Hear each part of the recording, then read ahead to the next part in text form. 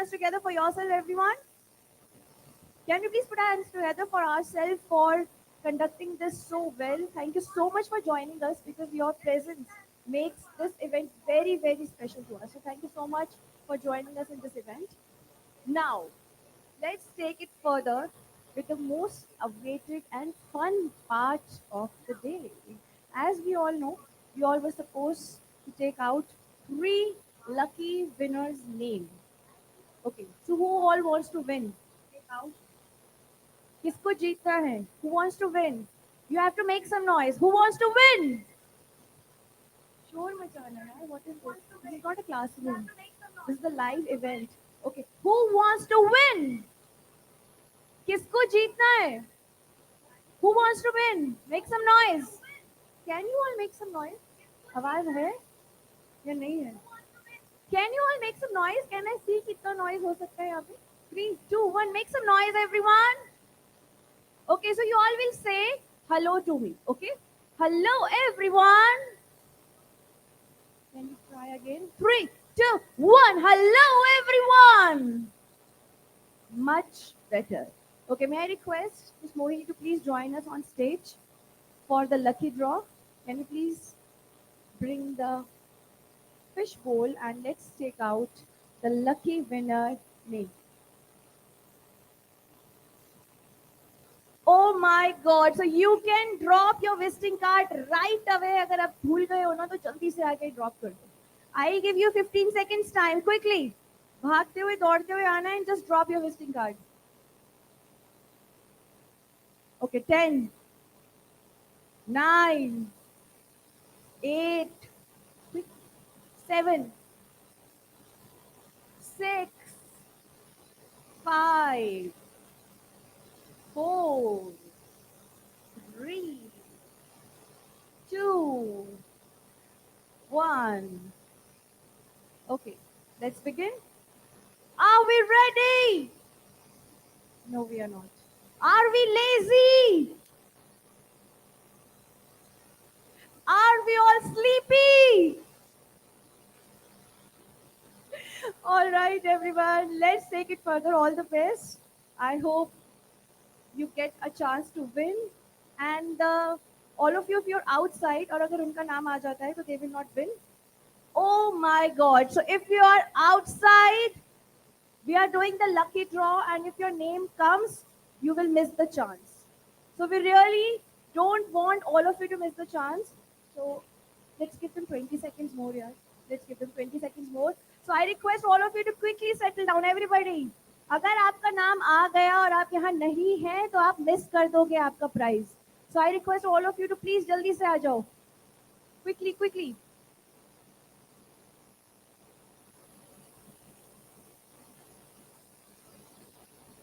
Okay. Let's take out the first lucky winner name.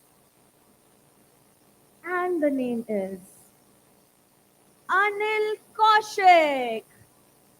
Anil Kaushik. Do we have Anil Kaushik here? He's outside, he missed it. If you're outside, you are going to miss your prize. Okay, let's take out another name. अगर आप बाहर हो, आप आपका prize छोड़ दोगे, miss कर दोगे. Next name. Piyush Sharma. ICICI Bank. Piyush Sharma from ICICI Bank. Next.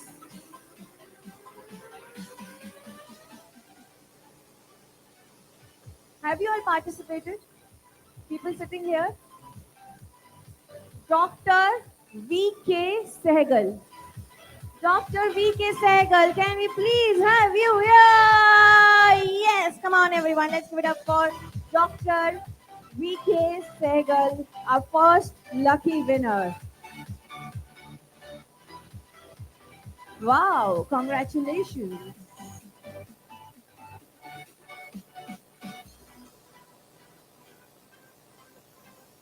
Let's take out the next name. Quickly settle down, everyone. We request all of you to please settle down. Okay. First prize is gone.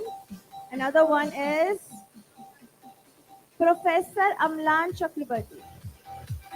Professor Amlan, but if you are outside, you missed it.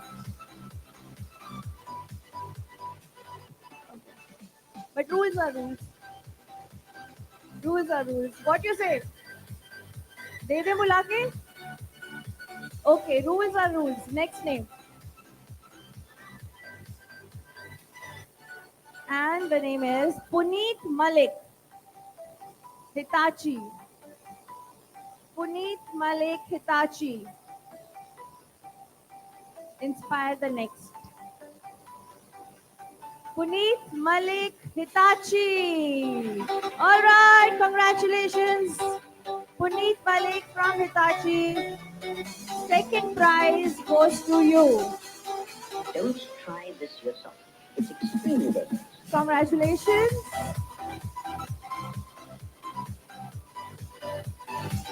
All right, let's take out one more. And the winner is Jay Ganesh K from Manage Engine. Jay Ganesh K. Jay Ganesh. Lovely. Congratulations.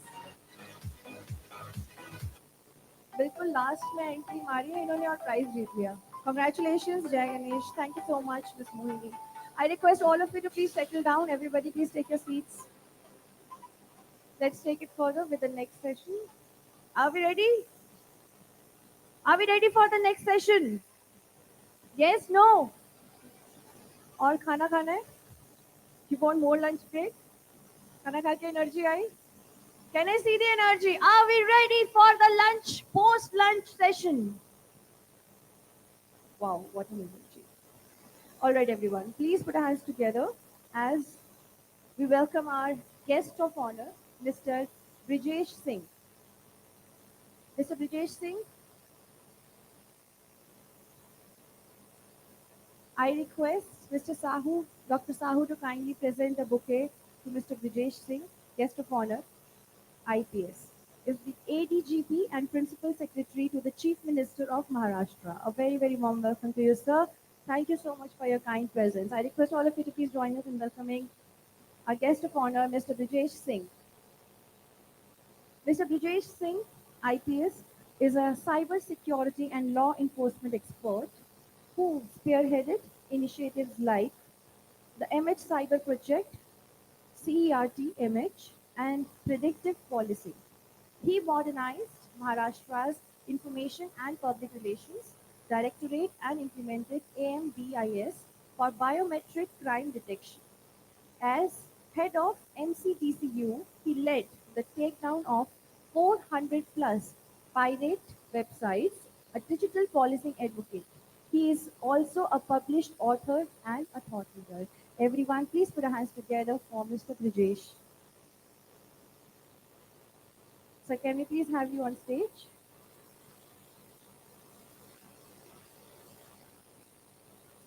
Check.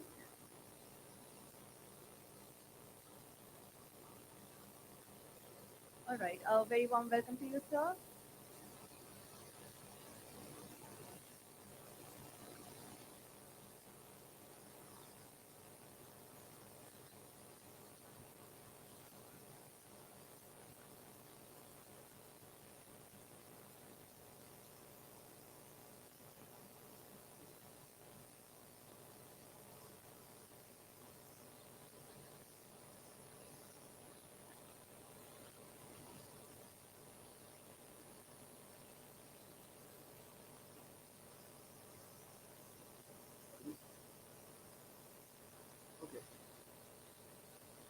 Let's say AI need a bodyguard.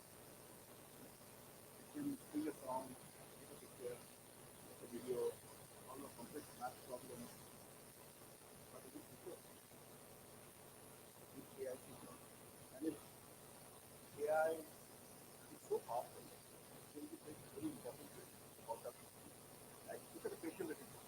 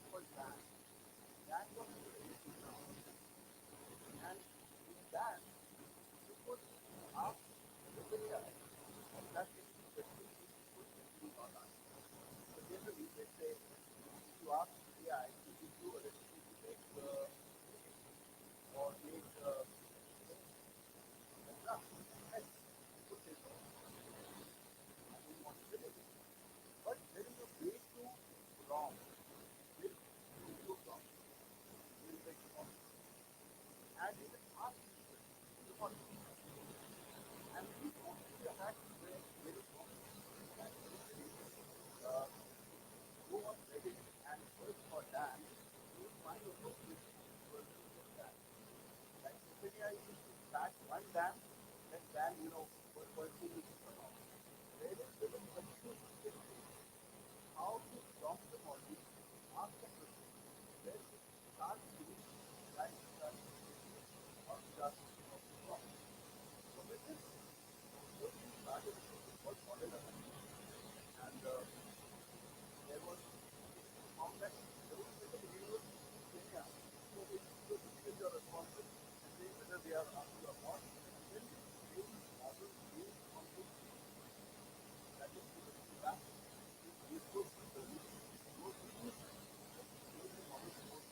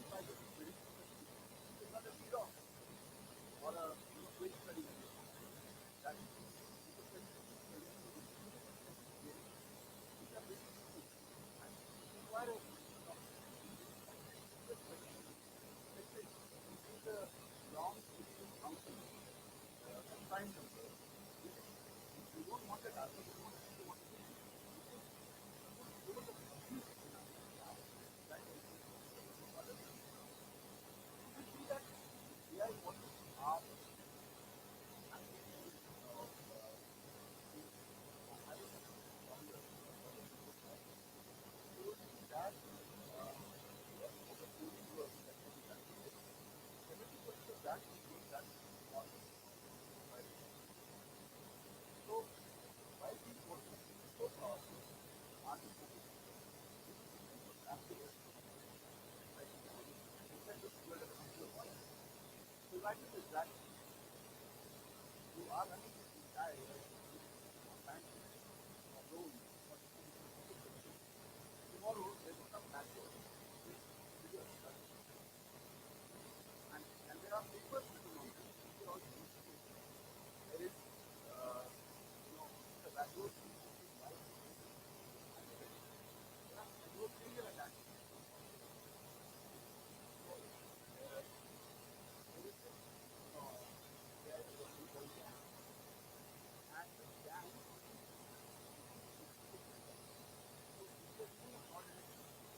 somebody can use a gang really you would never be negotiating. What I'm pointing out to you is that realization of that is everything that you are going to create jobs, but how are you going to do it? Now, people are using gadgets.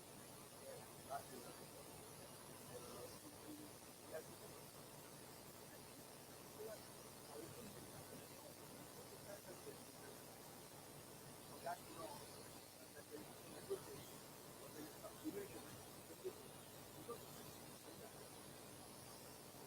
Yeah, it's not negotiation. Well, understand that there could be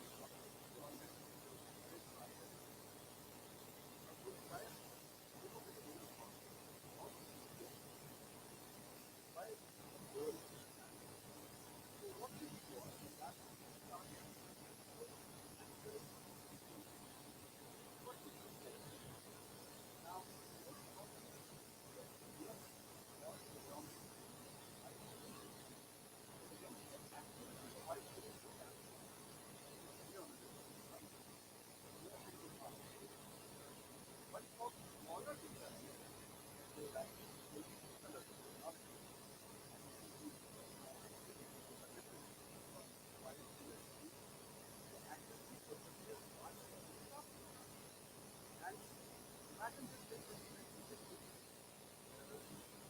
would be used number one, then it would be open. So in the US, many states have actually banned against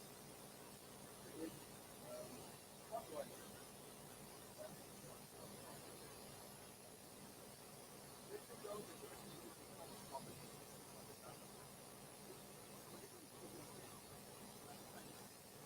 and telling that you are here.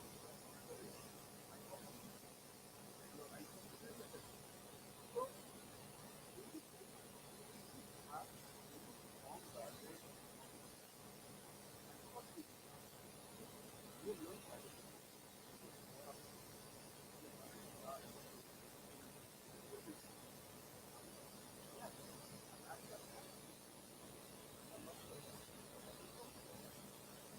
supply chain. There is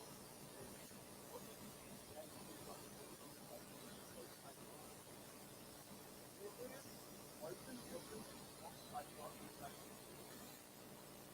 without knowing that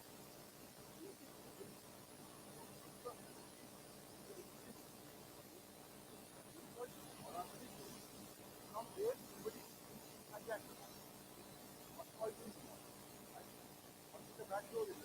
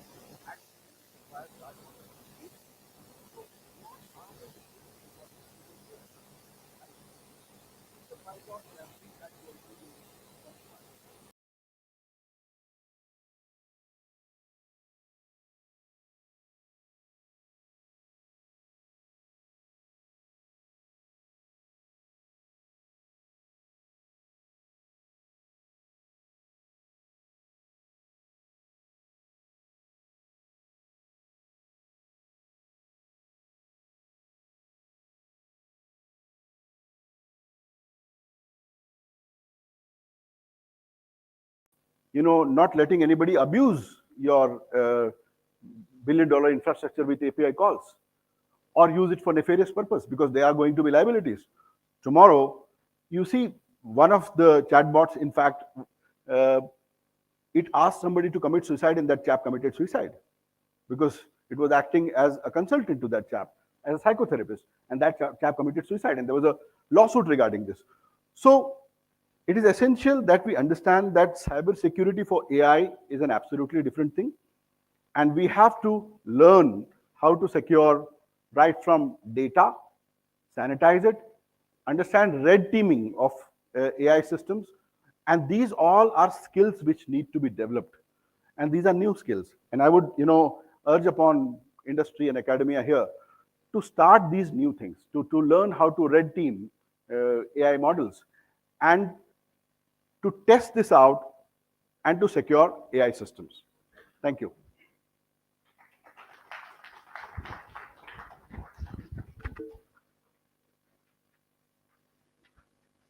Thank you so much, sir.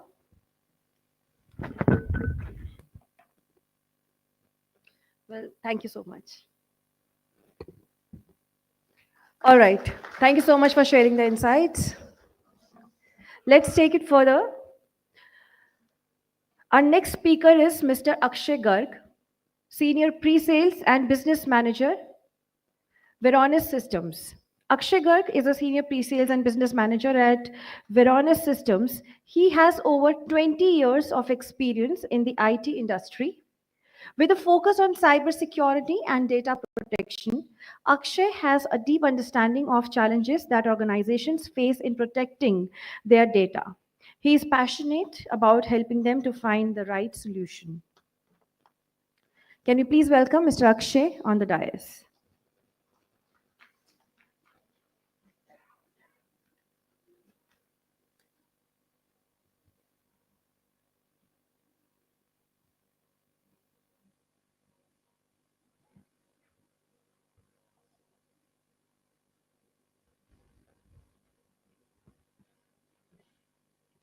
So Mr. Akshay is joining us shortly on stage. We would like to request all our speakers.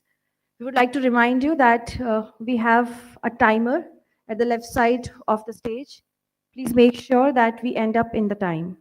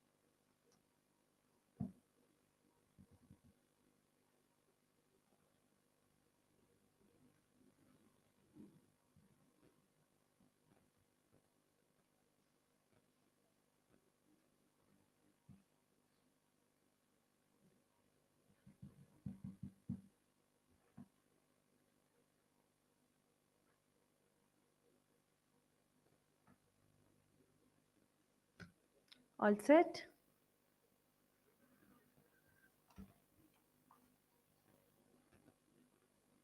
Please welcome Mr. Akshay Garg on stage.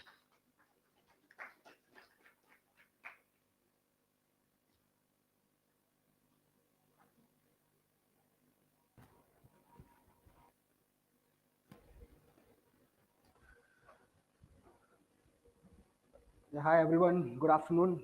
Sorry, apologies. There was some technical glitch. So, we have been talking. I've been hearing some speakers here talking about Gen AI, artificial intelligence, ML, and all. But in today's scenario, we need to understand that it's the truth and it's the reality of today.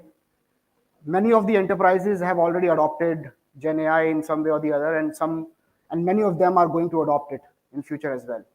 So this reality is not going to go anywhere. We have to realize it, and we have to embrace ourselves to adopt Gen AI or maybe any sort of AI model in our enterprises. Now, my session would typically be on how to embrace and how to adopt Gen AI securely in any enterprise. What are the key things? What are the tools which are typically required, or which is the strategy you should take to adopt Gen AI within an organization securely? So that is our agenda. And uh, before I start, I'll just quickly. Do you have a voice in this?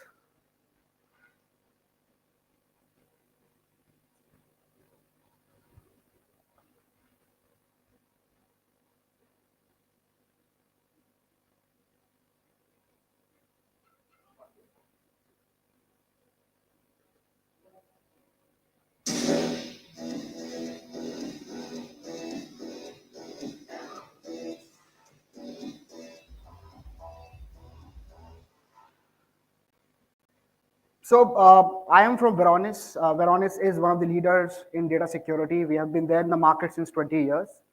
But our strategy is not about deploy just only the product, but we believe in getting outcomes for the enterprises, specifically in Gen AI. So we have worked with many enterprises recently to make sure that their Gen AI adoption becomes secure. So I'll be talking about predominantly on that.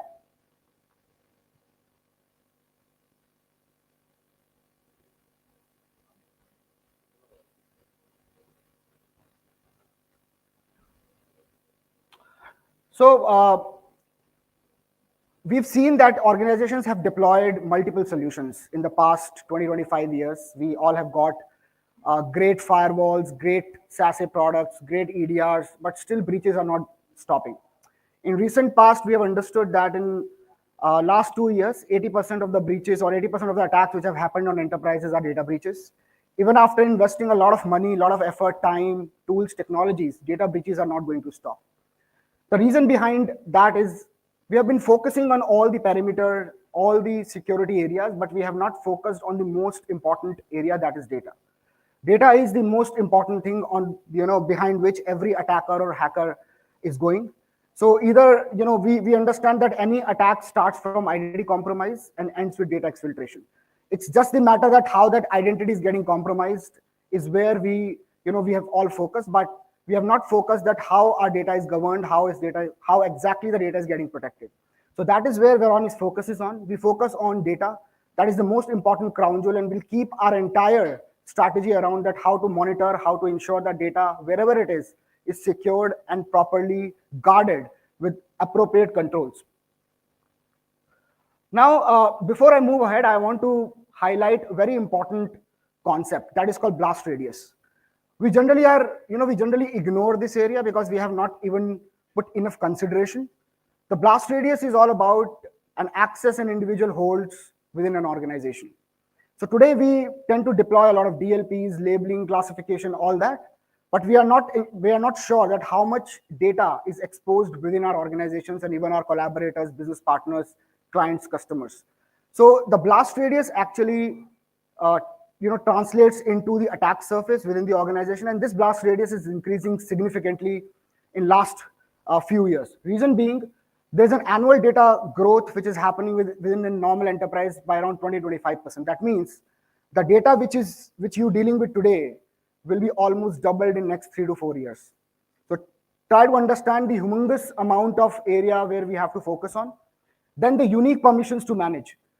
Earlier, admins used to manage that what access needs to be given to an individual on typical amount of data or particular amount of data. But now people use collaboration tools. They give access to their own data on themselves. So it's like a platform which you introduce for collaboration, but access becomes, it becomes really, really easy for people to give to many other people within the organization itself. So there are 40 million unique permissions to manage on an average. And what we have seen, because this data is coming from our surveys, which we have done for around more than 800 customers with more than 10,000 users on an average, it talks about that there is an average 17 million files open to every employee who joins on day one. So do you think in this world, will it be necessary for an employee who joins on day one have access to 17 million files which may contain sensitive information? And that is the reason the blast radius is very scary and it is increasing significantly, because we are not guarding those controls which are required around data. And then introduction of Gen AI. So we have been talking Gen AI. Introduction of copilots, Microsoft Copilot, Google Gemini, Salesforce Einstein. These guys are doing some phenomenal work in order to make productive, in order to make knowledge workers more productive. But at the same time, from a security standpoint, it is very difficult to guard that what data is actually getting into these tools and being fed to the users. So it's very important to understand and why, getting access to data is now much more easier than before. Earlier, we used to know that what file we have access to, but now these guys already know where you have access to and they can easily fetch information on your behalf. I'll just show you one example. So it's a normal Copilot prompt, where user will simply go ahead and type a normal statement on employees. User doesn't know where that information will pop up, but the moment he puts prompt on Copilot, Copilot will provide all the information in plain text to the user. It becomes really easy. It becomes really, really easy for users to get the information, and then user becomes even more curious to get that information and get more information on that. And it becomes really easy for the user to get that information, because the reason is, and before I move the reason, the other way to get to this information easily is enterprise search. So this is an example from Microsoft. If you're using M365 in your environments, you can always check on your machines. You can get to the Bing Edge browser, log into bing.com, log in with your own profile, corporate profile, and then go this way.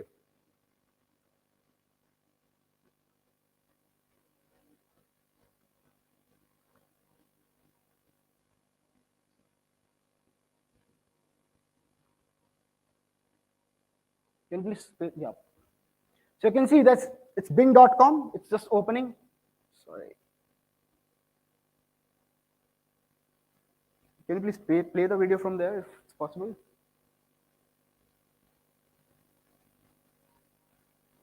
Yep.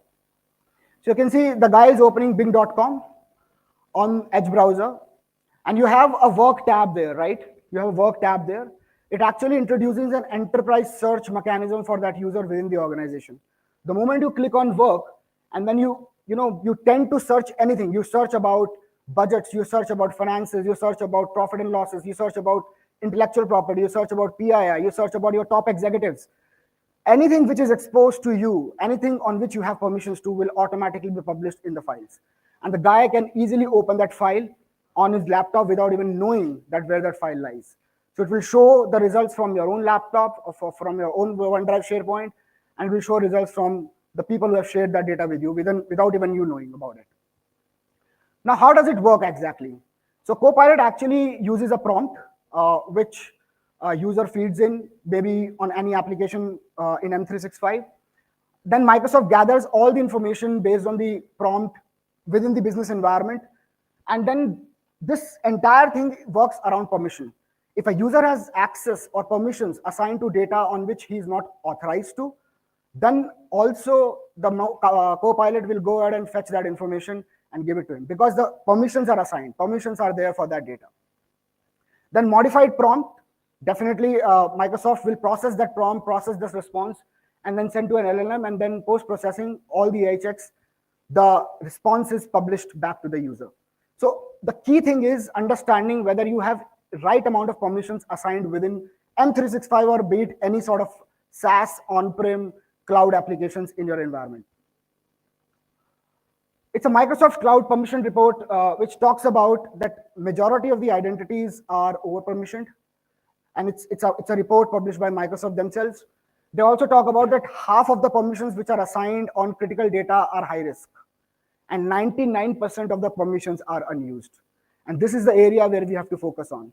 Majority of the data which have access to people, that data is actually not used. Those permissions are not used. So why would we keep that permissions? Why would we keep those data open to all those employees when they don't need it?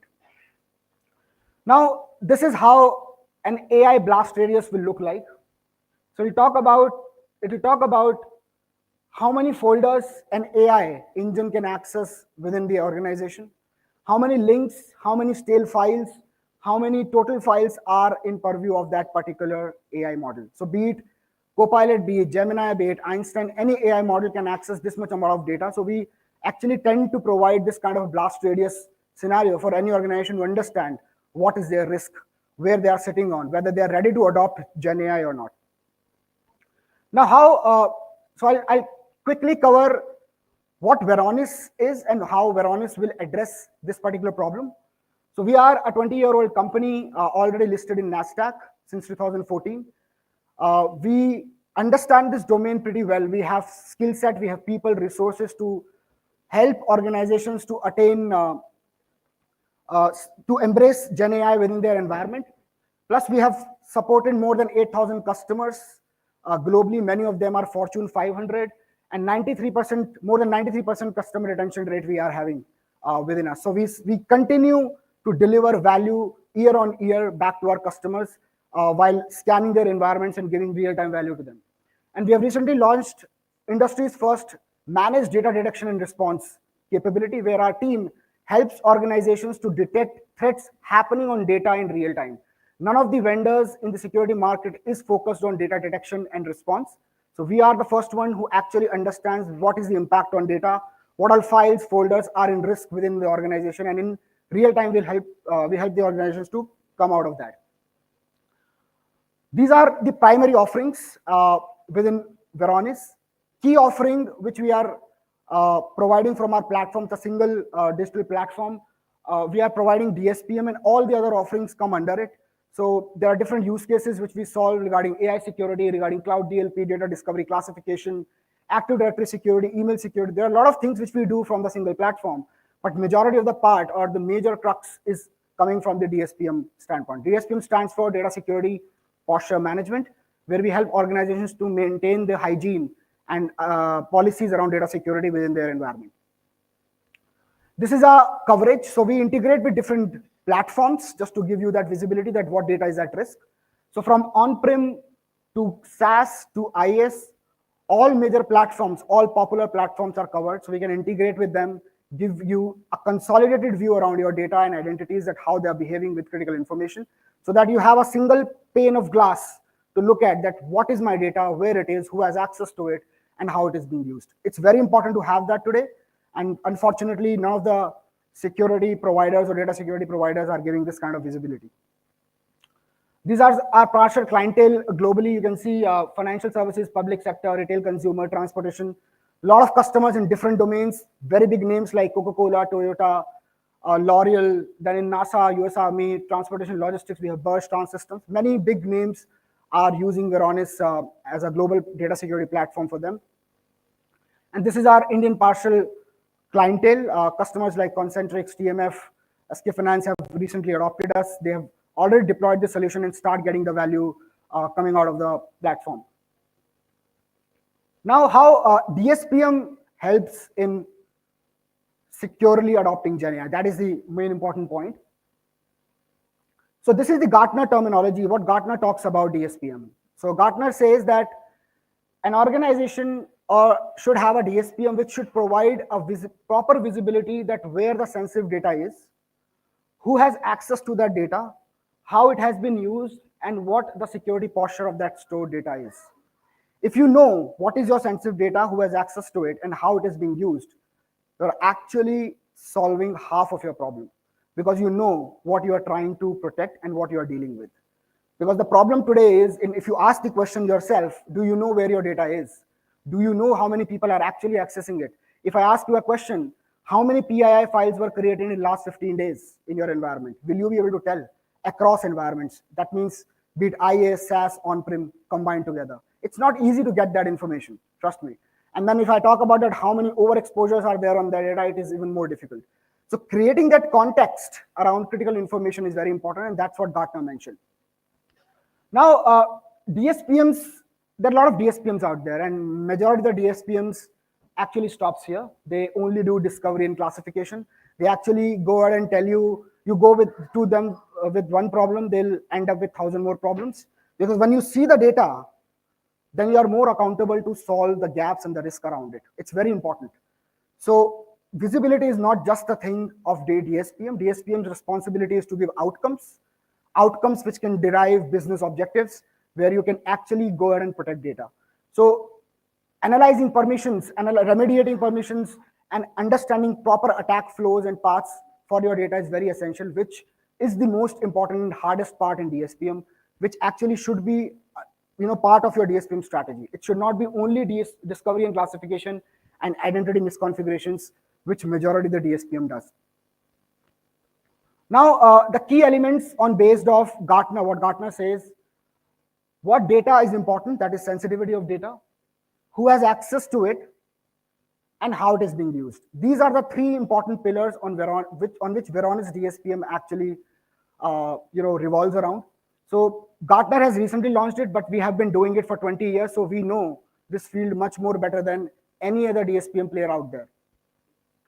Now, the key capabilities, I just quickly cover the 5 important pillars which an organization should look at while adopting DSPM to protect data and to embrace GenAI securely. The first is discovery and classify. The solution should have enough information and enough capability to discover information with predefined templates, custom capabilities, AI-backed classification techniques. And system should be able to tell you that where your important data is residing. So whether it is SharePoint, OneDrive, Windows, Google, Salesforce, Jira, Okta, GitHub, etc., you should have that complete visibility that where your sensitive data is, how much of that data is exposed. Then it should also segregate what type of data it is. So whether it is an Indian PII, US PII, credentials, merger acquisitions, and many other things which are there in the organization, it should be able to properly categorize that information for you. So we have got enough predefined policies within the environment. So you need not to do the heavy lifting while deploying the product. We already give tested world-class policies to start with, and then you can provide your own inputs to discover the information within the environment. Then coverage is very important. Solutions should be able to cover all the major applications, as I mentioned earlier. It should not be only on-prem, only cloud, only SaaS, only IaaS. It should have a holistic approach to give you complete information. Then the third piece is, once you have the visibility, the question customer asks today or enterprises asks today, how do I remediate these problems? Because that is the hard part. So remediation is very important. So Varonis goes one step ahead from any other data security player in the market right now. We go ahead and remediate excessive permissions. We go ahead, so you can see some examples here. So we get these kind of reports where we tend to see that entire DocuSign folder is open to internet and public links. We can see anonymous logon, and it's actual one sample coming from one risk assessment which we do for the customers. So these type of problems, when you see on large amount of files and folders, how would you go and manually remediate? It's not possible for you to do that. Similarly, corporate HR information is exposed to everyone. You can see an everyone org-wide exposure mapped here with complete HR site is exposed. You can have a lot of HR related information, employee data, salary, appraisals, all that is exposed to everyone, and people can use GenAI tools to actually get to that information pretty easily. So what we do is, we first of all identify how many records are org-wide exposed. So we map exposure in public, external, guest, org-wide, and internal format. We tend to focus on org-wide or guest or external, whatever exposure is critical to you. And then we apply specific remediations to that area, maybe a specific file type, data type, location, user, account, business unit. We can apply that, and the moment we do that, automatically that remediation will take place and your risk will automatically reduce from those many files to this much, which is authorized in your environment. So these remediations happen automatically at the backend once you approve them, and you just sit back and relax. All historical data, all future data will automatically be covered from the remediations which are happening. And these are all some of our automated remediations available in the system. You can create your own automations to embrace, and you can see some AI related automatic remediations available to reduce Gen AI blast radius and to make sure that Gen AI is properly adopted and securely adopted. And these are some automated posture management. So apart from data, we also fix posture for applications which are integrated. So we map various frameworks like NIST, CIS, ISOs, and provide you visibility that how much non-compliance is there in your environment for the data stores which are integrated with Varonis. So you get from misconfigurations to data security in a single platform, whatever you have integrated with Varonis on daily basis. So definitely, when you have less exposure, then compromised users can do less damage. That is the idea, to reduce the attack surface within the environment. Then data access. So we do beautifully, we actually monitor activities on data also to map that how data is being used. So we capture almost all possible file touch which are happening on your data. So file deletion, updation, download, share, anything which is happening on your data will also be tracked. This will be provided as log within your environment, but also we'll baseline the user activities on data. This baseline helps us that if there is a suspicious activity happening on data, a service backup account touching your file server, rather than backupping, it is encrypting or renaming the files on that file server, will automatically be triggering alerts in our platform, because it's not normal for a backup account or for any other service account to do that.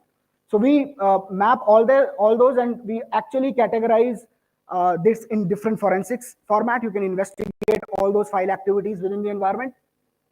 And then we enrich those logs with our intelligence, which is coming from AD, which is coming from different file stores. We understand that whether it is an executive account, whether that file is sensitive, what is the device name, what is the geolocation, to make sure that that particular event becomes contextual. It should not be a normal log for you. And this is one example which we have got again in one of the DRAs which we did for the customer, where you can understand that a backup service activity deviated from its normal behavior. It actually triggered an alarm within 30 minutes, and backup service was deactivated and fully terminated for that particular time. And we told the customer to investigate, and it was a random ransomware attack which happened on that particular file server, where service backup account was compromised to encrypt the files on that particular server. And we were fortunate that we got this during our risk assessments. So this is just one view where we can actually tell you that GDPR data was actually the impact within that particular ransomware attack. So we were the only solution in that environment which could tell them that there is a ransomware attack happening on your GDPR data. You should look at it. So that is the area where we cover threats plus data in a single view. And these were all the events which were captured. You can see file renamed, activities, backup service account, all that telemetry is available for investigation. Lastly, Gen AI governance. I'll take a couple of minutes more just to make sure that you end up understanding that how exactly we are leveraging and helping customers to adopt Gen AI. So we have a dedicated Gen AI dashboard, which looks like this. It talks about that how many prompts were there in today by the users, how many file references were there by users today, how many collaboration links are open to Gen AI tools, how much overexposed data is there for Gen AI tools, so that you understand that what is the overall blast radius of your Gen AI. If you're using Copilot, Gemini in your environment, how much data they can actually leverage and access within your environment without even putting any sort of governance. So when you see this blast radius, then these automations will come into picture, the Copilot specific automations, which help reducing the risk of accessing data by Copilot for an unauthorized prompt or unknown prompt. So these remediations can work automatically on the backend.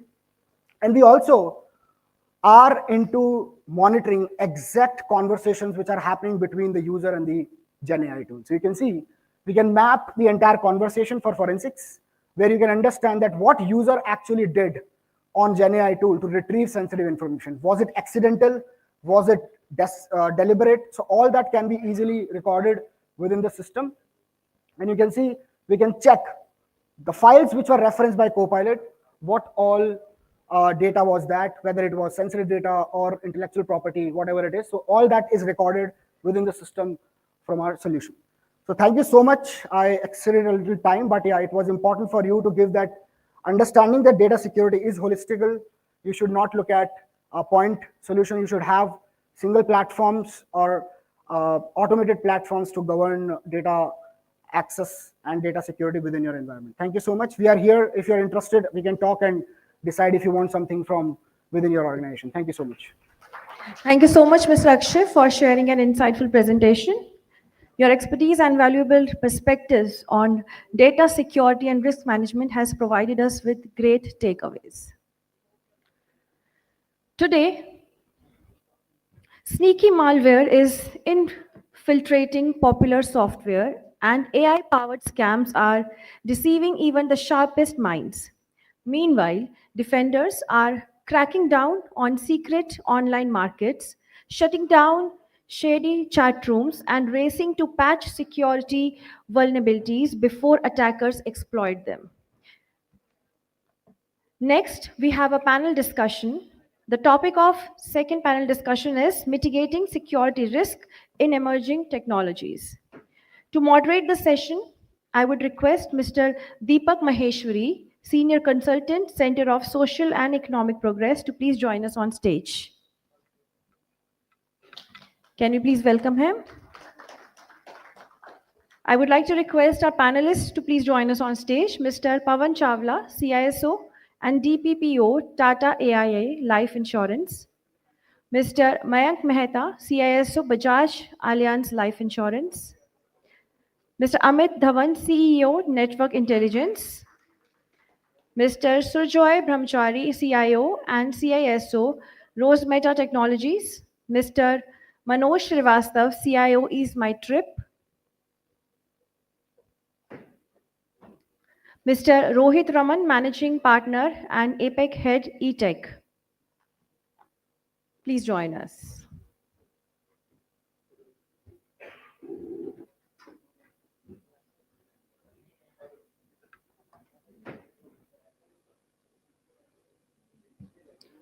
All right, let's begin our second panel discussion of the day. Thank you so much. Over to you, Mr. Deepak.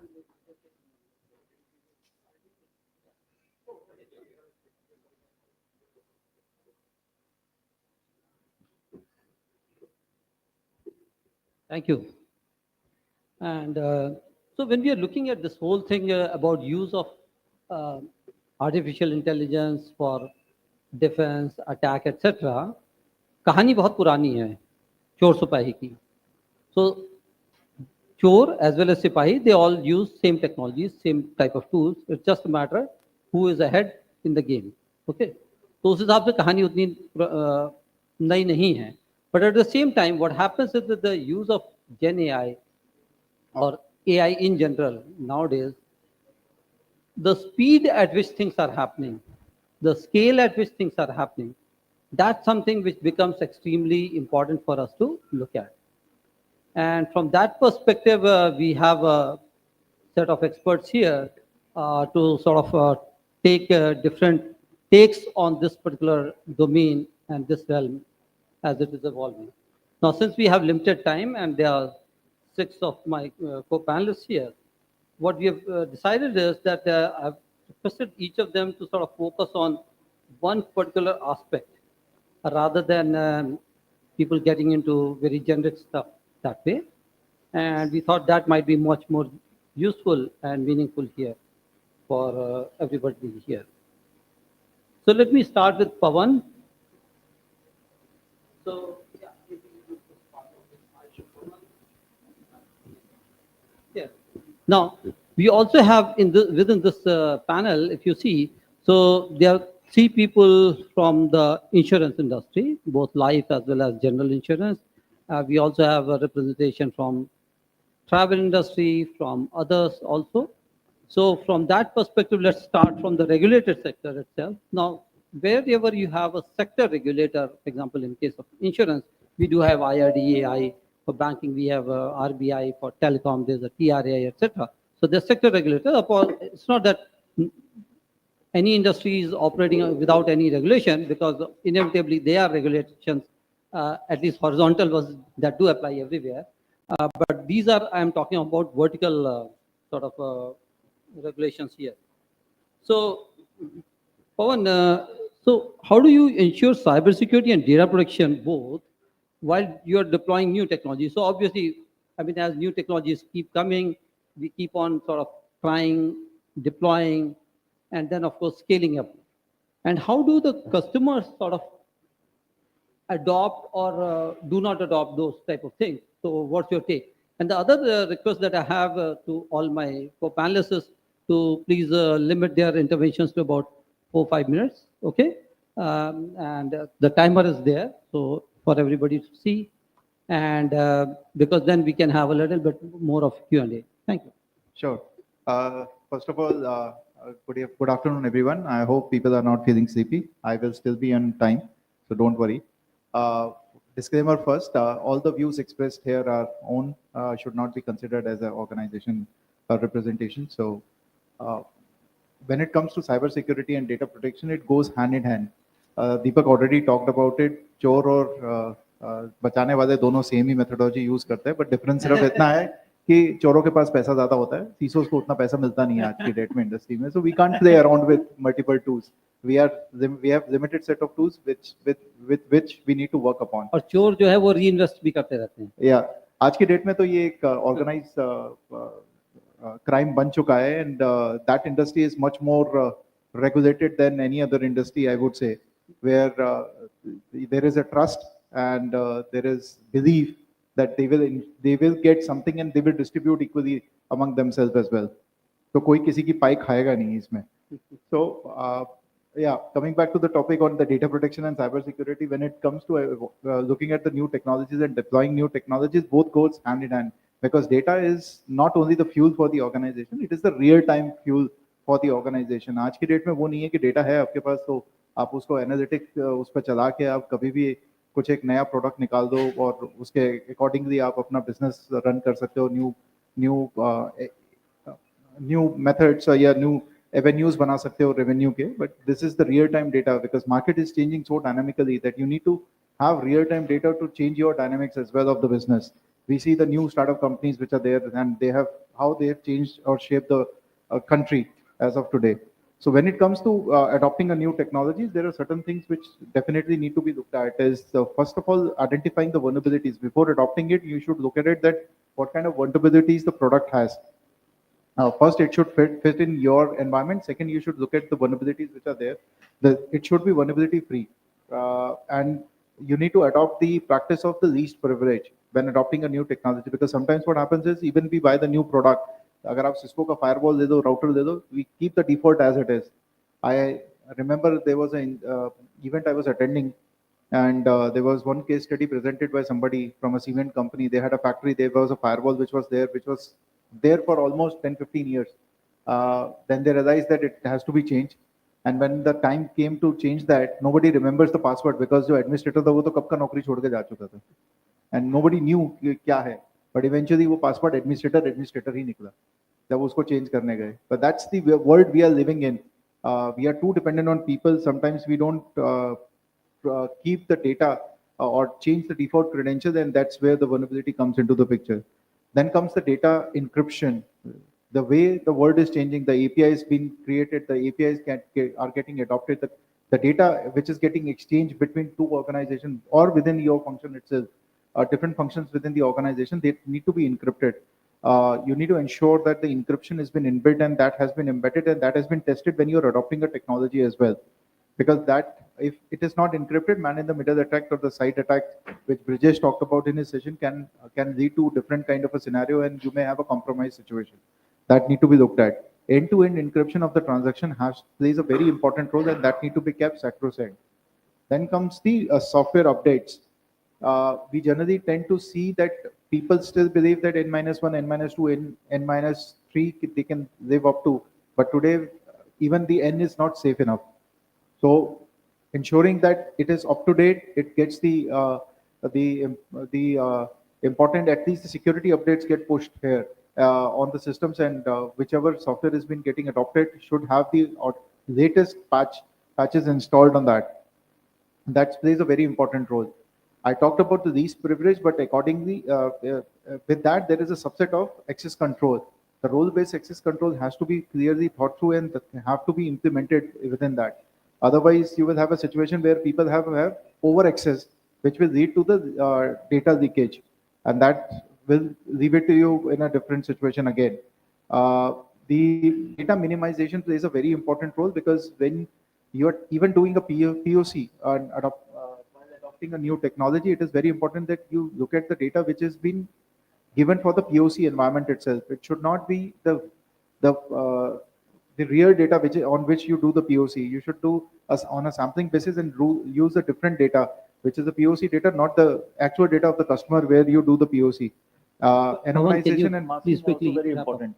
Sorry? Can you please quickly wrap up? Because I just realized that the organizers have sort of shrunk our session from 40 minutes to 30 minutes. Okay, sure. Compliance also plays a very important role, so I'll probably pick up only the important points now. So compliance, like Deepak talked about the regulatory requirements, so every regulator has brought their guideline. Within IRDA, they have defined it as the technological access review, which needs to be done before adopting a technology, and there has to be a risk which has been associated with that, and we do a score, we give a score to that particular technology, and then only we adopt it and then implement within the organization. That needs to be done. And the most important thing which I wanted to focus upon and is building human firewall. You need to build human firewall within the organization, because until unless you educate people, you will still have a vulnerable environment, and the vulnerabilities will keep on flowing in. The data will get misused and will get circulated within the organization or outside the organization as well, if they don't know the importance of data.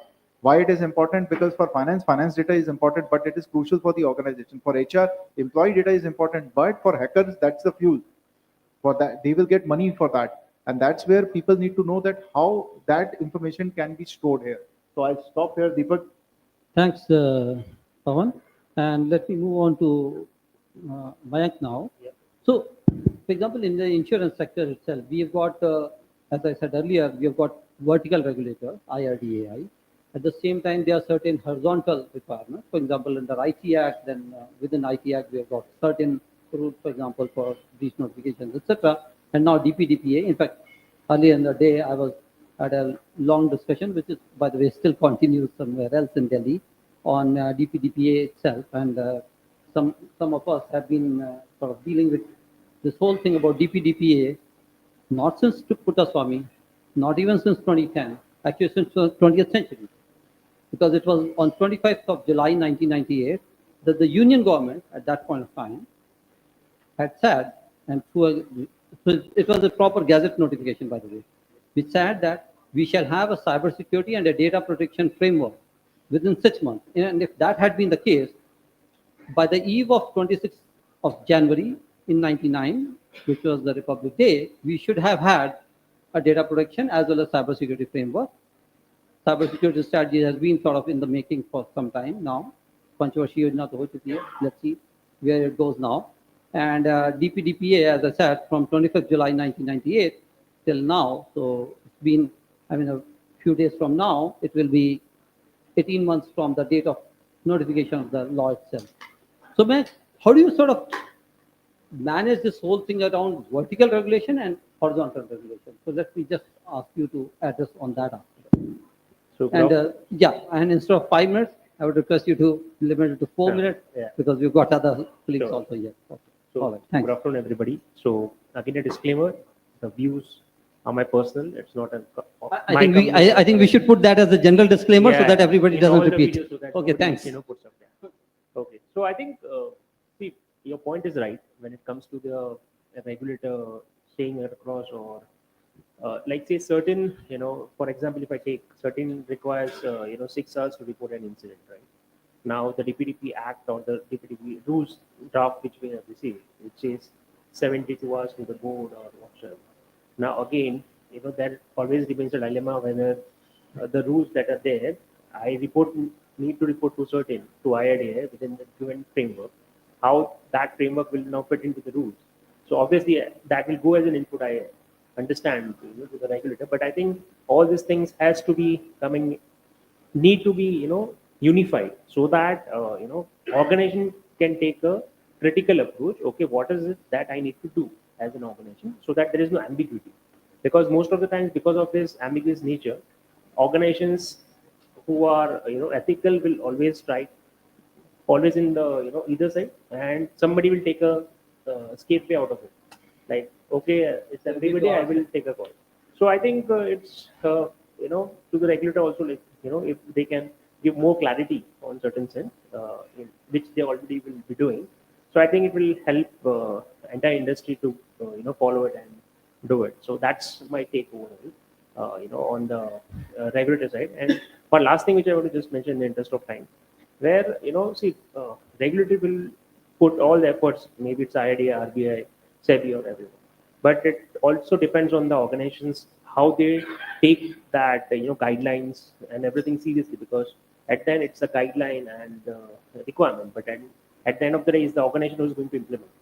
So the seriousness also has to come from the board, from the management and everywhere, and that's where everybody can get I would say alignment to the guidelines. That is what I feel. Thanks, man, for that. And let me now just move over to Sujoy. So, I mean, when you're looking at your mobility platform, so okay, so they of course, the promise is of course a safe ride, safe safar as you call it, safar as in Urdu, and at the same time, I just want to check, like, how do you ensure that that the data as well as the people do not suffer, as in English, anything from related to data protection or cybersecurity type of challenges? Good afternoon, all. Thank you for inviting me here. See, you need to have a right balance between your application as well as your UX, that is user experience, and the security of that particular application product. So it's a combination of both. Cyber security, data security can't be an afterthought. It has to be baked from day one, from your design stage, and it has to be implemented and tested properly that everything is working fine. So when you come to the data protection, is that whenever you are in this particular industry, you need to have a good robust application, mobility applications where user can use it. The ease of use is very important, and apart from that, you need to have good access control and authentication mechanism as well as the monitoring mechanism, so that both the things goes hand in hand. So both the suffer has to be balanced. What you said, then only it will be a useful, and it's not going to damage your reputation or brand image or anything else. Thanks. So Manoj, just ask me. So not, I mean, platforms like Eve's, My Trip. So there's a lot of interaction with multiple other parties. Okay. So whether it's airlines, it could be railways, buses, anything for that matter, or hotels, etc., tour operators, etc. So how do you sort of manage this whole thing around data, which let's say somebody goes to Ease My Trip, submits that data, asks for this type of itinerary, etc., etc., and then how does you ensure that only the relevant data and not all the data that as a user one may have submitted goes to the respective partners or the vendors, so that there's a need which is fulfilled for which they do need the data, as Pawan had mentioned in terms of data minimization. So it is just the necessary and sufficient stuff that goes to them. That's one. And second, do you also use things like he mentioned about, for example, end-to-end encryption and other type of things, so that even if it is being sent only the minimum data, it remains secure and safe? Thank you very much. As Deepak sir asking about the data security and data, what we are doing today. I tell you, travel technology is the last 20 years, 2 decades actually we are working on, and today Before going for data protection or cybersecurity, I must tell you, before doing, we have to handshake with the airline partner or GDS partner or hotel industry or you name it, any of the travel product. We're going to be a lot of due diligence. There are two points. One is physical, we taking care of the what exactly we have a compliance perspective.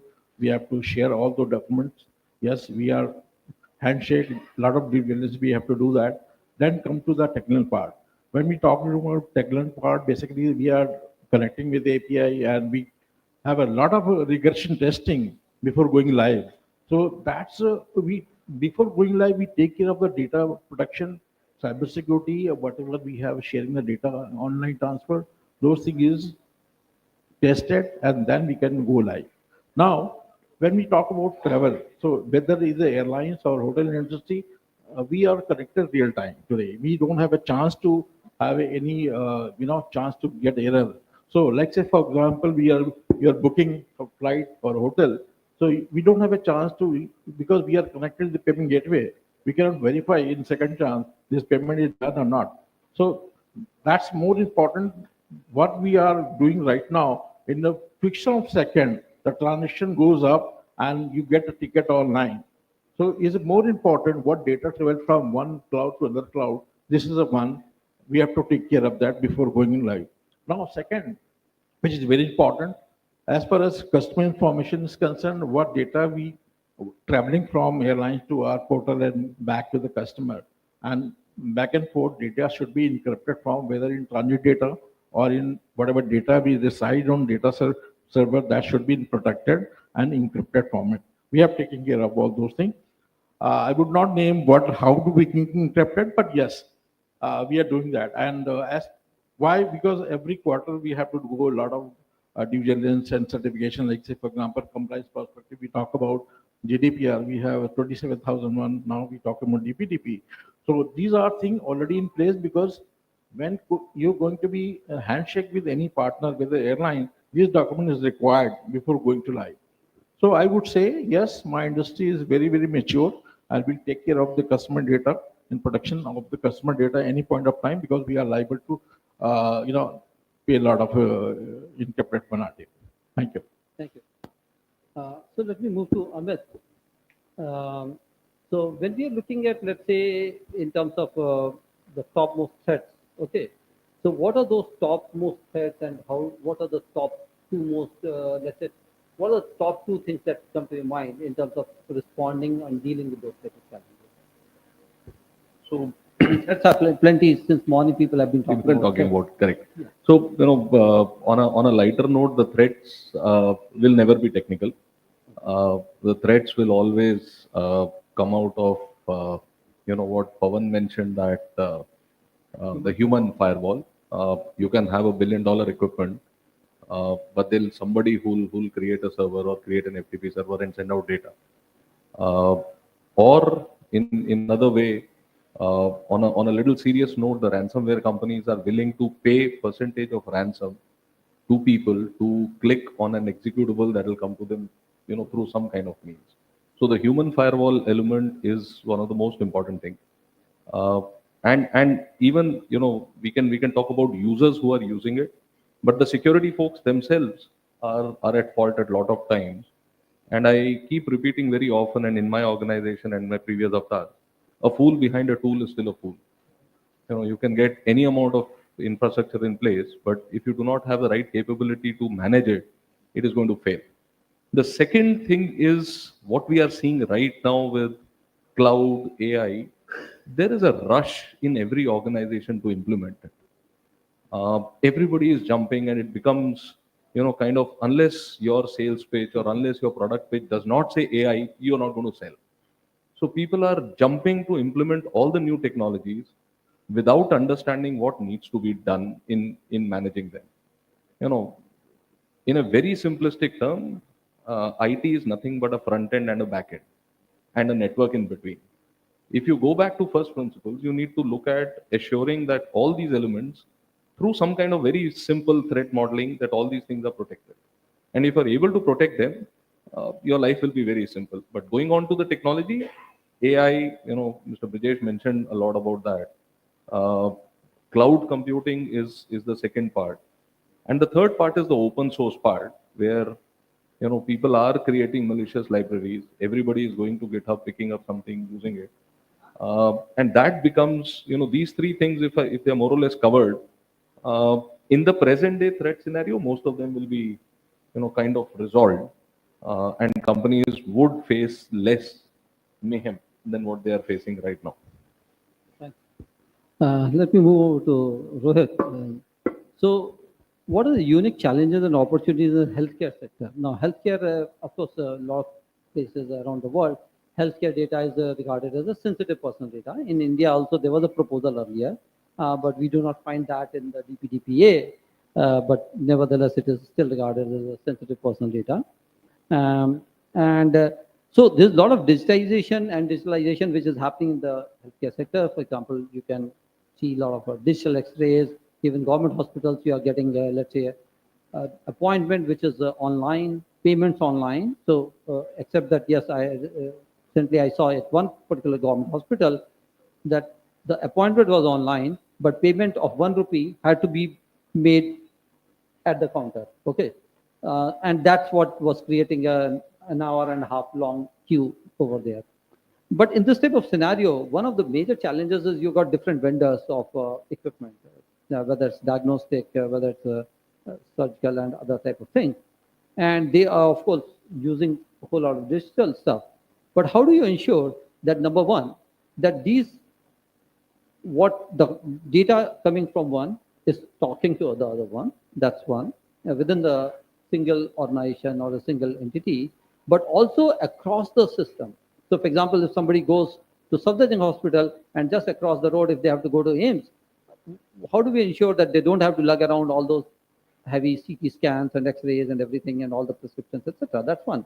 At the same time, how do we also ensure that there's sufficient data protection for the people who are going to be impacted? And of course, within the healthcare sector, we have seen whether it was AIMS a couple of years back in India, or whether it was NHS that had seen massive ransomware attacks a few years back in UK and elsewhere. How do you sort of work with these people? Good afternoon, everyone. Thanks for posing this question to me. Being a cybersecurity specialist, what I understand is that, with the use of AI and digitalization in the health sector, obviously there is a lot of improvement in the efficiency that we see. At the same time, we also see that, it is bringing out a lot of good fruits in terms of informed decision by the health practitioners, and whereby ultimately the benefit goes to the patient in terms of treatment. There are high rate of success that we can expect, because these AI and data-based information will help you diagnose the problem in a much better manner. But the biggest challenge, as you have pointed out, is the integration. There's no formal standardization of data in the health sector that we've seen, at least in India. There is no stringent regulation like HIPAA, which is at least implemented in the Indian continent. We've seen it elsewhere, but not in India. And hence, from my perspective, what I see that these informations are stored in various hospitals, in various health sectors, like, we go to a pathological lab, we give our information there, we go to a hospital, there are a lot of information that is residing, but there's no proper integration which has happened. And that's where the biggest challenge that appears in front of all of us. It's a big challenge that how do we standardize it? The best way to standardize it, the answer to this is that we should have a classification platform in the system which is not manual driven. Since we are talking of AI, we should use AI in the manner as if it's a human brain, which is able to understand the content residing in the information. It should not be manual, that we are manually going to classify any health information or a patient data. It should not happen like that. The only solution that appears to me is automation, complete automation, no manual intervention, wherein use AI to read the content, understand it, that what sort of information it is, how it is correlated across the system, and there should be a standard format which can be adopted by all the organization in the health sector, there should be a common forum which can come out with the data and information residing in their system. And with this common forum, you can devise a system which can automatically classify all sort of structured or unstructured data residing in the health system. This is the only solution which comes to my mind as of now. However, it requires a lot of research and development in the field of health sector to avoid challenges of, I think, ethical issues and sanctity of the information which is being used by AI regarding a patient. Because, I do not know whether I have given my consent or not, but my very personal health related information is being used by the health sector to get some information. It can be very personal related to my disease, which I would not allow them to be used. So there are a lot of ethical and moral concerns related to it, which will remain as it is, and this will require some long time to mitigate these challenges. Thanks. So I just want to say here two things. Number one, I mean, perhaps, for example, whether it is a regulated sector like insurance and healthcare, etc., or for that matter others, as far as reporting is concerned of cybersecurity incidents, data breach notifications, etc., one of the bigger challenges is somewhere else also, by the way. सबकी templates अलग अलग हैं. Okay, so किसी में होगा what's your first name, what's your second name, address, etc. Okay, and so if you see different guidelines. Now let's take a specific example. Suppose you are an insurance company that's in health insurance. Okay, and it could also be a critical infrastructure information. So under NCIIPC, so we have to report something to NCIIPC. You may also have to report something to IRDAI. You may also have to report to CERT anyway, because that's a horizontal regulation anyway there. Now, even if none of these things sort of get standardized to the extent that we are expecting in terms of timelines, etc., the bigger challenge is this: there's a limited bandwidth in terms of whether it's a CISO, whether you have compliance team and communications team and others. There's a fire going on, so you're firefighting there. You also have at the same time the obligation for these statutory reporting. अगर उसको भी हम थोड़ा simplify कर दें कि okay, let's create a superset of these reporting and have a common clearing house where you report, and there you can say, fine, I am in such and such this category, and from there the respective data can easily be transmitted to the respective agencies for their respective actions.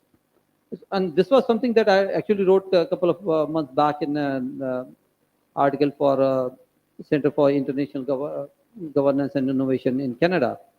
So basically that fine, you may have different regulations and there's a need for there, but at the same time, there's still an opportunity for us to look at how do we streamline some of these things. The second thing is, and I do hope that all of your organizations and all of us sitting here are seriously looking at things like the framework from METI that has come out on AI governance in terms of responding to those, in terms of the draft DPDPA rules, for which again the deadline is very shortly coming as of now. That's the deadline.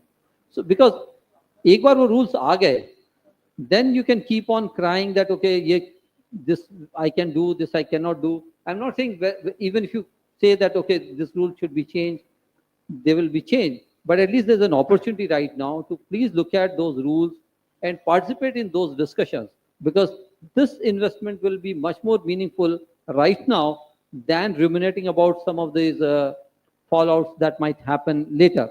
I can see, yes, the time's up here on the screen, it shows, but just like our predecessors, I'm also taking a little liberty on behalf of this panel, and I would request each of the panelists now to quickly, in about 20 seconds or so, convey maybe in a few words, what is it that you would recommend that people should look at in terms of using new technologies rather than just as a new shiny tool or a new shiny toy, little bit more thoughtfully. Thank you.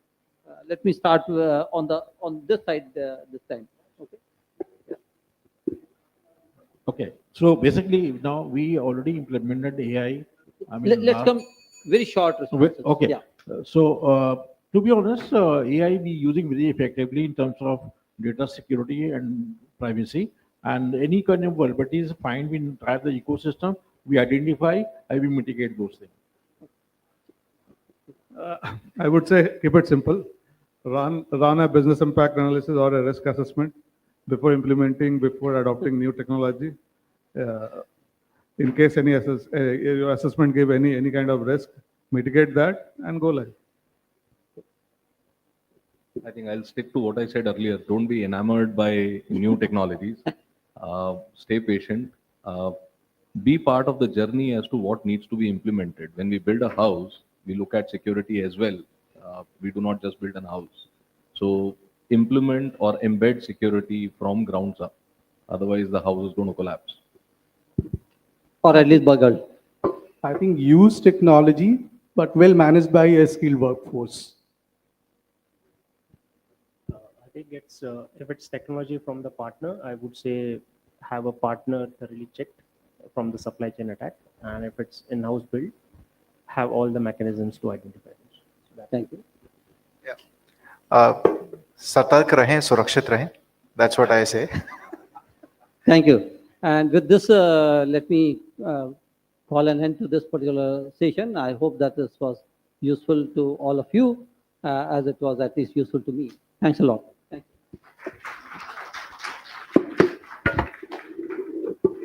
Thank you so much, everyone. Please join us for a group photograph. Well, what an insightful session. Cyber institutions have surged over the past decade, causing data breaches, disruptions, and financial losses. This highlights the urgent need for strong cybersecurity to protect critical information and infrastructure.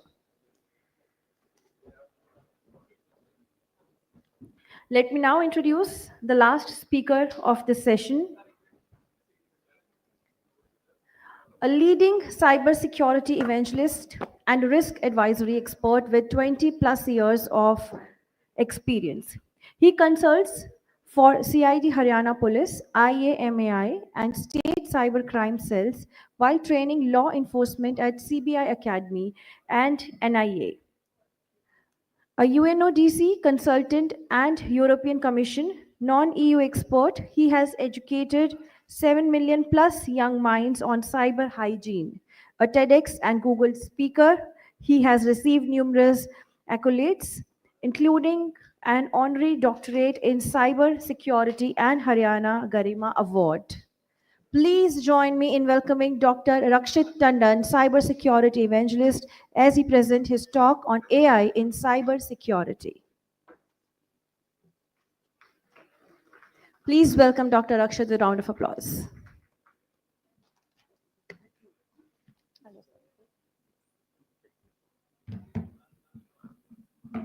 Right, namaskar. I can't hear you. Namaste. Namaste. So you heard my profile coming from a background of law enforcement agencies with the experience of more than 30 years now, and started in the field of cybersecurity in the year 2004.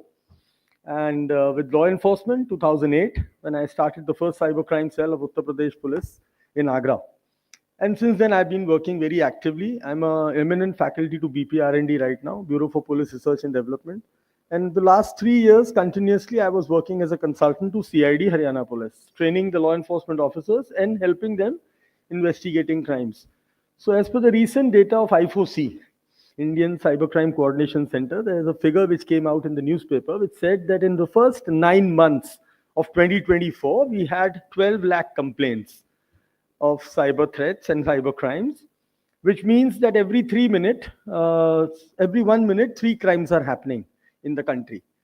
In the first 9 months, we lost 11,333 crores to these cyber scams.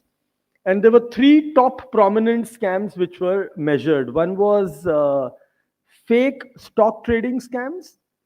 Number 2 was investment scams in crypto. And number 3 was digital arrest. And all these three scams taking the major chunk of money which was lost, that was 11,333 crores. I started seeing cybercrime in 1998 and 2004 when the hacker only used social engineering. And we have heard, if you have heard of these pockets which were created at Jamtara, where the hacker used to call you randomly and ask you for a OTP, saying that I'm calling from SBI, give me your OTP. And you used to think that I don't even have an account in SBI. How can he ask me the OTP? And since then, the crime has evolved, and where before the companies could come up and use AI proactively to bring in security, or to use generative AI to bring in proactive cybersecurity, before that, the hackers got very active. They could do voice cloning, they could create deep fakes, and they could create malwares which were so intelligent in form of APKs and ISA files, and which they started distributing through trusted contact attack. So they could first get into your messengers, and from your messengers they could share those APKs. And what were those APKs? They were nothing else but high-end Trojans which were only stealing your SMS. You were stealing your SMS, and they were stealing the banking credentials from your devices. And till date, we are not able to stop this menace of installing a APK file to your device, which is coming like a legitimate file to you. So it will come to you from a bank saying that your KYC is due. You have to download this APK. Hackers were never so intelligent initially when the crime started. Today, 45% of these crimes which I mentioned are taking place from Cambodia, Laos, and Vietnam, where there are call centers being operated by some agencies. And Indians, software engineers who were looking for a job abroad, are stuck there. We call it cyber slavery. The recent figure came out was 5,000, and it is much more than 5,000. So today, with artificial intelligence, and just now today in itself, I was reading somewhere that DeepSeek has become the new toy for the hackers now, and they are more active there now. So what I'm concerned here is that in a country where we have 100 crore internet users, we are an ambitious digital India where all our money is digital now. We are still living on an authentication process called OTP, and we are dependent on SIM cards, and where SIM swapping has become very easy for the hackers. We were talking about data security. There is a place called dark web where you can find millions of your data. You can see your password right now, which is lying there on dark web. And what are we secured with? We are secured with a two-step verification process, which is again my SMS, which is coming in, and it can be stolen by a simple Trojan. So recently, there was a case in my cybercrime cell where a cooperative bank, they lost 16.71 crores, and this money was taken out into 179 mole accounts. The funny part was that the RTGS approval system was hijacked by stealing the bank manager credentials. So the phishing is becoming very intelligent. It was not that intelligent. पहले वो क्या करता था hacker? rakshittandan.com is my website. He used to create rakshitondon.com, and we used to get fished कि भाई वो टंडन साहब की मेल आई है. हम टंडन और टोंडॉन पे ध्यान नहीं देते थे. तो मेरा मानना ये है कि समय के साथ हम लोगों ने अपना DQ इंप्रूव नहीं किया. हम लोग टेक्नोलॉजी में तो बहुत आगे हैं. हमारे मोबाइल सबके स्मार्ट हैं, और आपको खुद पता होगा, how many of you have an apple phone here? तो अभी अभी आपको पता होगा लास्ट मंथ एप्पल को 95 मिलियन की पेनल्टी देनी पड़ी सिर्फ इसलिए क्योंकि सिरी आपकी सारी पर्सनल बातें रिकॉर्ड कर रहा था. सिरी was eavesdropping on all your private conversation, and they had to pay a penalty of how much? 95 million. So today DQ is one thing which is very important. AI is going to evolve. It is going to get better day by day, and I'm waiting for the new weapon which has to be announced soon, which will be announced by Meta. So I hope all of you use WhatsApp here. On WhatsApp, on the top head, you have a blue color button. Great. So he's learning you now. The Meta AI has started learning you कि आप घर से निकलते ही किससे chat करते हो और airport से उतरते ही किससे मैसेज करते हो. और रात को 2 बजे सोने के टाइम पे गुड नाइट किस पे जाता है और हार्ट वाला इमोजी किसके पास जाता है. So the AI will learn you very well. And one abhi it happened with me. I just went to chat gpt and I wrote randomly, I wrote about from my previous interaction, what do you know about me? And I was shocked. It gave me a one pager explaining whatever I do in my life, how I behave, what better I can do.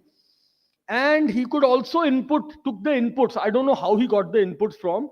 So my better half one day said to me that, Mr. Tandon, you are traveling 365 days and going to conferences, and you are bringing such beautiful mementos. We have no space left. And I've been working for last 20 years now, and I'm being felicitated by so many awards I don't even remember.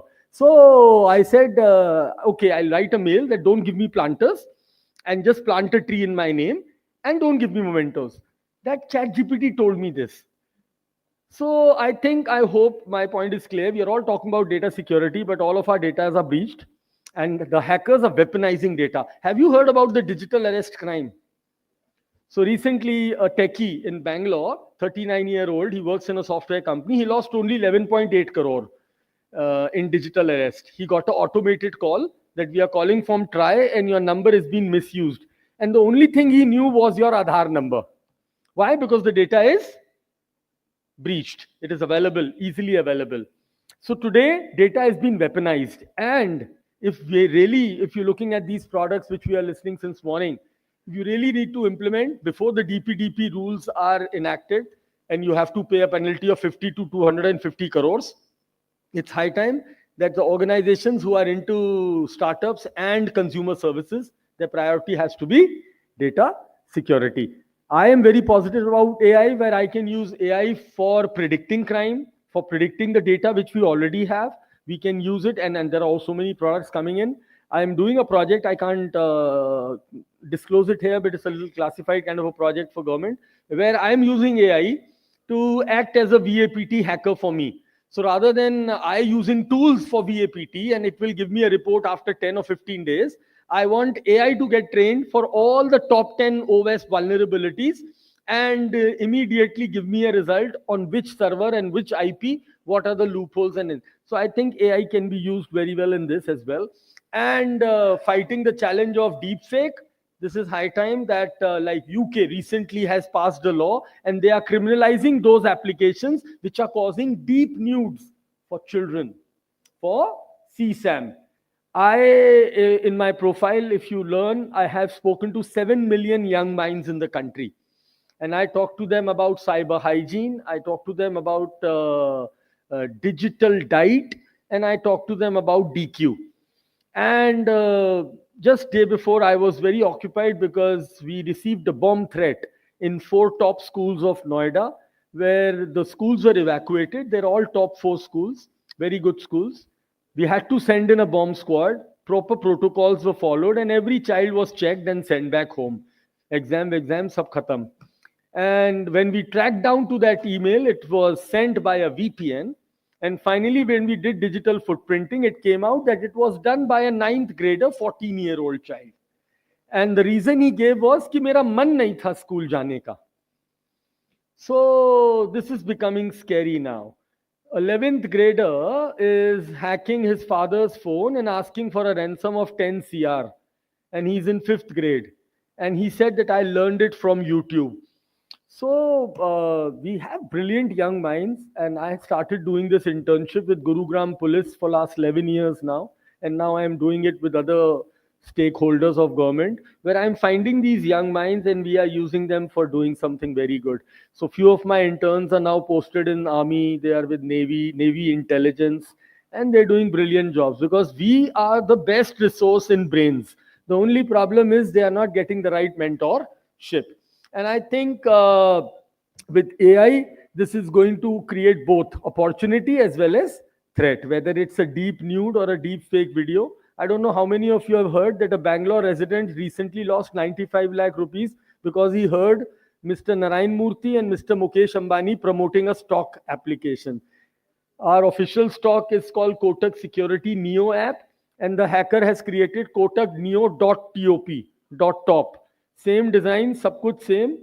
He downloaded this app and he lost 95 lakh rupees in a stock trading scam. till date this is happening. So Google has recently given a warning just few days back. 2.5 billion Gmail accounts are at threat because of AI hacking. Google himself has given this warning. And I don't think anybody sitting here doesn't has a Android phone. You must be having an Android phone connected to your Gmail account and your Gmail connected to your Google Cloud where all your data is synced. So imagine the hackers using AI to create a sophisticated phishing attack, not a normal phishing attack like Tandon and Tondon, but it is going to be a support Google Mail. Today itself, the Microsoft Active Federation System Service Directory has been attacked by a sophisticated phishing attack, and that was created by the help desk security.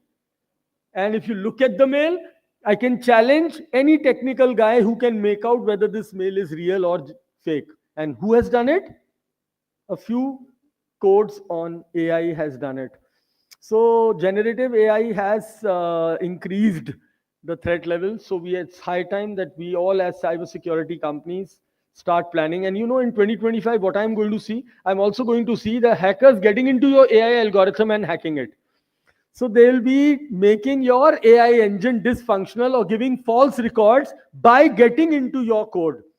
And I don't have my laptop, I would have shown you. So February 23, when ChatGPT came, and I remember it was a similar hotel and I was invited for talk. It was a Times of India conference and I had the laptop and I just wrote on ChatGPT, who is Rakshit Tandon? And the answer came, he was a well-known cybersecurity expert. Sadly, he passed away in July 2022 due to a heart attack. And then I had to write a legal mail, and after that it was corrected, and they very simply said, we are very sorry, it was a technical glitch. It was a technical glitch. So, and I remember this glitch happened because one of our very close and dear friend, we lost a very, very fine and a very renowned cyber law expert, Neeraj Arora sir.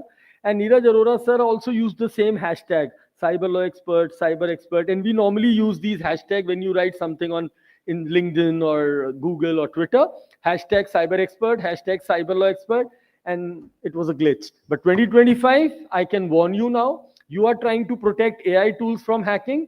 There will be hackers who will be hacking into the AI engine and malicifying the algorithms of AI which you are depending on. And that will be the new threat for 2025. So with this, thank you so much for inviting me and having my views on it. You can just search Dr. Rakshit Tandon. You'll find me everywhere. I'm always there. I mainly work on investigations, so I'm the bad guy. I don't get any good news. But yes, I am an investigator and a forensic expert. So any services, just Google Rakshit Tandon. You'll find me. Namaskar. Thank you. And Jai Hind. On time. No alarm, no beep. Thank you. Thank you so much, sir. Thank you so much for sharing such great insights. Now, ladies and gentlemen, it's the time for the last panel discussion session. The topic of discussion is From Risk to Resilience. To moderate this session, I request Mr. Gyan Swain, Consulting Editor, War India. We would like to invite panelists to please join us on the stage. Mr. Vijay Sethi, Chief Mentor, Digital Transformation and Sustainability Evangelist.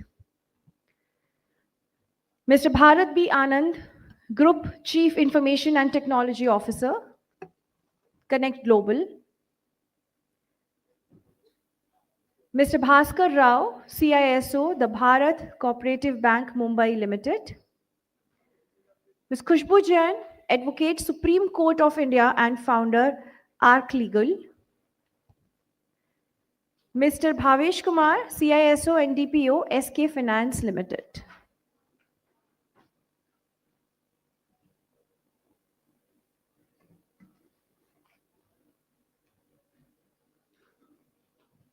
Thank you. We request Mr. Gyan to kindly take over.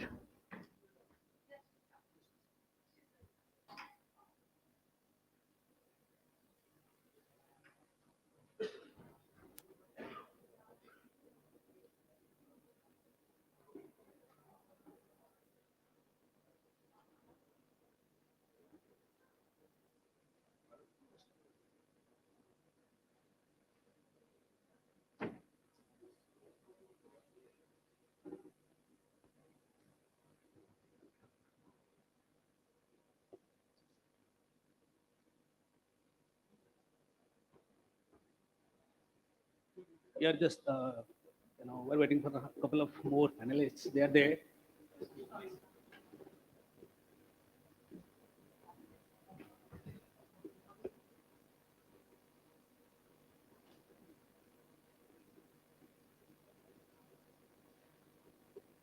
I think we should start and, maybe one of the other panelists join. We can take it forward.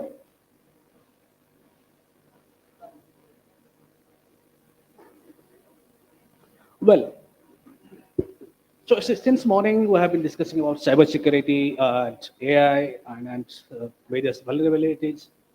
But the industry or the sector that is being most affected by cybersecurity attacks, I believe, is the financial industry. For obvious reasons, right? The money is there and the maximum data is also there, right?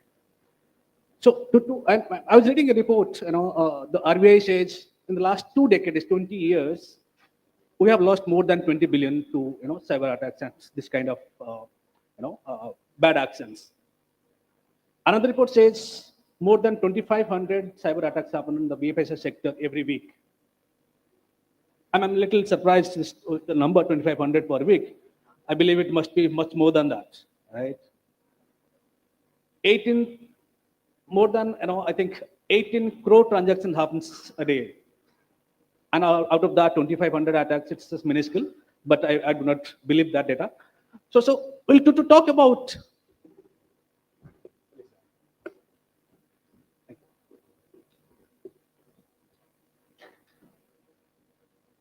so on that part, I would like to understand from the panel. It would be, this question would be for the entire panel. Coming in 2025, what are the biggest challenges that you see? Digitalization was there. Someone is talking about this so-called OTP as the authenticator. AI is now being pushed to help us automate these processes. So what are the challenges that you foresee 2025 and beyond? I would like to start with Mr. Sethi first. Thank you, Gyan. And, good afternoon, everyone. Good afternoon, my fellow panelists. See, what is really happening, as I see, is, as was rightly said, while AI is increasing a lot, but the threats which are based on AI are also increasing at the same pace. So rather than just the traditional threats that have been there, as I see, AI would be used more to exploit the vulnerabilities in the systems.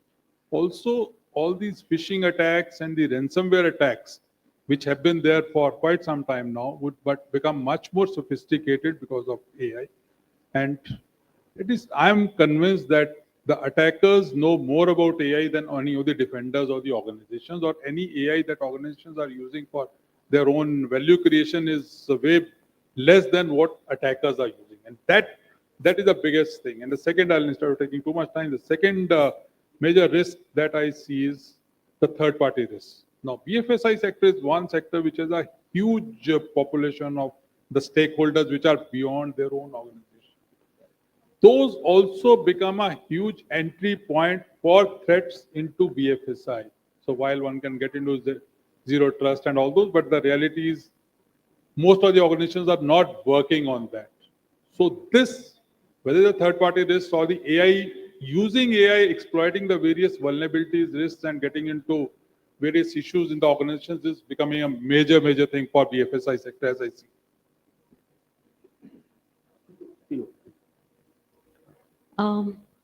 See, I'll pick it up from him. When you talk about use of AI in cybersecurity and the threats coming in with use of AI, we have to also look into the aspect that what are the vulnerabilities when you're using AI. So it's good to inculcate AI in your organization when it comes to fighting or when it comes to creating that entire system in place when it comes to cybersecurity. But while utilizing that, you have to have a lot of things in mind, keep a lot of things in mind. It would be similar as, what happened with privacy long back. That today you talk about privacy by design, it's very difficult to, implement privacy by design. And that's where it will come in place that you need to understand the biasness, you need to understand how vulnerable those AI things would be, what all data sets are you utilizing in building those AI things, what are rights available over there. DPDP Act is there, but apart from this, GDPR and a lot of other privacy laws are existent worldwide. Do that company who is providing you with data or you procuring the data, is there a proper consent for that mechanism? If you don't have that consent, tomorrow you will land up in more of a litigation and a difficulty than practically trying to solve the problem. So the solution will bring in more problem for you if you at the initial stage do not understand these issues and you don't have mechanisms to keep yourself secure or mitigate that entire risk while utilizing AI. No denial on the part, and I think people here with me are more in the technology part of it or security part of it for that matter to tell you that how AI can be utilized when it comes to cybersecurity. But I would say not to be scared of it, but at the same time be aware about all the risk associated with AI, legal plus security risk, and learn how to mitigate that aspect of having entire systems in place, having contracts in place when you're taking data sets. When I say contracts in place, if there is a third-party vendor who's building it for you, or if you're buying it from third-party vendor, have that indemnify yourself, ask them to have consents into it. There are copyright issues, IPR issues. So I think whole maybe a cheat card to put a tick the moment you are using AI in your system, because you cannot escape from not using AI. Mr. Rao. Good afternoon, everyone. I agree with both my co-panelists what they said regarding the AI risk. That is definitely it is there. Another one, the most important what Vijay said, third-party risk. See, these two things are definitely it is there. But when you talk about me as a cooperative bank, see, we are more dependent on the third party. Something like supply chain, I think this is one of the most vulnerable for the ours because most of us are dependent on the services provided by the third party. If you see one of the incidents of 6 months back, there was a supply chain attack on CH where 300 banks were cut off. So that is, I think, one of the major risks because some way or the other, the hackers have understood the dependency of the banks and they are targeting the actual dependency where it is lying and they are trying to retrieve the data from there. And indirectly, they are going to disrupt the entire supply chain, entire banking functionality. I think supply chain is one of the major things which is going to be there. Hi, good evening, everyone. And I'd like to address some other aspect because lots has spoken on AI by Sethi sir and Kushbu. So, and I represent BFSI. So when we say cyber risk, fraud risk, or compliance risk, so compliance or regulatory requirement is laid down by a different regulator to protect us from this cyber and fraud risk. So if we are protecting or implementing effective controls, automatically we'll comply with the compliance risk. Now on a cyber risk and fraud risk. So let's address first cyber risk. In a BFSI, because we are sort of fiduciary for our customer, we have a confidential or a personal information about our individual customer because we are lenders.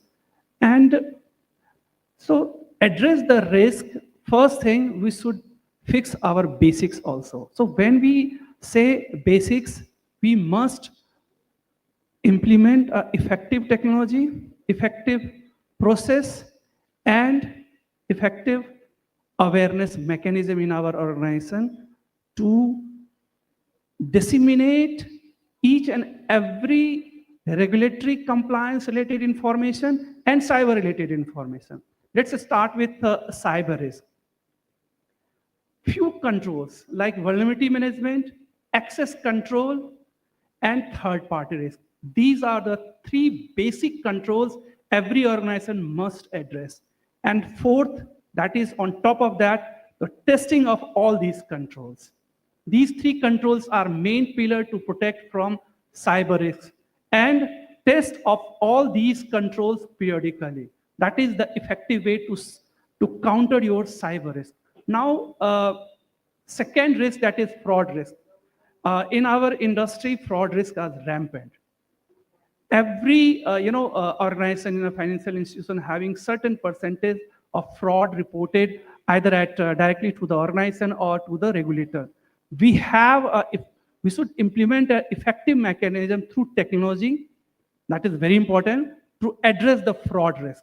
because fraudsters are coming with a different mechanism, like hackers. Like hackers are using now AI to penetrate in your organization. Same way, fraudsters are using different mechanism to conduct a fraud with you. So there are multiple regulations also like UCIC, dupe regulation in a BFSI to counter these fraud risk. As far as third risk or compliance risk are concerned, what I can say that privacy related risk is more critical as of now because organizations are still under implementation phase, and how regulator will react once this framework will come.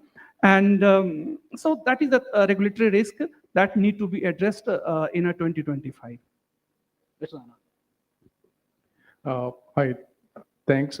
I'm a late entrant, so sorry I missed your question itself. So the question I was. heard Vijay onward, but sorry for this. Absolutely, you can catch up. So the question was in 2025 and beyond, what are the biggest challenges that we see in the BFSI sector from the perspective of using AI or other technologies? Oh, okay. Yeah, I think thanks. Your name, please. Sorry. Gyan. Gyan. Oh, okay. Thanks. I don't need to give a Gyan to Gyan, right? What that speaks said, probably like Vijay sir and other moderate fellow panelists talked about, the AI is names dropping. We do all of us are doing these days, right? It's just like cloud in early 2000, then digital in 2010, 12 onward. Now it's AI. I'm sure in 30s there will be something more to that. But having said that, it's both an opportunity and a challenge. And we have, as a technologists as well as the business owners or the vertical heads, we need to take care of both aspects of it. As much you need to shore up your fences using whatever you can. It's just not about the devices, what you put. It's more about what policies, what SOPs, what frameworks you have to put in practice. It's also about putting up very close monitoring which you need to do and auditing about those monitors which you have put in about that, and creating awareness within the organization itself. Now, when I say organization here, it is not the organization which is the geographical boundaries of your organization or the office boundaries of your organization, because those have got blurred. People work all the time from home. But in addition to that, the third parties which are closely integrated with you, and the work. In fact, if I quote a recent study, it talked about 98% threats are emanating from the third parties, out of which 6% have been successful, which is a big number. Though it sounds 6%, but that is a big number. And it's important and imperative to frame policies and frameworks. Like in our case, what we have done is we do close evaluation of our third party suppliers, like we are done by our customers, and then we measure them year after year and see how they are performing, because it may be an issue at their infrastructure, it may be an issue at their end, but at the end of the day, it can impact us. It may not attack us, but if say, for example, something has happened or money, anything which could be possible, I don't want to name because there can be n number of things, but that can result in a threat to my business, but threat also that I can pass it to my customers. So it is very important to protect that aspect of it, because it's a chain in command. Second, I think, as I said, more we make awareness about it, more we federate or democratize, I think it will make the world a little more safer, if not at all. Absolutely. And many times people say that the answer lies in the question. So when AI poses a lot of threats, I believe AI also offers a lot of solutions to the BFSI sector. So I would like to hear that from Mr. Sethi, because he has done a lot of automation and throughout his career. I know him since ages. So I would like to know from Mr. Sethi, what are the innovations or automations that can be brought with AI that will help the sector?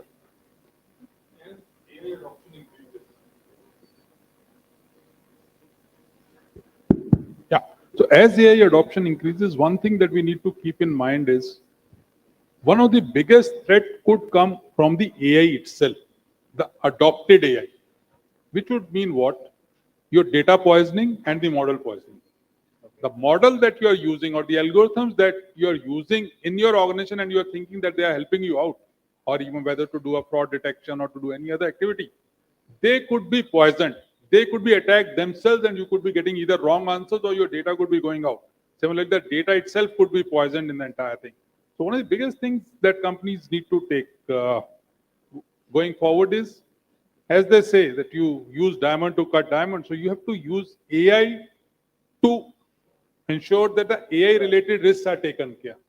So it should mean that, first of all, if I look from AI model poisoning, data poisoning, all other activities, or a bias in the AI data, you have to really put in very stringent measures from an AI data or AI governance perspective, the data governance practice, ethical data governance practices, and do a strong audit onto top of that so that the entire thing is done. Second is I go back to what Bhavesh and Bharat said, which is on the awareness. So it is not a generic awareness that you go over there, conduct 5 sessions, be happy that 25-6% people attended and I've done a tick mark. But somewhere get into ensuring that in the organization, everyone believes that protecting the data is their duty. It is not that they are doing a ahsan on the organization that yes, I protected the data, but it is my duty. If I don't protect, the organization could go down. I think that level of thing, and for which your generic training that you just put in that cybersecurity is bad, you do this, not this, but it has to get into a culture of the organization that data security is very, very important. And for that, I believe that it has to start from top. It should not be that the leaders and bosses say, no, no, you do for all those things, guys, but I'm actually busy outside or I have a meeting, I can't attend. So you have to demonstrate right from the top that it is done. So these are two things that rather than getting into longer thing, I'll just leave it so that we hear others' views also. Sure. And also, it's always good to have, a Khushbu on the panel. Every at least in the financial industry, so that there is a kind of FOMO that whether you have deployed AI or not. Almost all the banks have used their AI-related or AI-enabled chatbots in that. So when they're in a hurry to for digital transformation and deploying AI, compliance is very critical for BFSI, right?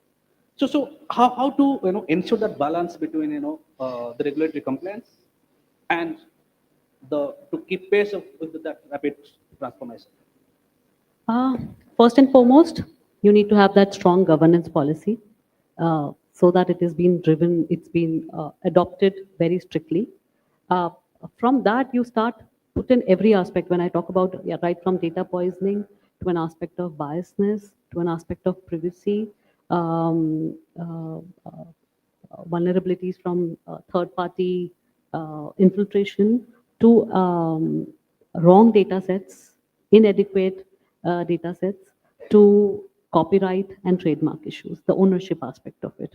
When you have, these are such some examples. So have those things very clearly been defined, and in and around that, have your entire systems in place, have paperwork in place, have contracts in place, have undertakings in place, where you clearly take consent from the people you're taking data, from an organization or a third party vendor you're taking the data. You take very clear, explicit, unambiguous consent that they have a consent for the data they are providing it to you. That's number one to keep, because tomorrow, if in whatever scenario something happens, you are the one who will be the face and you will be the one to put across. Now, when you don't have an entire understanding, first from where you have taken, who all are the parties involved in between, to transfer your liability, it will play a very important role.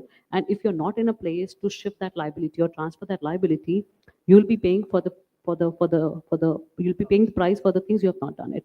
So have those in place very clearly. Then your policy need to have that clear understanding of there are a lot of ways where you can understand biasness, and those data sets, those questions can be utilized, which can continuously keep working. So whenever you're having any of the model, you need to have those different questions, and those questions kept on asking. When you keep asking, you will understand whether the result or this thing is, there is an aspect of biasness.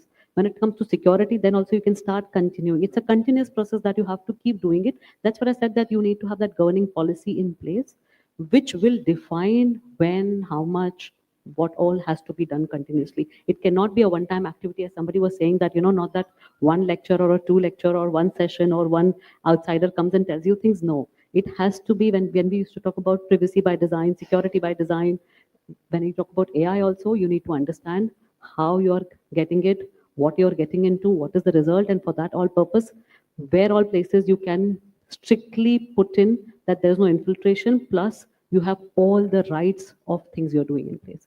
And you have all the contracts. I'm again and again talking about contracts, but trust me, today is not the stage, but tomorrow there would be issues that would arise, and that's where you need to have that contract in place to transfer your liability, because the penalties would be unimaginable. Apart from penalty, you will have people also coming and doing things, and that's where you will have to have that aspect where it comes in, because if you don't have that paperwork or that trail or that transparency, you would not be able to put accountability at the place where it should be. Mr. Rao, as a CISO, compliance is also a part of yours, maybe KRA. So how do you see this, to making a balance between compliance as well as, See, being a CISO is a very difficult task, actually, I'll tell you. See, one thing is you have to protect the transactions which are taking place at the customer side. Second thing, you have to protect the data which is residing in the data center. Third is you have to report to the board regularly. Fourth is you have to report to the regulator. So this complete gamut is a very difficult task for the CISO. See, compliance is definitely one of the major factor actually, because what happened with I don't want to name any private bank, but what happened everybody knows. Nowadays our regulator doesn't charge penalty. They completely close down the operation itself. They say don't do the card transaction, don't do the digital transaction. Completely they block everything. So those days are gone that RBI used to put some 2 crore, 3 crore penalty and all. That's gone now. So compliance is definitely one of the major portions. See, I'll just come to being a technical person as a CISO. See, for us, we should be working on a single platform like zero trust. No, don't trust anyone, but verify everybody. That is the one simple formula we have to do. And you have to have a multi layers basically. It's not only that we have done IDS, firewall, then certain things we have deployed. It's not like that. See, there are multi-channels you have to deploy. Not only IDS, the gateway level IDS, an internal firewall, you have to have gateway level firewall, then you have to have network segmentation, you have to create a micro segmentation, which is one of the major area actually, because what it does, it completely blocks the lateral movement between the servers itself. That is one of the major area we have to do. Each and every server has to be done. The segmentation has to be created within the server, not only network segmentation. And also you have to regularly monitor. The incident management is one of the major factor which you need to be done, because so many incidents are being created. It is difficult for a human being to actually see that. So in that case, when we're talking about AI comes into picture in those areas, because you have to consolidate all the event on a single platform, and then you have to generate that. AI will help you in generating the high, critical, and medium kind of thing that will actually help. See, AI is having two sides. You have to use it a better side of it. So AI will actually help you. What are the critical? What are the high vulnerable? Those things, so that you can immediately work on those areas. Not only that, you should have a proxy kind of thing where only we say need-based access we have to give. We don't have to give each and every access to. Social media, completely blocked. There should be multi-layer security at the emailing, because that is one of the entry point for the hackers, because nowadays people are using AI for the phishing attack. So multi-layer security for the email kind of environment that is there. Then regularly you have to give awareness. Awareness not in the sense of manual awareness. You have to conduct something like phishing attack, phishing simulation. Those things need to be done. Regularly you have to conduct the red teaming assessment, the breach attacks, and whatever applications you are giving to the customer, it has to be verified thoroughly. You talk about VAPT, application security, penetration testing, all those things need to be done. These are the part and parcel of the security. You just can't say only security is one particular area. It's not like you have to work in all four parameters which I said. You have to guide the board, you have to reply to the regulator, you have to take care of the customer who is doing transaction, even the application need to be, the security wrapping needs to be done, because when the customer is going to do the transaction, it will actually check whether any vulnerable in the mobile or not. If it finds any vulnerable, automatically it will not allow the customer to do the application, or it will automatically remove the customer and it will not allow the customer to run. So many things are there. It's a I difficult understand. task. So there are so many challenges in this sector and so many technologies being deployed, so many third-party vendors you have to deal with each day. And I think Mr. Anand raised that point. Perhaps 30 minutes is not enough to address or talk about everything. Would like to know from start from Anand. How can we or organizations, BFSI industry, foster a culture of resilience? From there are a lot of risks, but from risk to resilience, how can you from top down, how that can be inculcated into the organization as it is? The enshrined word is resilience, because risk exists is all pervasive. So the important aspect related to resilience is how it's not about when. Actually, it's not about if, it's about when. So we have to be, and that's how we all have to be prepared in our organization. The attack will happen. When it happens, what is our quick reaction to it, how fast we can turn around, and most importantly, how can we contain it? Now, if we think that it's not me, it's only the other guy, that company, then maybe we are utopian in our thought process. But additionally, when, if, and all that is another part. But there are other things which organizations, and particularly the BFSI, like what we are trying to do is, how can I would say, secure my ledgers, transactional ledgers? Can I put blockchain into that so that it becomes impermeable? And probably we are working to make it as a permissioned blockchain put together, so that when we deal with our customers, vendors, enterprises, corporates, so on and so forth, it becomes, for now, I don't say about quantum computing, soon we'll have that, and maybe even 2056 or whatever we want to call it, they'll become, we can easily break them and all that. But nonetheless, for now, it will be that we can live and do, and it can help out around that. Having said that, I still stress nothing is foolproof and nothing is idiot proof about it. You have to have awareness campaigns, and like being said, the targeted campaigns, which was being alluded by Vijay sir about it, that you got to, because irrespective of it, whatsoever said and done, and it has to be persistent. It's not, aaj bata diya, you learn 2 by 2 multiplied by 2 ka table in second class, so you learn, continue to live with it now also, right? It is not like that. Journey. Absolutely. And the world, because of AI, the threat vectors are changing so dramatically now that they will all appear as original, as Gyan is talking to me right now. You might be appearing and talking somewhere else, giving the similar conversation and talk about it, right? So Mr. how will Bhavesh. you differentiate that? So, Bhavesh, would you And like the to world is start? changing that way. Yeah. Yes, Bhavesh.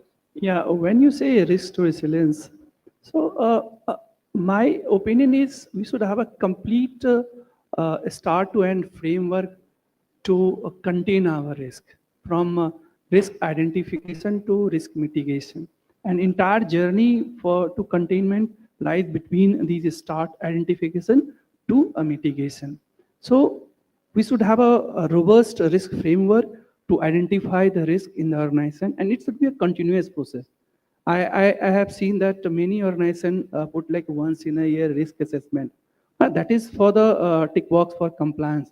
But every time you implement a new technology, you change any process, you go for a new module in your business landscape, you must conduct risk assessment for that particular piece. So that entire framework need to be validated again and again and again. It's not a one-time job. That is the first thing. Second thing, when you are implementing any technology in the organization for risk mitigation, you have to assess whether they are truly mitigating your risk. What is the percentage of mitigation of that risk? Because sometimes you say, okay, 50, 60%, but that is not enough. Even 1% gap in that mitigation can dent to your organization, and entire investment on that risk mitigation will, washed out. Third point, because we are discussing AI technology in the organization, we should not implement AI in the organization just for the sake of implementation of AI. If technology, which is inbuilt AI, is giving value addition or solving your business problem or increasing your business, then go for it. If any technology with the AI is mitigating your cyber risk, implement it. But just for the sake of implementation, we should not implement. There should be a ROI on that technology, whether it's AI or non-AI. Third point, what this BFSI is, whether it's using what kind of use cases for this AI. What I believe, BFSI is already using AI-driven technology from last 4-5 years, because AI is a buzzword now. But in BFSI, as I can say that in a data science, all banks, NBFC, they are using to generate the business. That's a AI and ML driven tool already using from last 4-5 years. Second is the customer support. Again, AI and ML driven tool in the form of bot. We are already using that. And third, that is a big technology that is it's an innovation or a new technology being implemented across the organization. That is to prevent the cyber fraud or financial fraud with an AI-driven tool, because manually or in a simple tool is not able to detect that financial fraud in your organization. So very high precision tool or technology is being implemented to scan your checkbooks, your bank accounts, your signature, everything. So again, that intelligence of AI is needed. So there are certain use cases, active use cases in the organization where in a BFSI can be AI-driven tool can be implemented. But again, as Vijay Sethi sir said, like the biggest risk in implementing AI is within AI itself. Absolutely. So it's a very, you must conduct risk assessment before implementing AI. I think we discussed about the challenges, the solutions, and what the future looks like. And I will take this word from Mr. Sethi that AI is the challenge, and again AI is the solution. Thank you so much, dear esteemed panelists. We'll meet some other time and discuss it. Continue the discussion again. Thank you so much.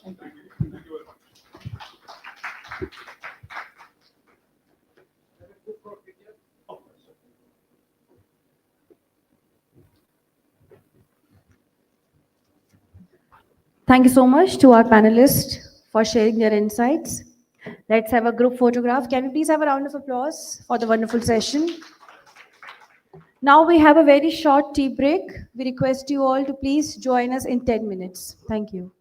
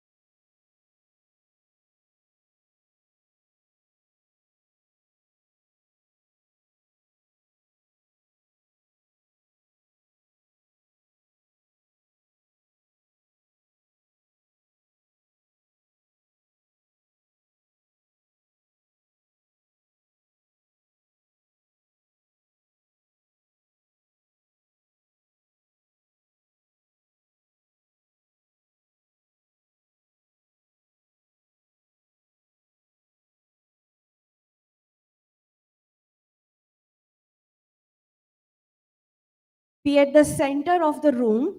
Okay, so I want all of you to move little bit for this activity, and it's a very small activity. Okay, so in this activity I will ask you few items. Okay, so whosoever brings it first will get a prize from me. Okay, मैं आपसे कुछ item बोलूंगी, जो सबसे पहले लेकर आएगा उसको हम प्राइज दे देंगे. Okay, but maximum होना चाहिए.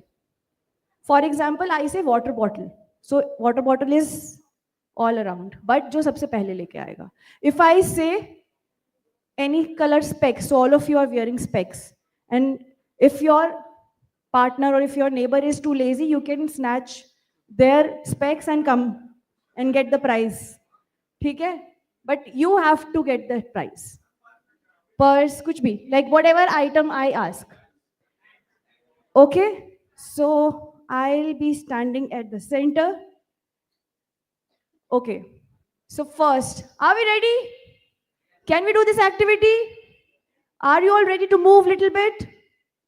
Move नहीं करना बस, है ना? Are we ready to move? Are we all still lazy? Can we have a louder no? Are we all still lazy? All right. Get set ready, everyone. I want a brown color wallet. Brown color wallet. जो सबसे पहले देगा. Okay. Yes. अभी gift नहीं मिलेगा, बाद में मिलेगा. ओके, जो मैक्सिमम आइटम्स लेकर आएगा उसको गिफ्ट मिलेगा. Okay, next. I want an iPhone. Sir मतलब आगे भी नहीं आना है. Okay, next. I want a mobile charger. Mobile charger जो सबसे पहले, नहीं पावर बैंक नहीं चलेगा, मोबाइल चार्जर जो सबसे पहले लेके आएगा. ओके, आईफोन का है, ले लो यार, किसको चाहिए था. ऑल राइट, प्लीज सर बैठ जाए. Next, I want a tissue paper. साफ तो है ना सर? ओके, अभी तक कोई रिपीटेड नहीं हुआ है और जो रिपीट हो जाएगा वो जीत जाएगा. Okay, next. I want a selfie of you at this event. इस इवेंट पे अगर किसी ने कोई सेल्फी या कोई फोटो लिया है बैक कैमरा से भी चलेगा. Any photo of you of this event. Any photo of you जो सबसे पहले दिखाएगा. Come on, okay, I got it. पहले ये 2 पॉइंट्स हो गए इनके. Okay, how many of you married? सभी हैं. Okay, anybody who is having a wallpaper of your spouse. Wallpaper पे अगर स्पाउस की फोटो है. Anybody who has a wallpaper of their spouse. क्या कह रहे हो, इतना बर्दाश्त नहीं होता? Wallpaper of your spouse. None of you. किसी के पास भी नहीं है?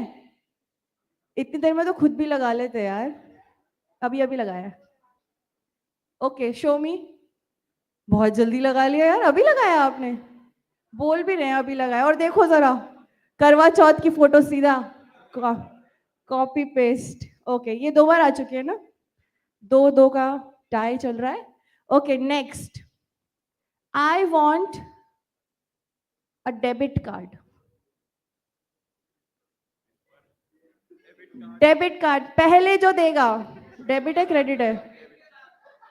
Okay, debit card. Okay, last. I want any one of you to come here and sing about. आ जाओ. ओके, चलो उसके लिए थोड़ा सा हम शाम को करेंगे. Okay everyone, let's put hands together. तो इन दोनों में टाई हो गया है या इनके ज्यादा हो गए हैं एक कार्ड से? So please give him a prize. Please put hands together for mister Dr. Vishnu Sharma. Dr. Sharma. Everyone, please put your hands together for Dr. Sharma. And here comes your prize with 3 points. Sir, एक ही point था आपका. कह रहे कितना संभाल के. Thank you so much. Thank you so much, everyone. Please settle down so that we can proceed with next session. I request all of you to please put your hands together. Can we please see the energy in house? Lovely. Thank you so much. Let's take it further. Let's welcome our next presenter, Ms. Deepa Ojha, Manager, Privacy and Policy, DSCI. She is going to cover on the topic data protection for a digital India, empowering individuals, businesses, and the nation. Deepa Ojha is a legal expert with over 7 years of experience in technology policy, data protection, and privacy laws. As manager, privacy and policy at DSCI, she shapes regulatory strategies for emerging technologies. Her past roles at NetGrid and Competition Commission of India provide her with broad regulatory perspective. She specializes in policy drafting, contract negotiation, and legal advisory in the tech space. Please put our hands together for the lady on the dais.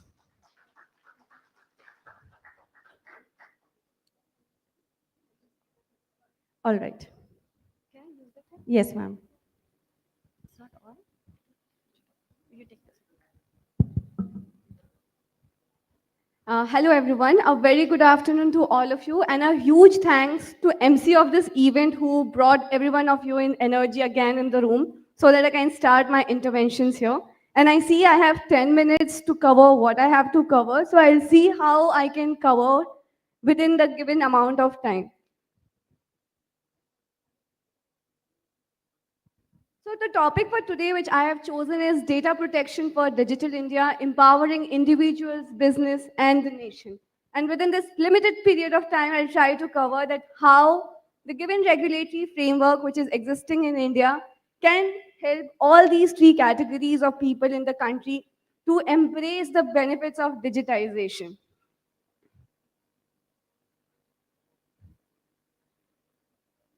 I'm sorry, it's not moving. Can you please? Or you can go, if whosoever is managing can go to the next slide, please. So I'll just give a very brief snapshot of Data Security Council of India. Data Security Council is a industry body and a think tank working in the areas of cybersecurity and privacy. And I believe since second half of the day when I've joined this conference, this event, everyone is talking about cybersecurity. So I'll take the rein a bit further and I'll take it to data protection. Because as a policy expert, I embrace what is there in data security and data protection from a regulatory aspect. As the MC mentioned, I'm a lawyer by training and I have that policy lens to look at things. So I will try and use my expertise to that area. But just to sum up what DSCI is all about, we do policy advocacy. We do come up with thought leadership papers and reports on various subjects of cybersecurity and data protection and emerging technologies to add to that addition. Capacity building of all sort of groups, be it women, children, youth of society through our various programs. Awareness and outreach to our consultations. We have an incubation center who basically incubates cybersecurity startups.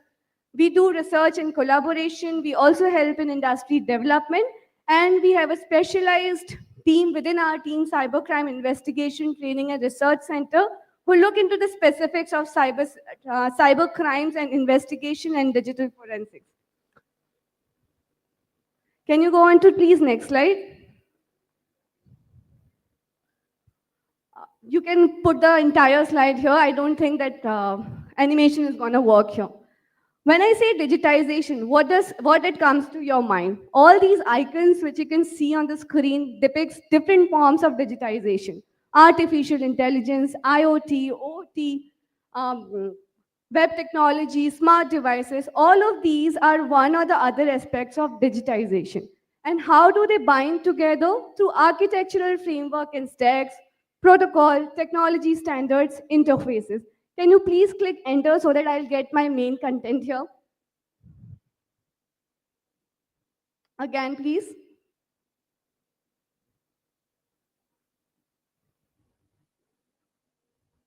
Third slide. So digitization basically means three things: productivity, experience, and if I may come again, please, again, and possibilities. So this is how we can sum up our digitization. Right now, what I see is some lacuna in the digitization aspect that I can operate my own slides, but then everything we do these days, be it registering for this particular event or sending my profile via email, everything is digitally interconnected. But with digitization come problems of cyber threats, which I think this room has been discussing since morning, right? How do we mitigate those cyber threats? How do we manage those cyber threats? How do we ensure that regulatory compliances related to those cyber threats are met within, and our organizational goals are also put into place? So from that perspective, I have picked up a very niche area of data protection, which is an aspect that if you adhere to data protection, while you are complying with the law, how you can enhance trust in your services, how you can manage to get more consumers, how as an individual I would protect or I would have control on my data sets. Next slide, please. Again, I think I have covered this all. So why data protection matters? Obviously, individual privacy. Second being enhancing business trust. Third is obviously prevention of cyber trust. When I'm able to for sure or foolproof that whatever I'm using in this digital space is free from any threats, I would have prevention from cyber threats, regulatory compliance, and national security. National security I've added because at most of the laws we see if your country is protected from cyber threats, our national cyber security posture is strong. And that's how we see in all other regulations, be it SEBI, RBI, how critical infrastructure has been given a special position. Next slide, please. Again, you can put the entire slide on screen. No, never mind.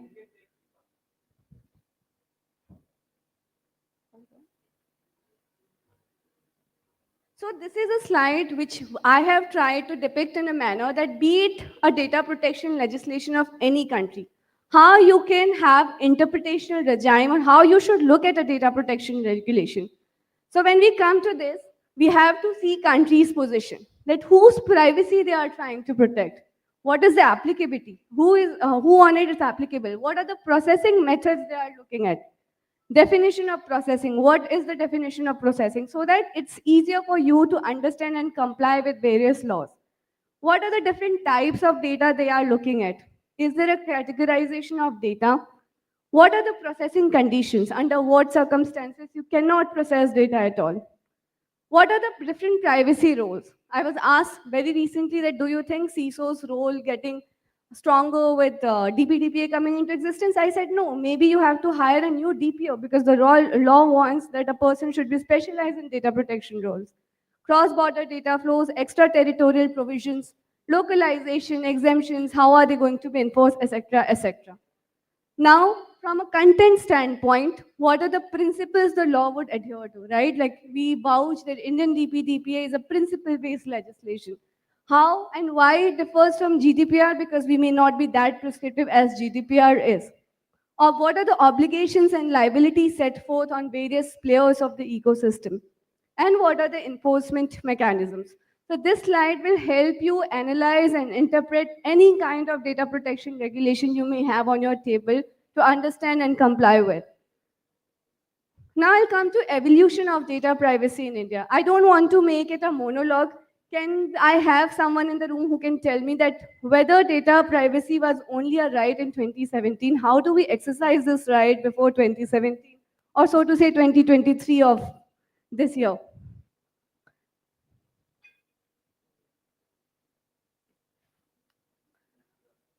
How did we have right to privacy in India before 2017? I won't take much of a time. Basically, Article 21 of Indian Constitution, which provides for right to life and personal liberty, it was read as a cornerstone and right to privacy was a part of it.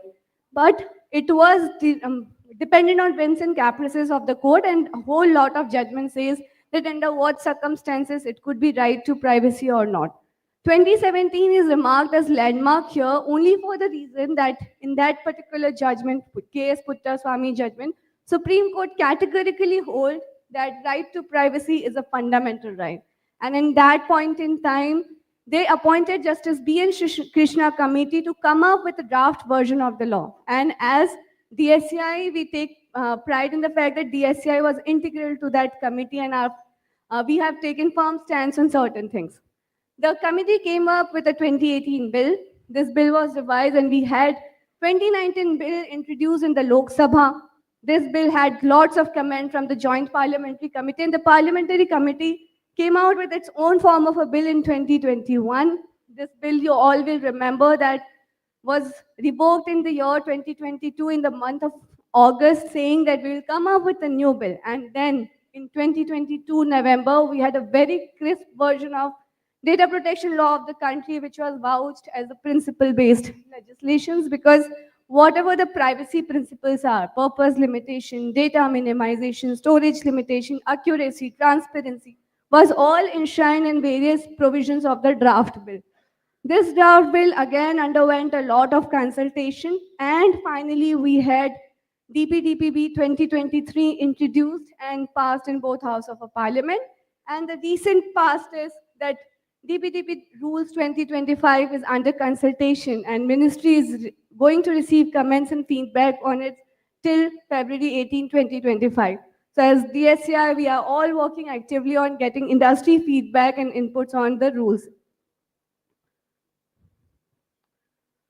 Now, when I say digitization, what it means for business, what it means for individuals, I think the headline, this particular title came to my mind only looking at the objective of the law itself, wherein it says, this act recognizes the right of individual to protect their personal data, but we also understand that to reap the benefits of digitization, business needs to process information for lawful purpose. When I went ahead and read, lawful purpose is what? Anything which is not illegal is lawful purpose for the matter of DPDP law. So in that sense, we understand that how government tendency is to strike a fine balance between businesses needs to process information, and at the same time, you and I as an individual to have control over my data. And that's how, compared to the EU GDPR, our law is very consent-centric and dependent heavily on the consent mechanism. I am not going to go deep into applicability of the law, as we all know that it applies on digital personal data, any data which is in digital form. So right now, if VAR India is recording me here, they are collecting my lots of personal data and given AI theme, my voice, my appearance, my style of thinking, everything is my personal information, and expect that it is protected as per the requirement of DPDP law.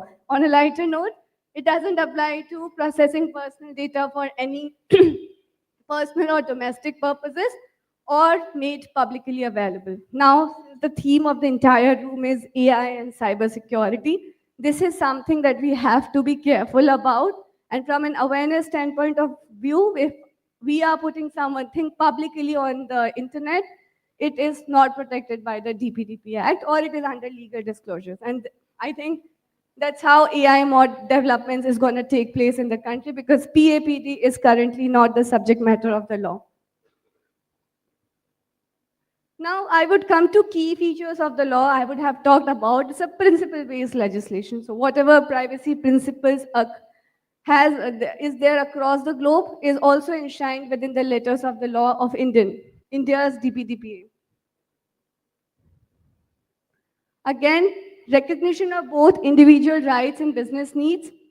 Data principle control, that route to consent and notice framework. This is one of the biggest compliance challenge for the business, I understand, because our law has made it heavily on the consent part, that how you have to get an overt consent, informed consent through the notice framework, which has to be in 22 languages. And all this we understand to give more power to a general data individual of the country, because all of us know that what is the privacy maturity of a country like India.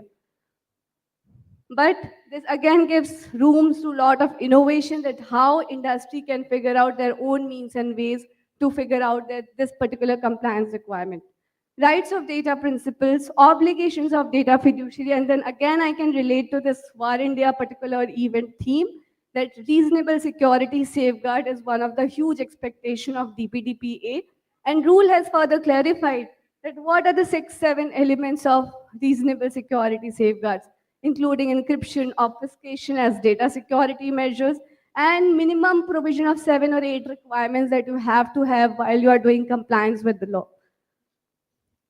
Privacy innovation, when I say this, because when we read various provisions of the law has all the rooms open for privacy-related innovation, security-related innovation, compliance obligations, etc., etc. Special treatment to certain DPs, data principals, I mean, persons with disabilities and children in the country, to ensure that online safety is also preserved while they are using the benefits of digitization. Flexible data transfers and balanced enforcement mechanisms. Why I am saying so? Because unlike other jurisdictions, we are not heavily relying on penalty. The 250 crore penalty, which is industry is vouching up, is based on the discretion of data protection board. But at the same time, we have mechanisms like voluntary undertaking and ADR mechanisms, which may balance the competing interests. And if you can still show that you have proactively done data protection and cybersecurity and something untoward happened, and you took all due care and due diligence, DPP may still take that into account and you may not be levied heavy penalty on that. Now, since I have 22 seconds left, as TSCI, we work in all these areas in our from our privacy and policy perspectives. And in the recent past, we have worked on these kind of regulations coming out from the government. And in all these things, we worked from a perspective of cybersecurity and data protection. These are our publication reports. If you can see that we pick up very niche areas and topics and we come out with thought leaderships wherein we deep dive into the details and put out frameworks, guidances and reports both for government and industry stakeholders. These are what our activities basically deal with, that what are the consultation activities, how do we engage with the industry at the large, and how we engage with the individuals in given scenario. So I think that's all I have. The time is up for me, so I'll come to the next slide. Currently, we are also working on various policy and privacy issues, cybersecurity issues, and it's something if you think that DSCI should have attention to, please do write us to policy@dsci.in. That's all I have. Thank you so much for your kind listening. Thank you so much, Ms. Deepa.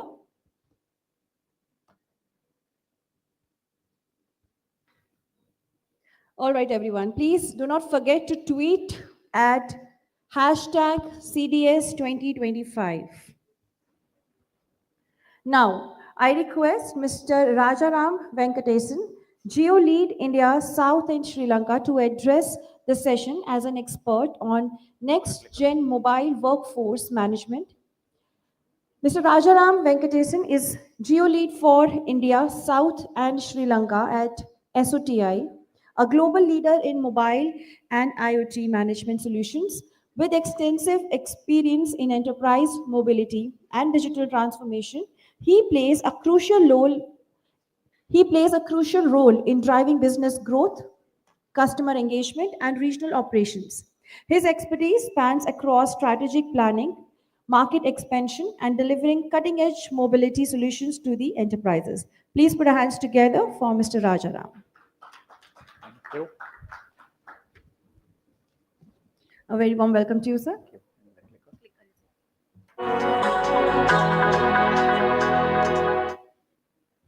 Thank you. Thanks for the welcome. Good evening to all of you. I know it's been a 6-hour long, heavy, researchy, scientific sessions. At the end of the day, we discover that whatever research, whatever scientists, whatever policy that is taking shape is for enterprises out here to manage the employees. And how do we manage the employees? It's through their devices, because at the end of the day, all the ingress of threat happens through the devices, and that is precisely our end goal, to help you manage and ensure we all stay protected. So SOTI is, there's no expansion to it. So when she was spelling out the name of the company, I was slightly amused because we are 30 years old and that's the name of the company. So there might have been some acronym because history has it that when the first deal was cracked and our CEO got the first deal, even the company's name was not formed. And somebody asked, how do I cut the check? In whose name? Software Object Oriented Tech Incorporated. Maybe that's what went through his mind, and then the name was formed. So that's the history of it. So I'll quickly start jumping into what I would like to. As I said, yes, we are headquartered at Mississauga, and we are about 30 years old, one of our largest customers. The reason why this comes up first is because if you look at an airline and air travel, the moment you walk into the aircraft, into the airport, you are actually checked in by the CISF and the people who scan your bags on all kinds of rugged industrial devices. Those devices we manage. When you walk into the aircraft, the person who checks your boarding pass and then lets you in. Business class passengers have iPhones, so we manage iOS. And when you walk into the economy class, so maybe even in the US, there are low-cost airlines where people swipe their credit card to buy food and drinks. Yes, you need to be PCI DSS certified. Yes, so the devices need to be managed. And as you exit, then there are devices which the service engineers who actually use to do the inspections and all that. There would be different kind of devices. There would be Windows devices in the offices, in the ATC. We manage them too. So that's the spread of the devices that we manage. And yes, whatever needs to be done to protect your data. In terms of how big we are, in terms of, because when you say startup, you always think of burning cash year on year, week on week, month on month. But we always believe in investing back into the business in terms of people. And in India, we are headquartered in India at Gurgaon, and we have a development center at Kochi. So half the strength of our global population would be out of India. We manage about 2.2 crore devices, which spans this entire operating system landscape. Some of our partners, the partners could be the device partners, because you need to have all the devices certified. And that's how they end up being our partners. We work very closely with them. Because it's not easy working with so many devices. You have a slew of devices. It could be made in the US, made in China. And unless you have those alliances ready, you just cannot end up managing those devices securely. So that's our spread of offices. Incidentally, we didn't buy Microsoft. We bought Microsoft's head office in Canada, and we had about 4 or 5 offices. So there was a joke going around saying, did you guys have the guts to go on Microsoft? So that's the story behind the latest joke that was going around the internet.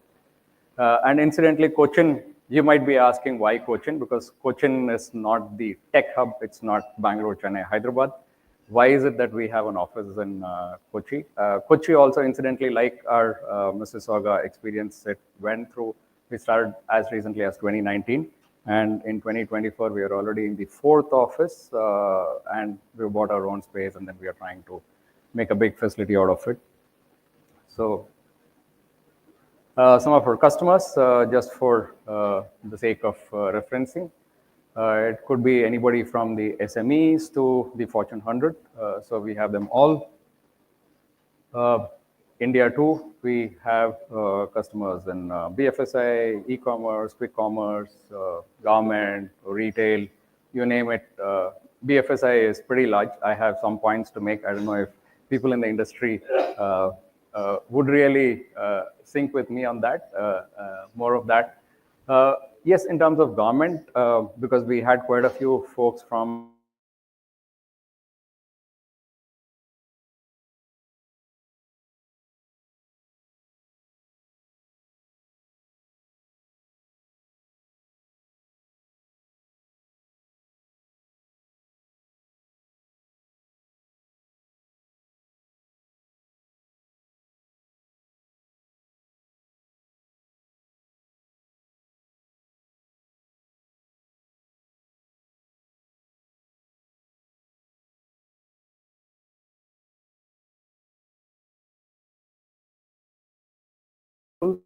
So yes, that's on. Already about 4 or 5 years of work has happened, and I'm sure we'll go commercial soon on that in that space.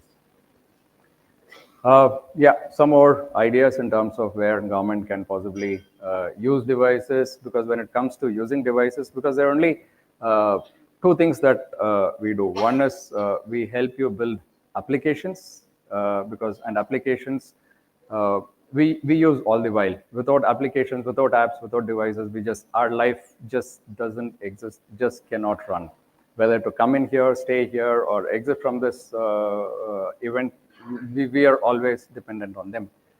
So in terms of building applications, you really don't have to go to a developer, spend tons of money, and wait for months on end. There are some quick no-code, low-code app development utilities, which I think we do, and many of our colleagues in the industry also do. That's something which requires a lot of adoption. We are working on it, and we request people in the industry to add speed to it. It could be Microsoft, it could be people from Manage Engine. If we are able to add speed to it, I'm sure it will do the country and economy a lot good. Yes, health, of course. Devices are there, and education, yes. Tons of devices are being given. It could be free devices being given away to students as part of welfare, or it could be used in smart classrooms. And all these devices need management, because appropriate content has to be streamed, has to be seen all the while.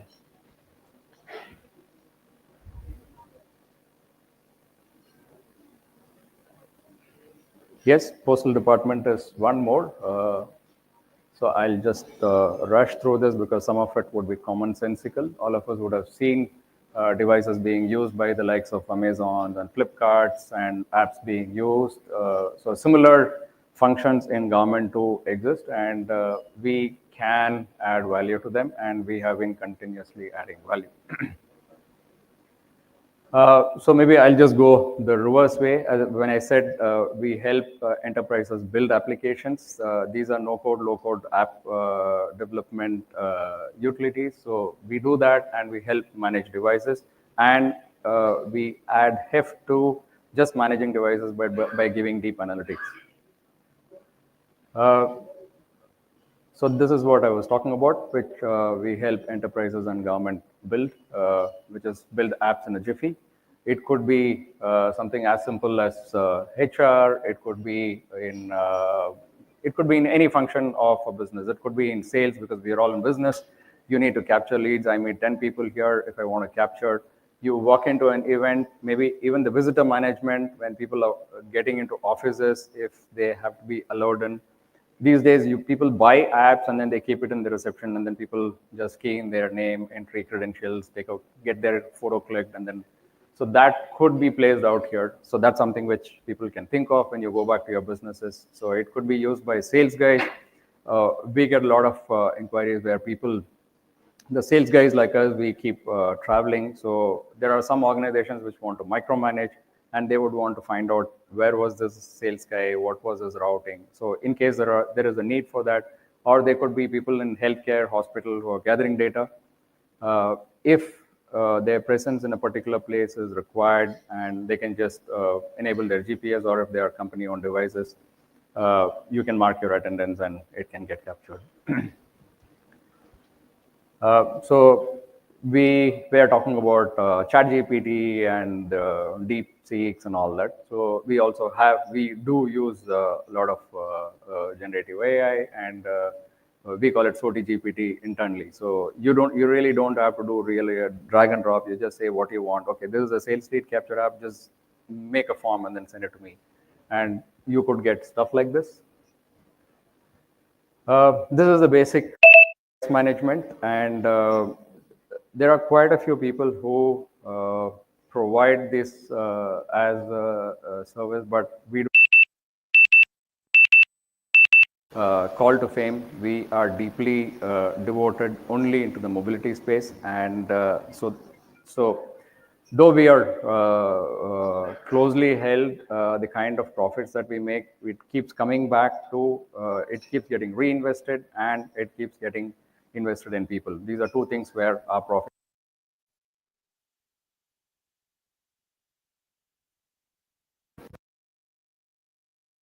through printers also. When I talk about printers, I'm not the regular office printers. It is the printers that are used in the warehouses and in the shop floor, which are the barcode label printers, and those are the industrial grade printers. So we can manage them typically like how we manage your mobile devices, because all these have either MQTT or REST API, and we manage it through a connector. This is the deeper intelligence that we bring into the device management as an activity. For instance, let's assume maybe Swiggy or somebody is using devices which are given by the company. And these are blue collar workers. They just couldn't care. And maybe they get about 15, 20,000 rupees. And if they're unhappy with their boss, they could just be throwing the device, ill-treating the device. So how do you ensure somebody is not ill-treating the device, abusing the device? Can you track it? Yes, you can, because we use G-Force and then we find out how many times somebody has dropped the device and it has just not fallen down accidentally. So we give you analytics around that. For instance, you want to, you build tons of, you spend tons of money in your ERP and other application builders. And if you want to find out, is your organization seriously using the applications? How many times are the apps in the foreground? How many times are the apps being used? How long is it in the foreground? So all this can be unearthed through the kind of analytics that we give. So it is, and there could also be instances where, let's assume you have about 25,000 or 30,000 devices or thousands of devices, and you need to know how many batteries will come up for a replacement in about 3 months' time. Do you know now? You will not know. What you would do is you just, because if they are company-owned devices and the Swiggy guy or a Blinkit or somebody has to deliver grocery to you in 20 minutes flat, he has to ensure the business just doesn't stop. So the blue-collar worker, if his battery is down, he just unplugs it, puts it on the charger, and then takes. So you have to provision for 20, 30, 50% of extra devices, extra batteries. So that's the kind of redundancies that they have to build, and that costs tons of money. So that is where we bring in analytics, and we'll tell you in the next 90 days how many batteries will come up for replacement. Do you have to go and buy those many tons of batteries and have extra devices as redundancies? Or can you plan, can you be sure that this is what is going to be my forward path next 90 days? Yes, I'm sorted. So I will not run out of batteries.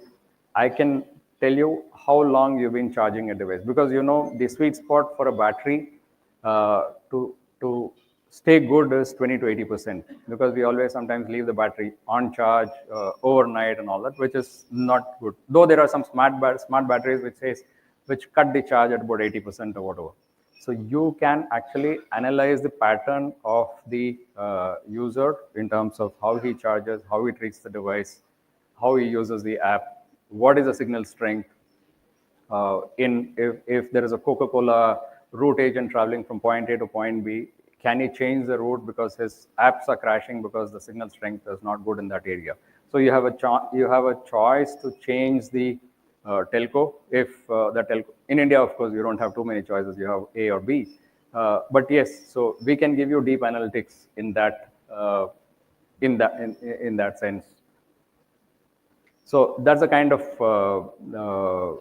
value add we give when you're using your mobile devices. It can be your Android, it can be, they could also be Windows devices being used by the field forces, so we can add value there. When it comes to, yeah, so I think this is an explanation of whatever I was talking about in terms of the some kind of your generative AI that we do use when people are using smart batteries. I can tell you in the next 90 days how many batteries will come up for replacement, etc. So when it comes to talking about banking financial services, because there are quite a few people in the NBFC and the BFSI space, in India is a country where we still use a lot of BYOD devices. We speak so much about security, hacking, DPDP, PII, and all that. Many of the banks, I'm not talking about the private sector, the microfinance, the small finance banks, take your public sector banks.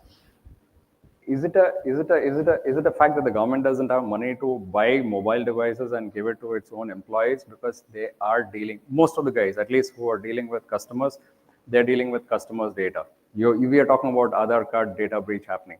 Why should it happen when you are able to have your guardrails taken care of by buying devices and giving? They buy maybe at the cost of sounding slightly parochial. They could be buying cheap Chinese devices. They are not iPhones, they're not Samsung, they're not, maybe though Lenovo is today hails from China, but at least it's slightly more expensive, and maybe they are more Android enterprise recommended, compliant, no tweaking of firmware.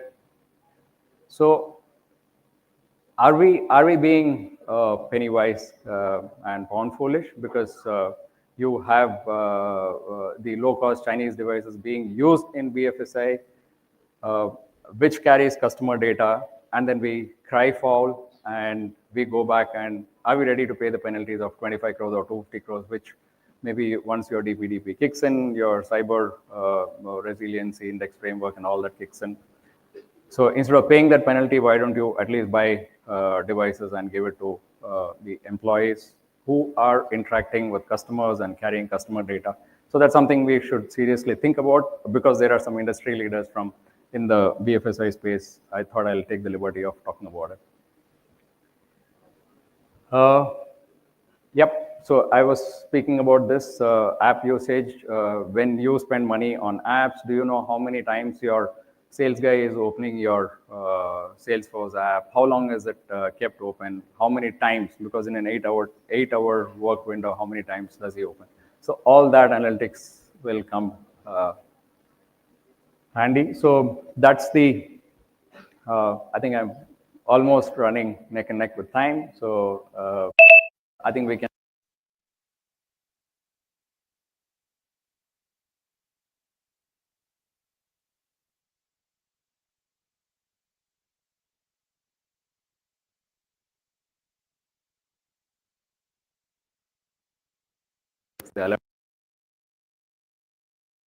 Which we can, and we can also give you insights in terms of live view. I'll show some snapshots of how it looks like. If you have a warehouse and you want to see connected to your Wi-Fi, you will be able to track as to where the devices are. When it exits the warehouse, can you set alerts so that people don't carry expensive devices, which are company owned? So anything to do with the device, yes, we can help you. And this is our identity access. So this is how it would. So this is actually, without naming the bank, it's a bank in Indonesia, where this is how our live view looks like. This is the entire country of Indonesia, and it's a national bank, and how the devices are spread out. And these are company-owned devices, because in a BYOD, you cannot enforce your GPS. So that's one more thing, point to ponder for you. Similarly, in New Zealand, healthcare. So all these are vital, mission-critical businesses. You just cannot afford to have BYOD. I think that's something which the Indian businesses, at least the larger ones, the mid-market and the larger ones, should think about rather than go the BYOD way. I think rest of it would be more of generic, may not add value to the audience out here. So I will close my delivery of the monologue, and in case there are any questions, we can always you can always reach out to the booth. And thank you.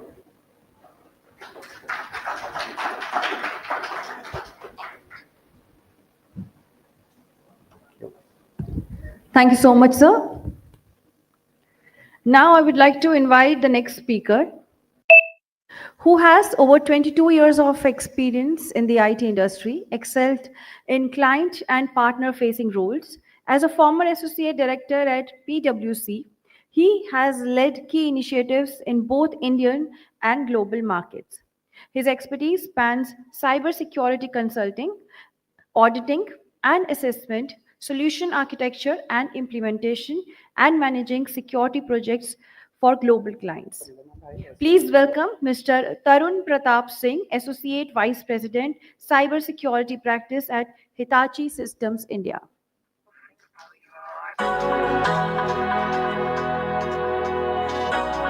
A very warm welcome to you, sir. Thank you.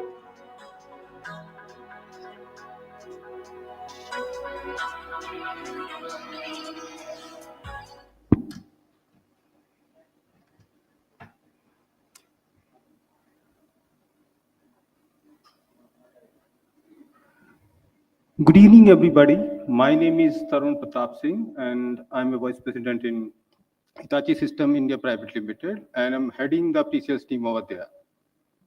So, this mic is working? Hello?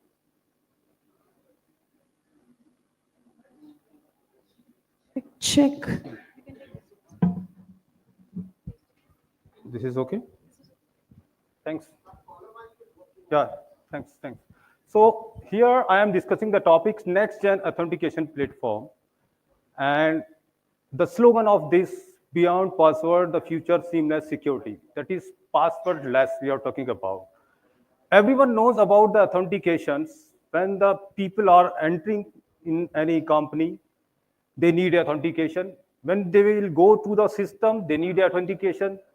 When they will access a file or data, they need authentication. Now, here we're talking about an extra layer or orchestration layer beyond the authentication.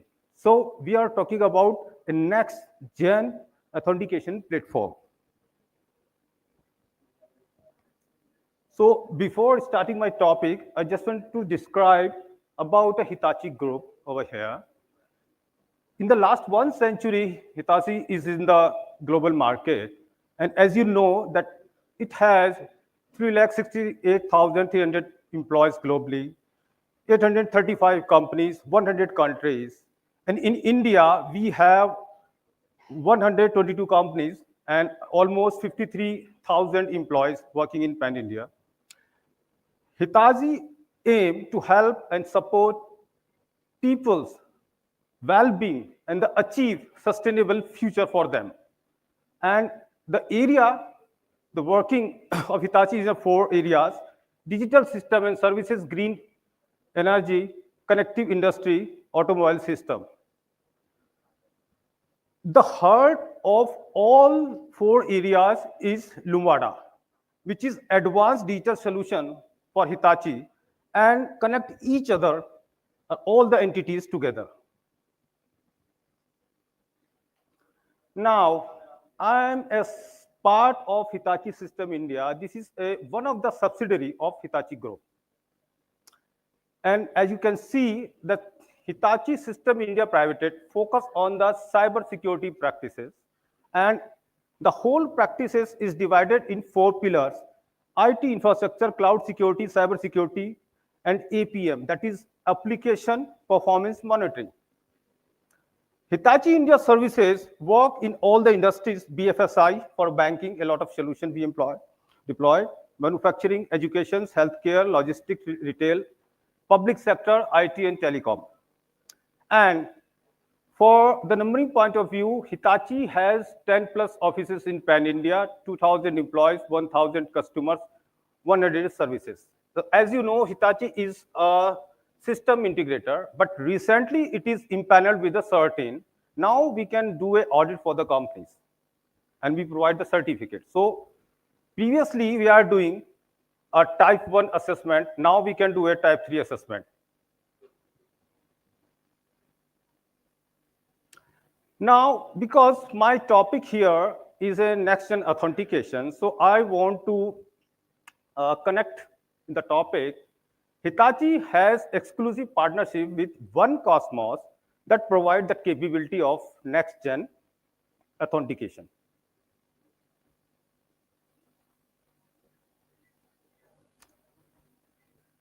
So,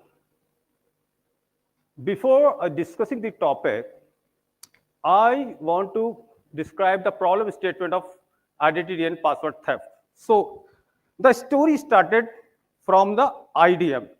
So whole cyber practice have a lot of domain, 8 and 9 domain everyone has already worked. We are talking about a one domain, identity and access management. So why the identity access management comes in a picture? The user, employee, customer want to access a data, want to enter in a company, want to access a website, want to access in a system.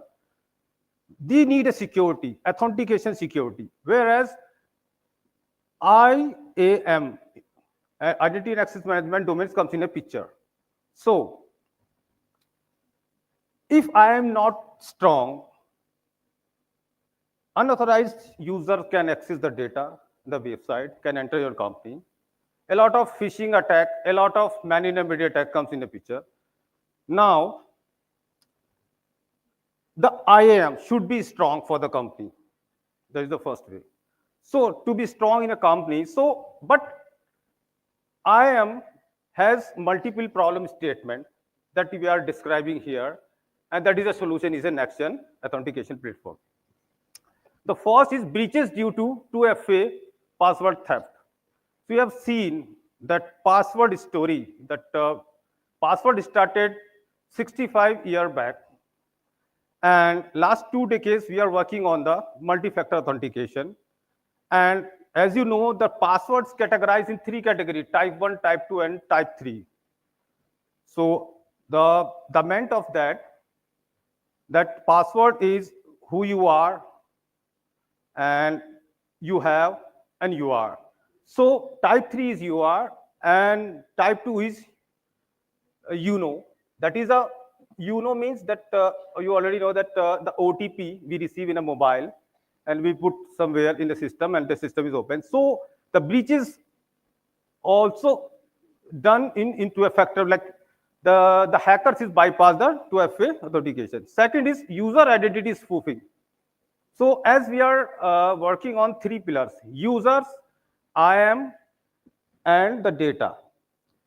When user entering, so user spoofing is required. That means other side, how do you confirm the user is a right user, want to interact with data, or is a synthetic identity? Third is a user privacy concern and control. So as you know, when user accesses data in a company, user itself provide their credential to the company. That is comes in a PII data. And we are discussing since morning about a PII data. So the act is started 1974 by US, and I am very happy that India also have a same practice, DPDP Act 2023. But my initial journey started from the US, so I know about US Data Protection Act. They have created for corporate is a separate, and for government is a separate act. So GLBA you have heard for the corporate sector, and veterinary affairs for the government sector, and HIPAA for the healthcare, and FISMA also is for corporate sector. Now slightly that stories move, and we jump to the Canada, that they have created a new act, and that is New Zealand. Then jump to the Europe in 2016. They have started GDPR. On that time, I was in Europe, so I have also complied for multiple company over there. And then last 5 years, I'm working for India, and then the DPDP is again started from here also in 2023. So third is a password fatigue and user experience. When you enter in a company, how much time you will take to log in the system, to entering in an office, and in a lot of devices. If you calculate the time in a yearly basis, so it's a loss of money for the company. So that is a user experience discount, because in these days, when you go any small shops, you just scan a QR code and you purchase the product. But the similar thing, if we apply while we are entering in a company, just scan a code and the system should be open. That is the technology we are talking about later. PII management. So if a company have 30,000, 40,000 users, it is hard to management of the PII data. So this is also a problem statement. Mapping between real world identity and digital identity. So real world identity, you know that we are talking about Aadhaar card is a good example. And our driving license. And the digital identity, everything inside a system, in a computer system, and converted to the digital identity. So we required a mapping in between both the things. So this is a problem statement. Why I'm talking about a mapping, I will describe it next. One of the major problems, so these 6 are the problems. We have a solution right now. We'll describe a single solution. This is a major problem. User will authenticate and access the data. And if any incident happen, then we require a fraud detection or something. Then again, forensic or whatever. These all 3 pillars working in silo. That is a major problem right now. Identity spoofing, user authentication, and the fraud detection. So this is one of the problem. Then we can resolve in the next PPTs. So this is 2 problem statement I've told you. This is the third one, account takeover, MFA bypass. I have heard in the morning someone is telling about this. Suppose you are purchasing something, you have a scanner and you purchase something from the small shops, and someone clone your SIM. And suddenly what happened? You are thinking that my laptop is, my mobile is not working, and the same number is still is ringing. Someone clone your SIM, install the application, and purchasing a lot of things. So this has happened, like recently attacks I have mentioned also. MFA fatigue, again, that push notification bombing in a system, you are feeling tiring and you just click one yes, and the whole world is of the hackers. Third is obtain OTP. If someone knows your OTP, can enter in your system, this is a phishing. So this is, again, we have a solution. We'll discuss in next 2 slides. Now, all the problems we can resolve in a one place. That is one Cosmos. We have a solution for this. Employees and the data. Data is maybe the workforce, government, agencies, citizen. Now, what one Cosmos is doing is providing a single platform, orchestration platform beyond the authentication. So it is a top layer beyond the authentication and clubbing everything which I've shown in the last slide. We have 3 pillars. It's clubbing everything. It's providing verified identity. It's doing. Identity-based authentication is doing. And it also take care of the privacy, because it is working on the blockchain technology, and everyone knows about these days, blockchain is working on the cryptography and the PKI standard. So is this working in a scattered ladders. No one can have access of this data.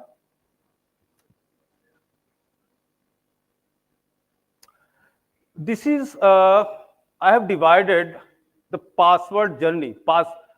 In the left side, password-based authentication, right-hand side, password-less authentication. So I'm talking about a 65-year back story of the password. Initially, we use a password, then OTP, then magic link, push to app, and then PKI. And then the journey started from the passwordless, passkey, cryptography technology, biometric, voice, fingerprinting, verified face. So it is important for us, the user verification, who you are. So you itself a password for the organization. So there is a trust built between the employee and the customer, because user afraid my personal information should not be theft. Company will take care. Company will think about this user, it is actually the user in the other side, it's the right user. So passwordless authentication is required for the company. So this one Cosmos product provide all these features that will describe further, as in a demo we have seen. The solution, easy, secure, identity-based passwordless access. So one Cosmos provide convenient passwordless MFA, any device, anywhere. That means remotely we can access on the VPN device. UX enterprise wide, that means we can use one password for everything. Certified live biometrics, that means there is a guideline in a market. NIST provide a guidelines. IBETA provide a guideline. ISO provide a guideline. There are a lot of certification. FIDO is providing a guidelines for authentication. So that product is certified. That's why we mentioned certified live biometric, that is IBETA. Significantly reduce cyber risk. So it is providing a security. It's the next layer, orchestration of the authentication. That's why cyber risk is reduced. Now it's a demo. Legacy support work with a VPN passwordless. How it is work? It's like that you scan and the system is open, like a QR code, quick response code.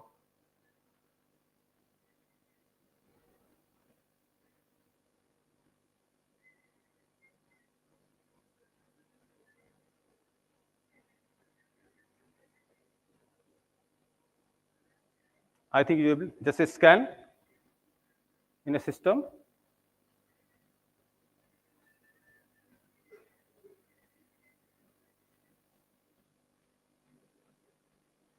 So this is a Zscaler, as I think you heard. This is providing two types of solutions in a market for VPN access. This is advanced VPN, we say. And to log in a device, we use one Cosmos, just a QR code in the system. So there is an application called is Block ID, will install in the mobile devices. And itself Block ID application open by the facial recognition. And after that, so it's like a biometric. The password is who you are. Even you open the application in your mobile and then scan the code and the system is open. So it's very like in the last time you can open a multiple application. Even for one system, you can have only one QR code. Again, easy, secure, identity-based passwordless access to the shared workstation. So we are talking about these days, there is multiple companies working for each other. A team is sitting in your organization for a particular client, and he want mobile should not be allowed in their OMCs on their environment. That should be secure. What to do? There are three systems only in this OMC, and multiple people need to work in this OMC. What to do? So this is a solution. You just have a single key, biometric key pod. You will connect with the system, and multiple user can work in a single system.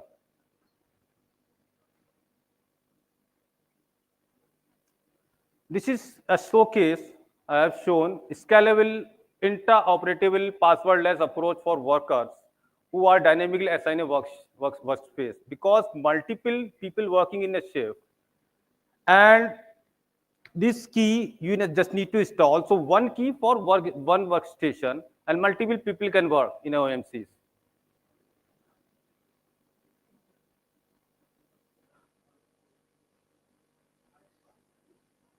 This is a demo.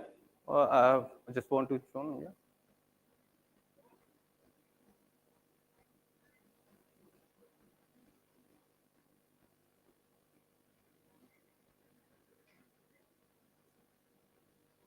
Is on. So multiple people on a single workstation can work.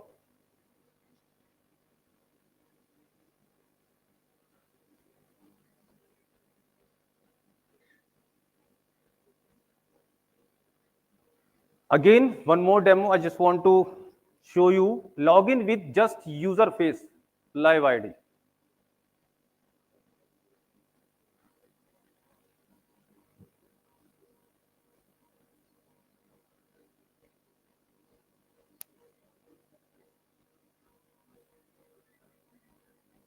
Let's log in.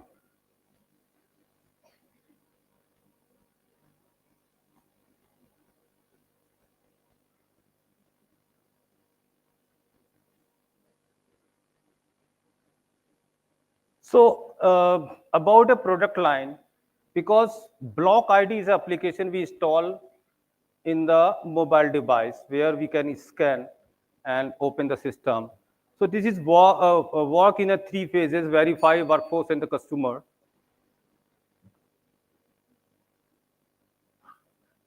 Why we need a passwordless? I have mentioned security, productivity, and saving. We already discussed this slide.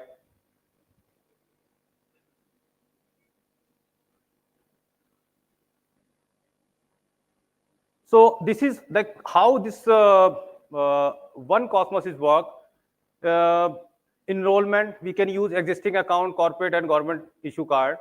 And authentication, these are the options we can use for authentication. So for identity verification, we can use this option. Government issued card, like a KYC is working, DigiYatra is working like that. So actually this product is built like this kind of situation. If you work in a company like a DigiYatra, everything is a digitalized, then we can install this. It is integrated with the ID, government access, single sign-on, privilege access. So this is because single sign-on is working in all the environment in an organization, but this is a one layer up, scanning the code. This is platform certifications.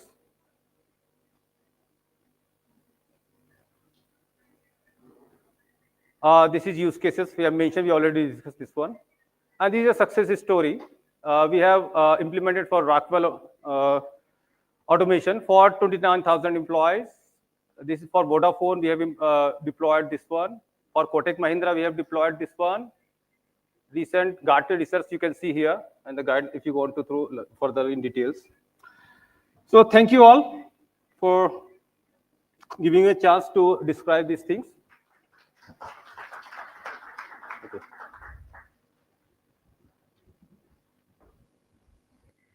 Thank you so much, Mr. Tarun, for sharing your insights. Now, it's my privilege to invite our guest of honor, Dr. Pankaj Dixit, CTO, GEM, Government of India. But before that, I request Mohini ma'am to kindly welcome him with a bouquet. We request all of you to please put your hands together and help us in welcoming Dr. Pankaj Dixit, CTO, GEM, Government of India.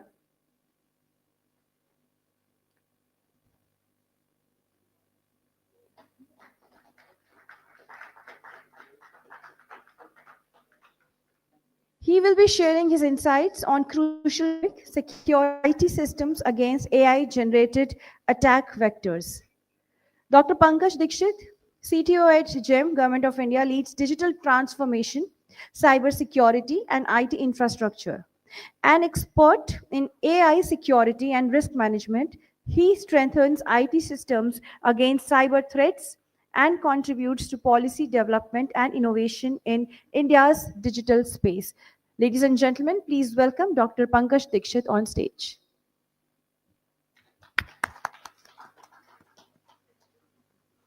A very warm welcome to you, sir.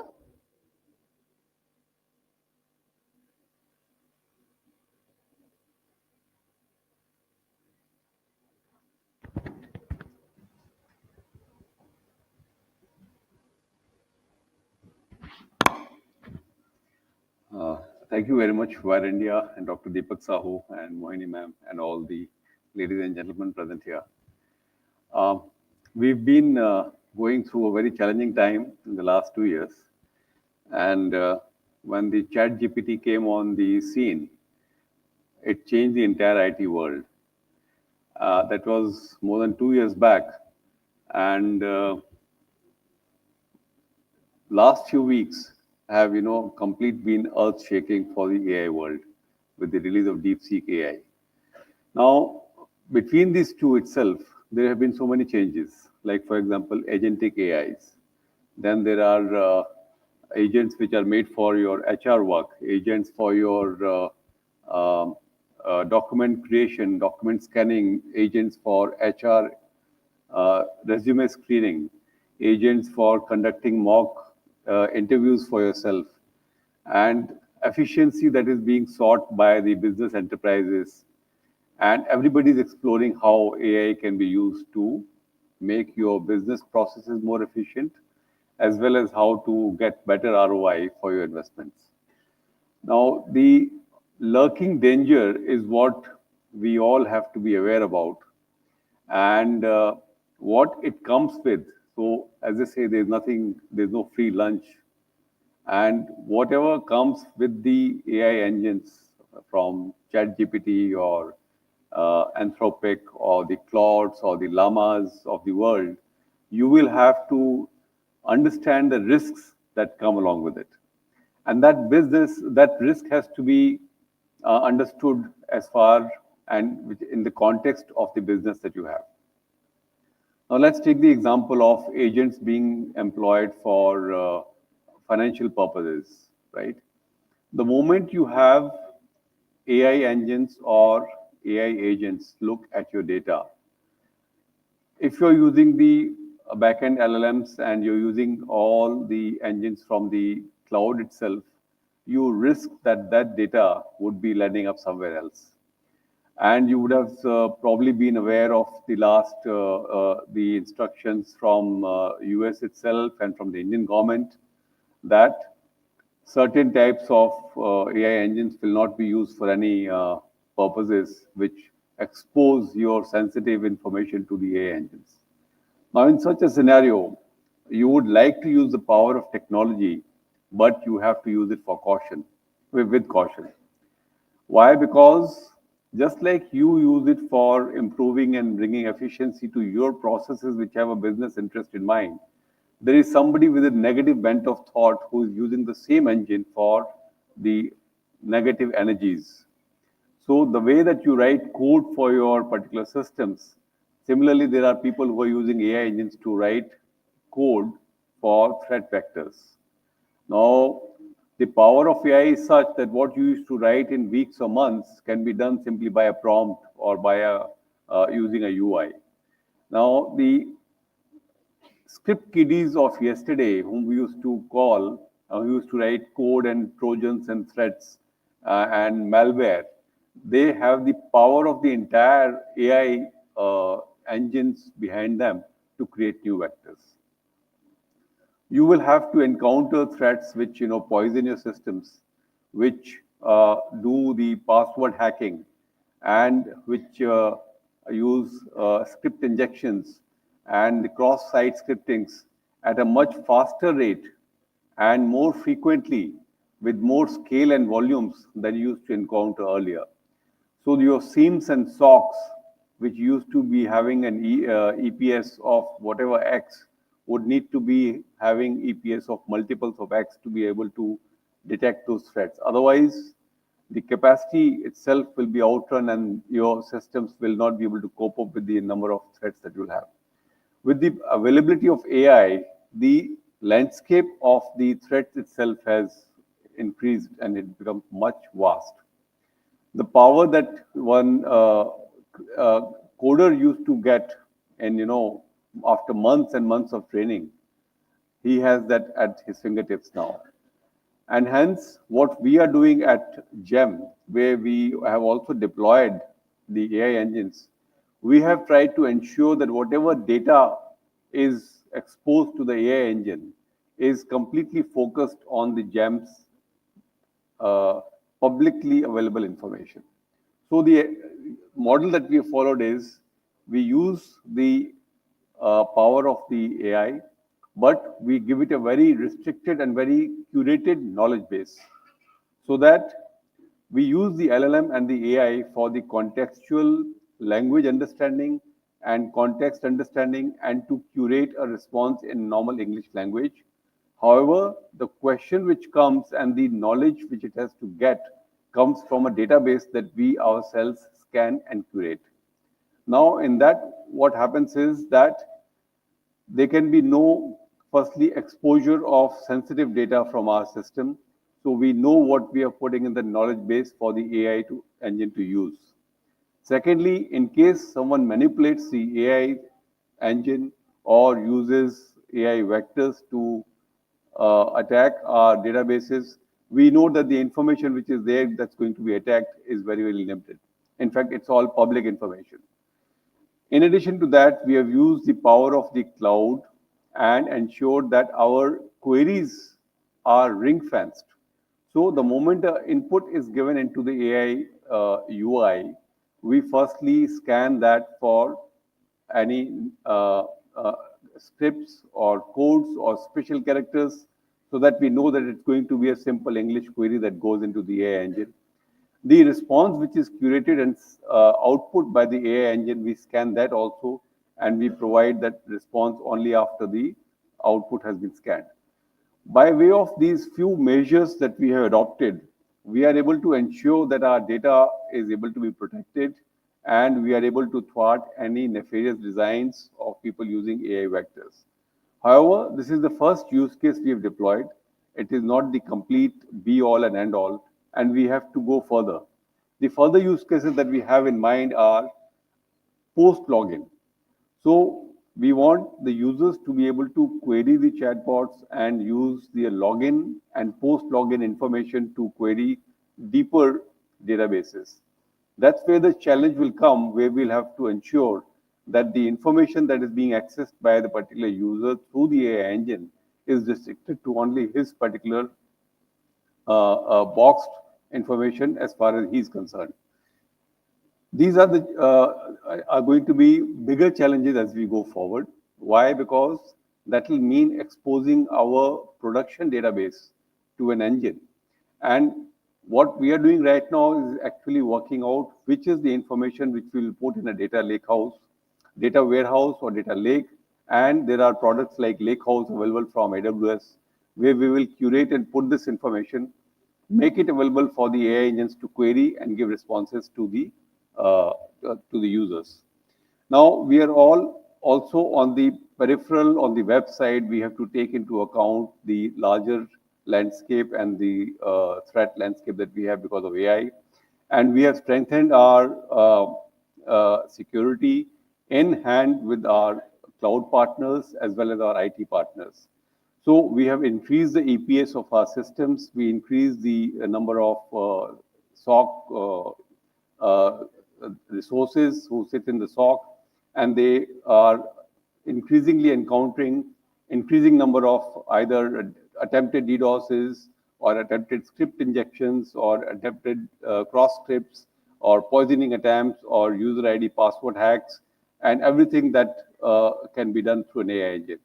But by using our countermeasures, so one also thing you have to always keep in mind, it's not only the machine which matters, but the man behind the machine. So in case we are able to understand the systematic weaknesses as well as the strengths of the new power of AI, we shall able to continue to address the challenges and keep our system secure. We have a long roadmap of using AI. We would like to replace, we are already halfway through supplementing our help desk with our voice, as well as making it multilingual, creation of tickets through the AI interface, and giving the status of the tickets through the AI interface. And we will be coming up with IVRS interactions and agent handover from the AI to a physical human agent in case the AI engine is not able to answer the queries. And thereafter, at some point of time, reduce the number of resources for the customer service and the help desk and have the complete processes of contact centers done by AI engines. We are halfway there. We will continue the journey and probably be able to continue that. In addition to that, we are using AI for code generation as well as to understand the existing code, enhance its documentation, and understanding the logic of the codes and the methods and the functions and the modules, and make it better so that the learning curve of our developers and coders keeps reducing. And these are the ways we are using, but at the same time, we are also aware of the negative influences that the AI can bring onto our systems and to the people out there. So while the threat landscape is increasing, if we keep these factors in mind and go step by step, and every step that we take, we ensure that we have those risks taken into account and the methods taken into account, I'm sure we will be able to use the power of AI as well as to protect ourselves from the negative influences of that. So that's all I have to say. In case there are any questions, we'll be happy to take them offline. Thank you very much.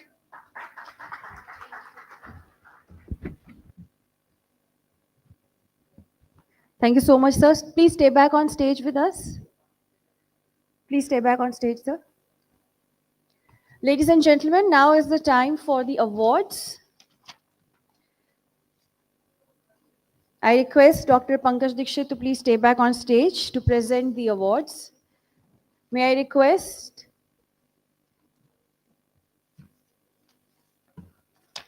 Dr. Deepak Sahu to please join us as well.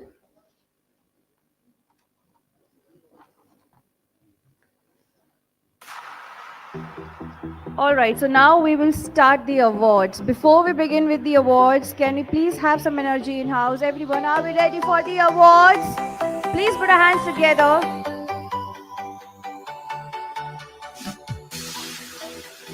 The first award is Best for Cybersecurity, and the award goes to Adit Microsys Private Limited. Please put our hands together for Adit Microsys Private Limited.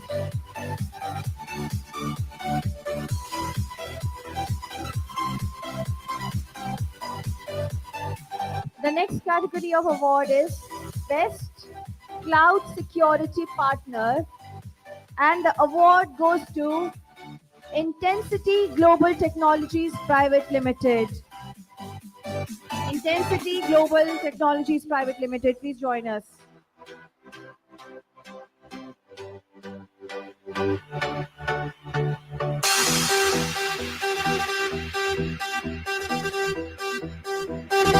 Congratulations, Intensity Global Technologies Private Limited.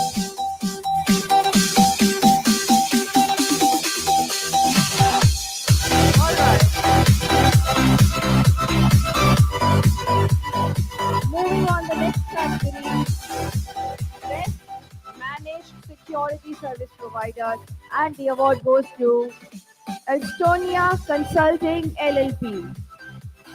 Estonia Consulting LLP. Best Managed Security Service Provider. Congratulations.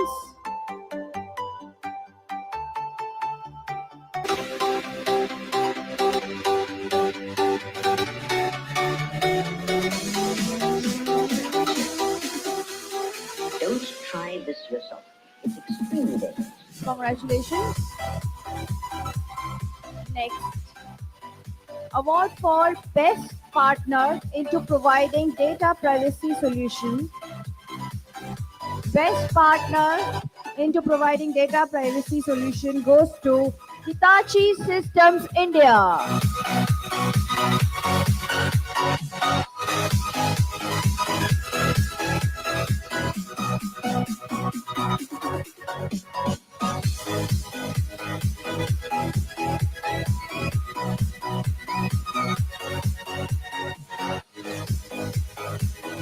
Congratulations.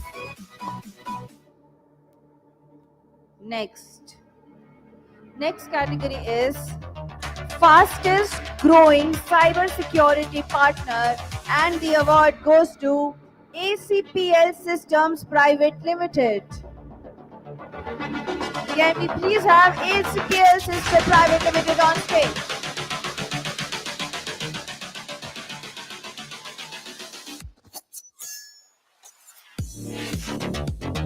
Next category,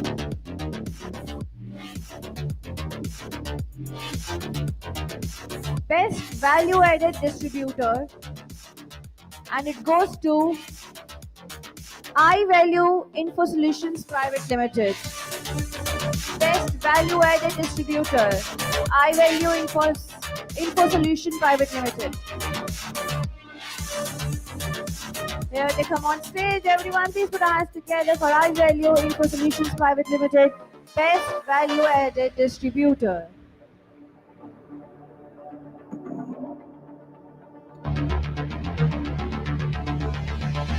Congratulations. Next category is Award for Best Critical Infrastructure Security Partner, and it goes to Value Point Systems Private Limited. Value Point Systems Private Limited. Here they come on stage. Congratulations, Value Point Systems Private Limited.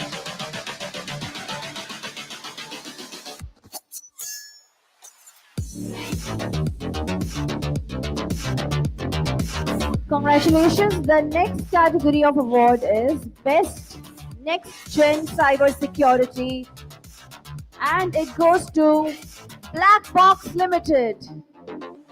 Please put our hands together for Black Box Limited. Congratulations.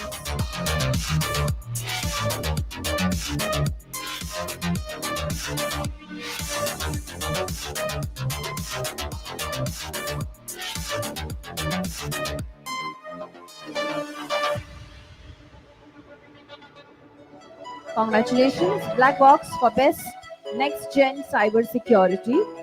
The next award is Best Distributor. Next award is Best Distributor into Cybersecurity, and the award goes to RH Infotech Private Limited. RH Infotech Private Limited. Congratulations, Best Distributor into Cybersecurity.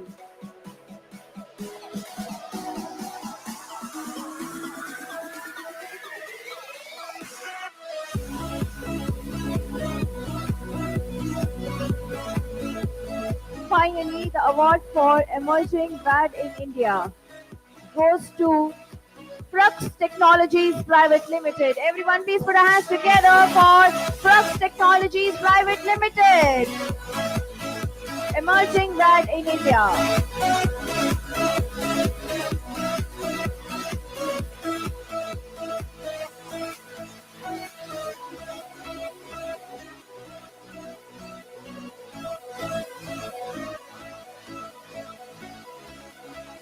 Congratulations.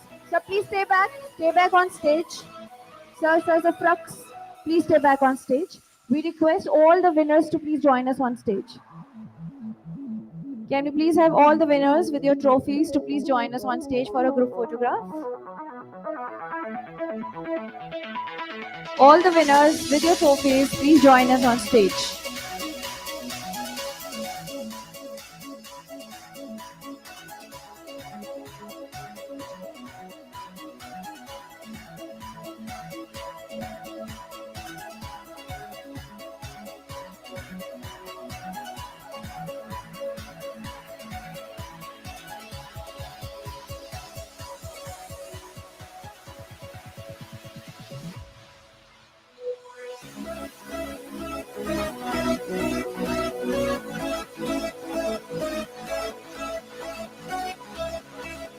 Congratulations to all the winners. Everyone, please put our hands together for all the winners.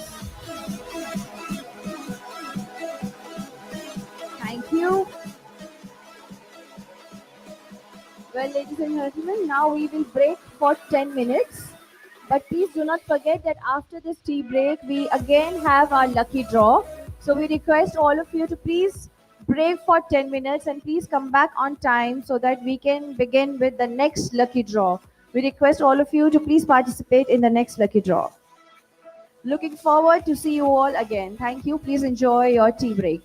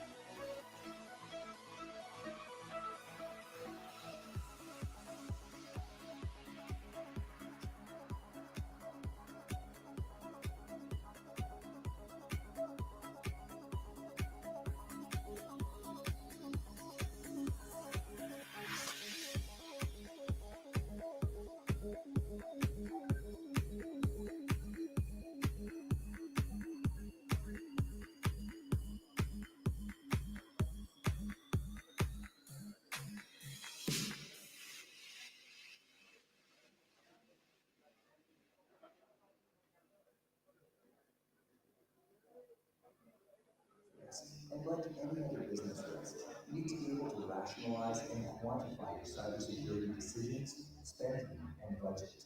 But to skip this line, simply knowing your cyber risk isn't enough. You now need a seamless way to reduce that risk. Unless you're doing that, it's just cyber risk tourism. So say bon voyage to dashboard sightseeing, and hello to the Qualys Enterprise True Risk platform. Empowering next-gen cybersecurity professionals to measure cyber risk signals across the entire enterprise, leveraging trillions of data points that communicate that risk in the language of the workload, breaking down cyber risk to business impact and real dollar amounts, and then take action to quickly eliminate cyber risk through AI-powered prioritization, automation, and orchestration. Welcome to the new world of cyber risk management. The Qualys Enterprise True Risk platform. Measure, Check, check, check. eliminate cyber risk. De-risk your business. Modern businesses live in a multi-cloud, SaaS-enabled world, where cloud security is supposed to be modern, nimble, and easy. But is it really? If you rely on one tool to manage your cloud security posture, another to manage vulnerabilities, one for your external attack surface, and still another to manage your SaaS apps, you will never know the real risk across your entire environment when you are drowning in a sea of findings from disparate cloud security tools, which only clouds your visibility, instead of providing visibility into your cloud. Introducing Total Cloud 2.0, the AI-powered cloud-native application protection platform, with true risk insights that sheds light on the core premise that risks in the cloud are not merely additive, but in fact multiplicative. And when you combine a vulnerability in this configuration and then compare it with exposure to the internet, your risk escalates significantly into a much higher threat. True risk insights correlates unique risk indicators from diverse cause sources, including six-signal vulnerability detection, AI-powered threat detection, externally exposed assets, cloud risk configurations, and asset criticality, giving you one prioritized view of risk, so you can fix what matters most first. Total Cloud 2.0 is the first and only CNAPP solution that extends a protective shield around your favorite SaaS apps like Microsoft 365, Zoom, Slack, and more, making them just as secure as your cloud infrastructure. Stop letting this disparate collection of cloud security tools cloud your visibility. See your cloud infrastructure, SaaS apps, and externally exposed assets more clearly with a unified, prioritized view of risk. Get Total Cloud Security with Total Cloud 2.0 from Qualys. Your cloud de-risked. No matter the size of your business, cyber risk is business risk, and it's growing fast. In the last year, there were more ransomware attacks than the last 5 years combined. Your business deserves the protection trusted by 66% of the Forbes Global 50 companies. Qualys is used by over 10,000 global businesses in more than 130 countries across every industry. Qualys can help you effectively measure, reduce, and remediate your risk. Qualys, get more secure. Get a free trial today.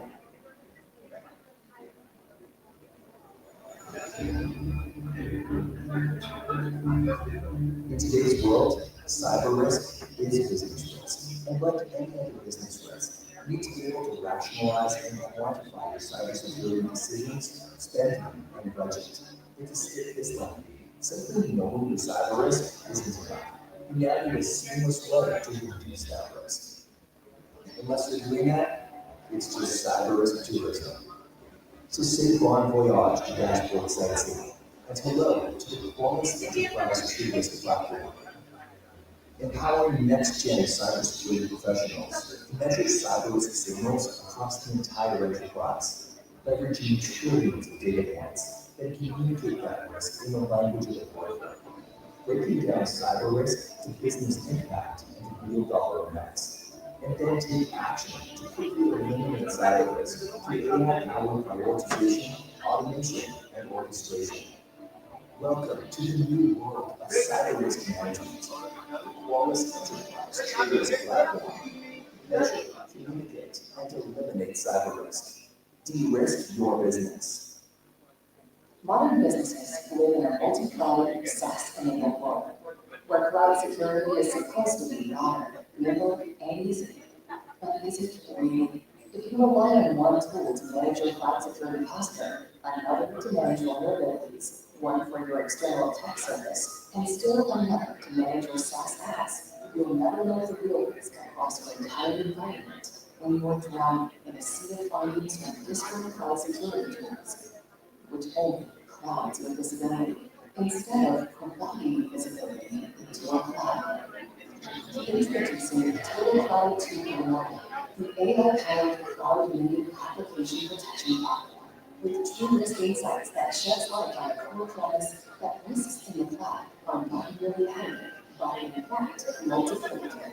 And when you combine a vulnerability with misconfiguration and then compound it with exposure to the internet, your risk escalates significantly into a much higher threat. True risk insights correlates unique risk indicators from diverse cause sources, including Six Sigma vulnerability detection, AI-powered threat detection, externally exposed assets, cloud risk configurations, and reset criticality, giving you one prioritized to your risk, so you can fix what matters most first. Total Cloud 2.0 is the first and only CNAPP solution that extends a protective shield around your favorite SaaS apps like Microsoft 365, Zoom, Slack, and more, making them just as secure as your cloud infrastructure. Stop letting this disparate collection of cloud security tools clog your visibility. See your cloud infrastructure, SaaS apps, and externally exposed assets more clearly with a unified, prioritized view of risk. Get total cloud security with Total Cloud 2.0 from Qualys. Your cloud de-risked. No further mistakes in your business. Cyber risk is business risk, and it's growing fast. In the last year, there will be more ransomware attacks than the last 20 years combined. Your business deserves the protection trusted by 66% of the world's global 50 companies. Qualys is used by over 10,000 global businesses in more than 130 countries across every industry. Qualys can help you effectively measure, reduce, and remediate your risk. Qualys, drive more security. Get your free trial today.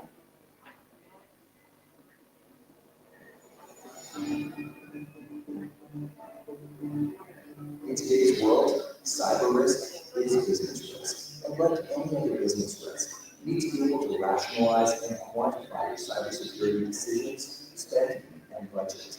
But to stick this lane, simply knowing your cyber risk isn't enough.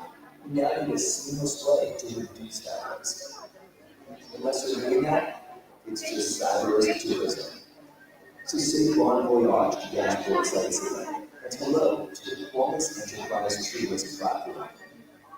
Empowering next-gen cybersecurity professionals to measure cyber risk signals across the entire enterprise, leveraging trillions of data points that communicate that risk in a language of the boardroom, breaking down cyber risk to business impact and real dollar amounts. Sure. And then take action. Welcome back, everyone. We request all of you to please join us back. Automation, and orchestration.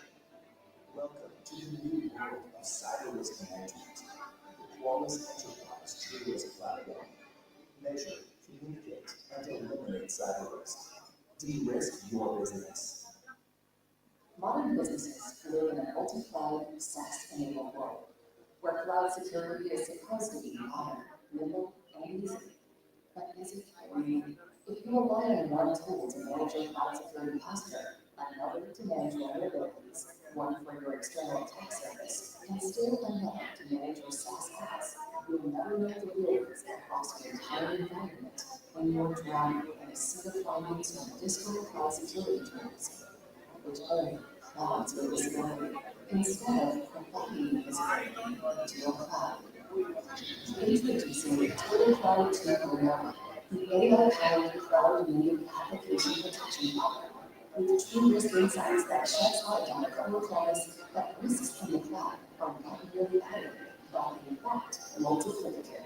And when you combine a vulnerability with a misconfiguration and then compound it with exposure to the internet, your risk escalates significantly into to a much higher threat. True risk insights correlates with risk indicators from diverse cause sources, including signal vulnerability detection, AI-powered threat detection, externally exposed assets, cloud-based configurations, and asset criticality, giving you one prioritized view of risk, so you can fix what matters most first. Total Cloud 2.0 is the first and only CMAX solution that extends a protective shield around your favorite SaaS apps like Microsoft 365, Zoom, Slack, and more, making them just as secure as your cloud infrastructure. Stop letting this whisper collection of cloud security tools clog your visibility. See your cloud infrastructure, SaaS apps, and externally exposed assets more clearly with a unified, prioritized view of risk. Get Total Cloud Security with Total Cloud 2.0 from Qualys. Your cloud de-risked. No matter the size of your business, cyber risk is business risk, and it's growing fast. Welcome back, everyone. We request you all to please join us back. Thank you.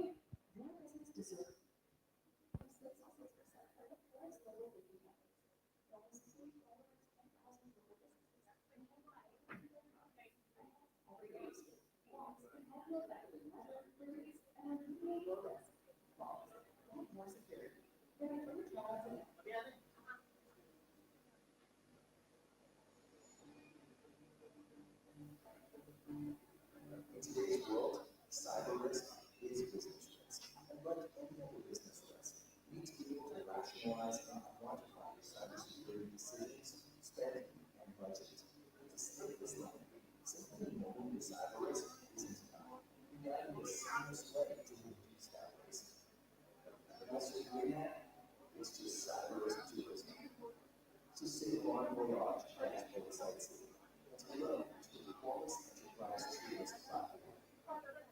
Empowering the next gen of cybersecurity professionals, measure cyber risk signals across the entire enterprise, leveraging trillions of data points, community events, and language model. Breaking down cyber risk into business impact and real dollar amounts. And then take action to quickly eliminate cyber risk through AI-powered prioritization, automation, and orchestration. Welcome to the new world of cyber risk management. The Qualys Enterprise Trios platform. Measure, communicate, and eliminate cyber risk. De-risk your business. Modern businesses live in a multi-cloud, SaaS-enabled world, where cloud security is supposed to be modern, nimble, and easy. But is it really? If you are running one tool to manage your cloud security posture, another to manage your vulnerabilities. Check, check, check, check. All right, everyone. We request you all to please join us back.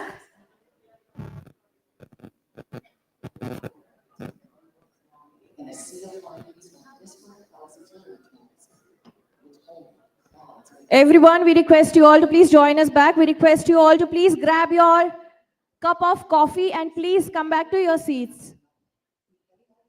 We request you all to please grab your cups and please come back to your seats.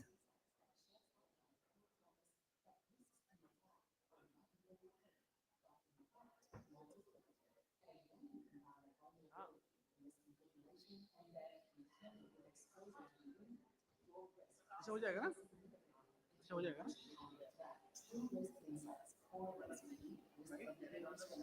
आगे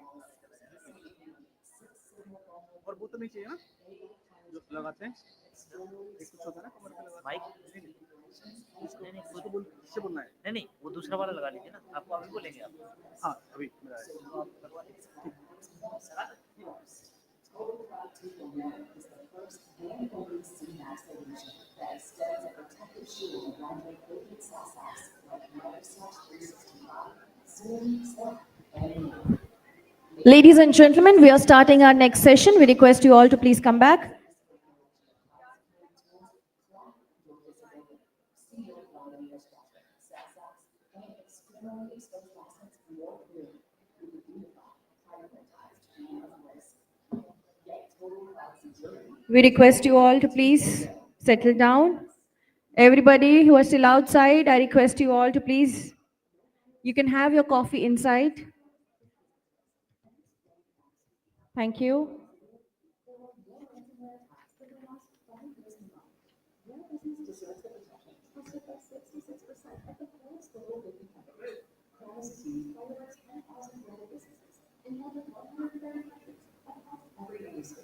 Qualys can help you effectively measure, reduce, and remediate your risk.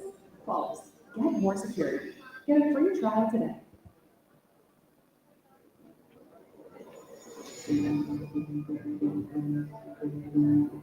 In today's world, cyber risk is business risk. And like any other business risk, you need to be able to rationalize and quantify your cybersecurity decisions, spending, and budget. But to stick this landing, simply knowing your cyber risk isn't enough. You now need a seamless way to reduce that risk. Unless you're doing that, it's just cyber risk tourism. So say bon voyage to dashboard sightseeing, and hello to the Qualys Enterprise True Risk platform, empowering next-gen cybersecurity professionals to measure cyber risk signals across the entire enterprise, leveraging trillions of data points that communicate that risk in the language of the boardroom, breaking down cyber risk to business impact and real dollar amounts, and then take action to quickly eliminate cyber risk through AI-powered prioritization, automation, and orchestration. Welcome to the new world of cyber risk management. The Qualys Enterprise True Risk platform. Measure, communicate, All right, and everyone, eliminate welcome cyber back. risk. De-risk your business. Ladies and gentlemen, let's start with our evening session.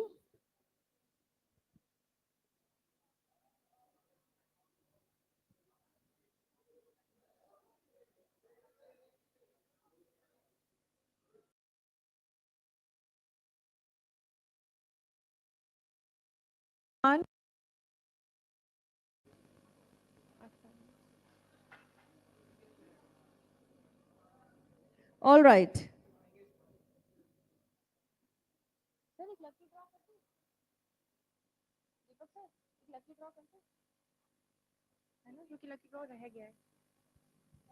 All right, everyone.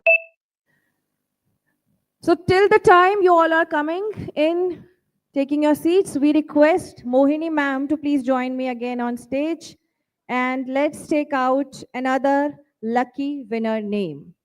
So we request you all to please quickly join us, because if we announces your name and you are not present here, then we will not give you the prize. To get the prize, you have to be here. We request you all. We are starting with the lucky draw. We request all of you to quickly join us.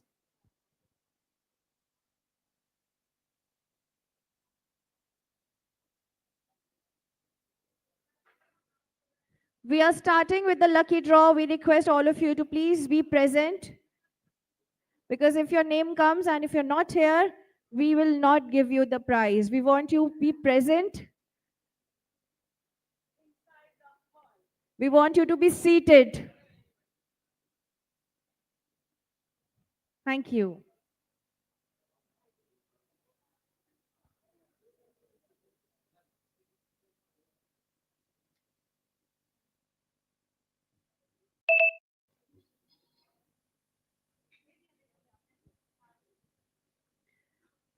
All right. So Mohini ma'am, we have a lot of people now. Let's take out the lucky winner name. Can we please have the bowl? All set. Let's see. Sir, have you dropped your card?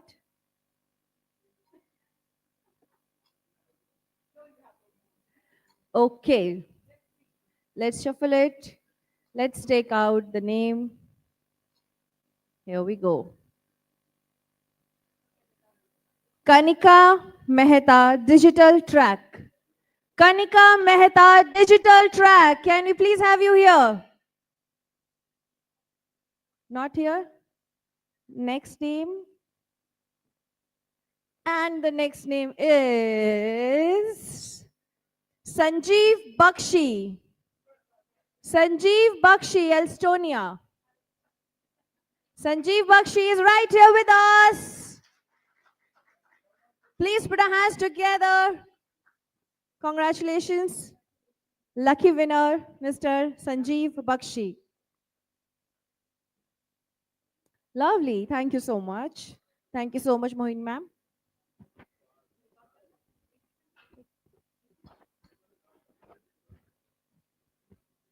All right. So, good evening, ladies and gentlemen. I am Divya Ved, your host for this evening. Welcome once again to the 9th edition of Cyber and Data Security 2025. Today's discussions in the morning and afternoon sessions emphasize that CIOs and CISOs must collaborate to build a secure, digital first future where innovation and security go hand in hand. In 2025, aligning security with innovation is crucial to prevent breaches, fines, and downtime. Organizations that leverage AI driven security, automation, and adaptive risk management will gain a competitive edge.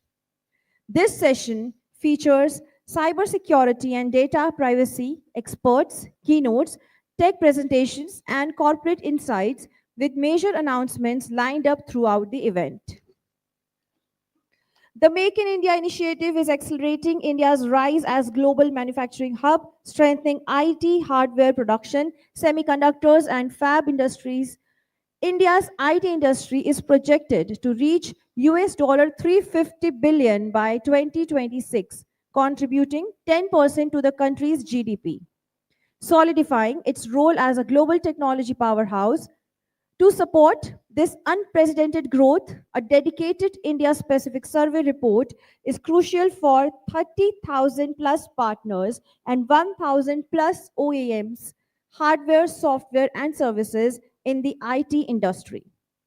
This report will provide valuable insights driving the success of Make in India and Made for India companies. To throw more light on War India Research Unit, I would like to invite Mr. Gyana Ranjan Swain, Consulting Editor, War India, to please tell us more about the research unit. May I request Mr. Gyan to please join us? Can we please welcome Mr. Gyan to give us some more Gyan? Over to you, sir. Thank you.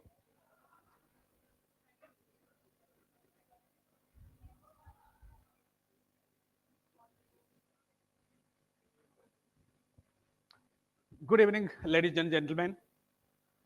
Over the last 6-7 hours, we have been discussing about technology, AI, cybersecurity. India has been, Indian channel community for the last 25 years. We keep on adding value to our channel community to empower them, to be a partner with them, and to assist them in every aspect of their business.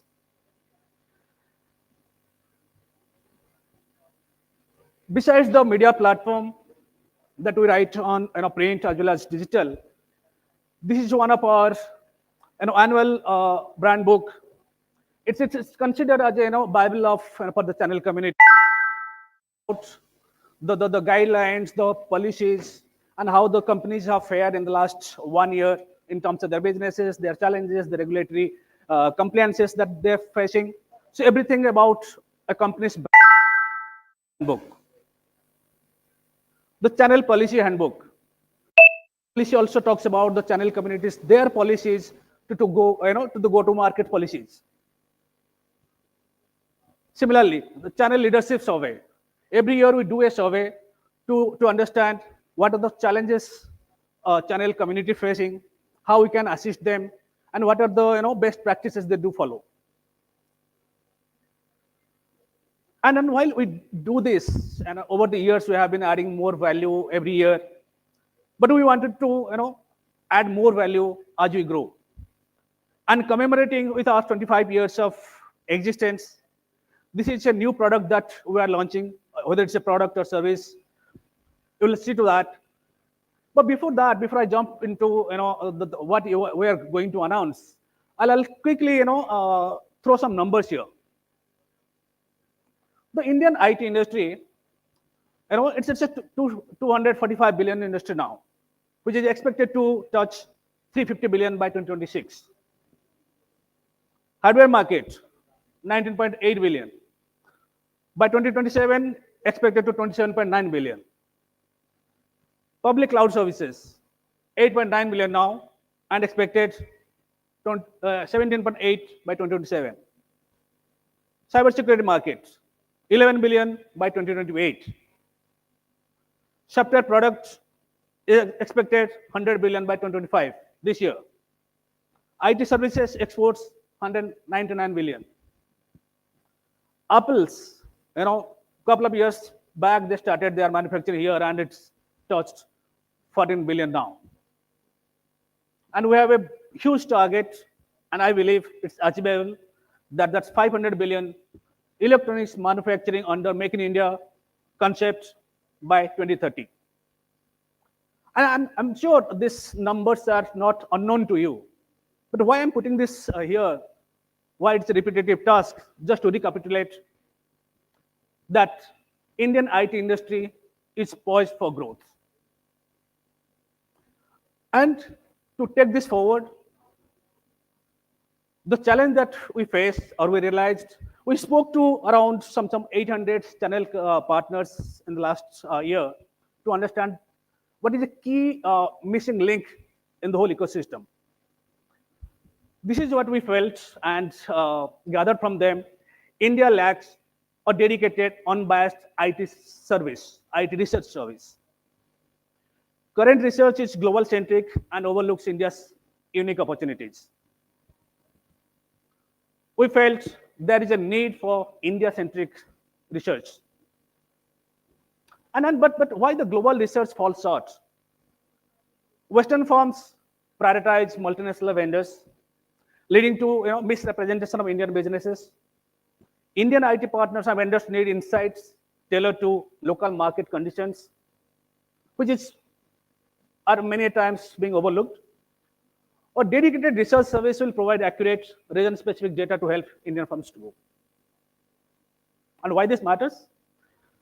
30,000 channel, the communities of over 30,000 channel partners, VARs, resellers, distributors, SIs. The response that we got, they asked us, you have been there in the industry, in and out, we have been, being partner for so many years. Why you do not think of something made in India, made for India? And this is India-specific survey that will help the partners make data-driven decisions, drive innovation, and fuel growth. Of course, this will obviously accelerate the India's position as a self-reliant powerhouse. Today, we announce Tech Axis. This is the research unit that we have started today. And beginning with the financial year, April, the first reports will be unveiled. Our vision is to be the most trusted resource or source for India-centric research, to deliver data-driven and unbiased insights. These are the core areas we will focus: cybersecurity and IT solutions, electronics and hardware, channel ecosystem. You'll be surprised to know there is no research being conducted for the IT channel ecosystem.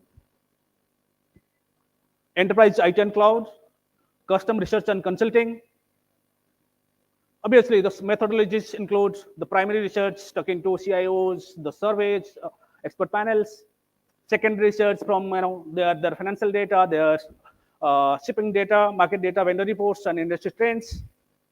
AI and data analytics. We'll be obviously using that, and you'd be happy to know that VAR India in this community, we are the first media organization to integrate AI into our media platform. Any news item you see in channel in our platform, there is a AI tool integrated.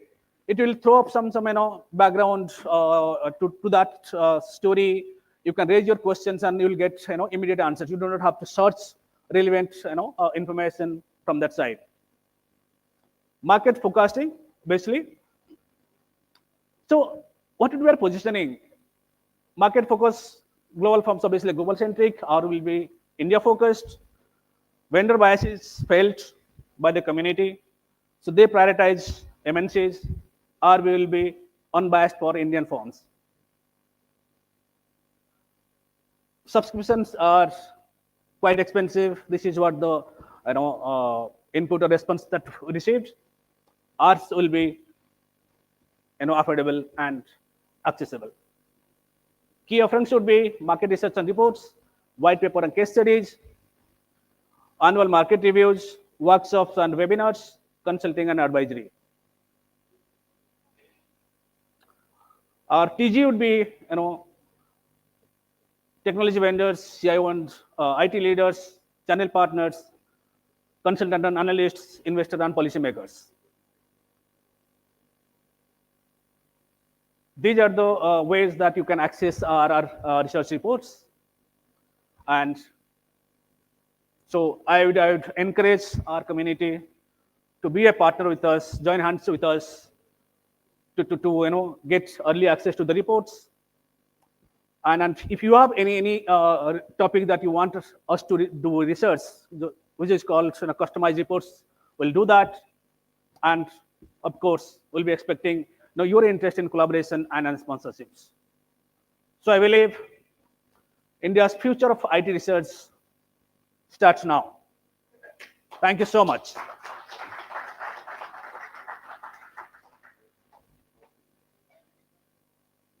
The name is Take Axis. Thank you. Yeah, I'm done. I'm on time.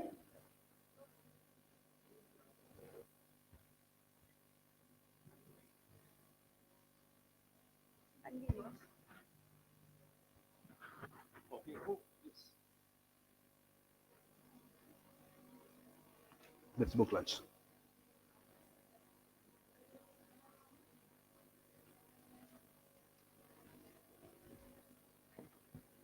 All right, thank you so much. Now, may I please invite Dr. Deepak Kumar Sahu, Publisher War India, on stage for unveiling the e-magazine on the Technology Trends Handbook, a platform for corporates to showcase innovations, strategies, and insights, fostering collaboration and industry growth.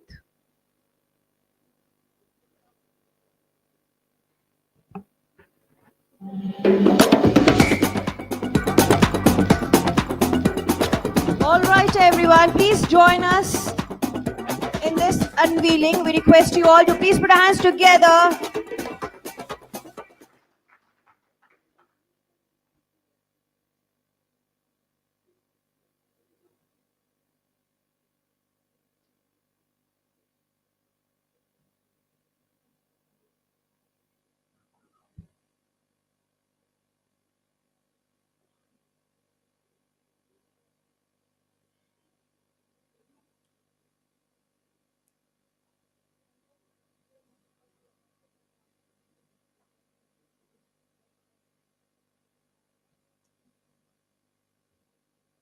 Thank you. And this is the trailer. All right, many congratulations, Dr. Sahu. Thank you so much for unveiling the e-magazine on Technology Trends Handbook.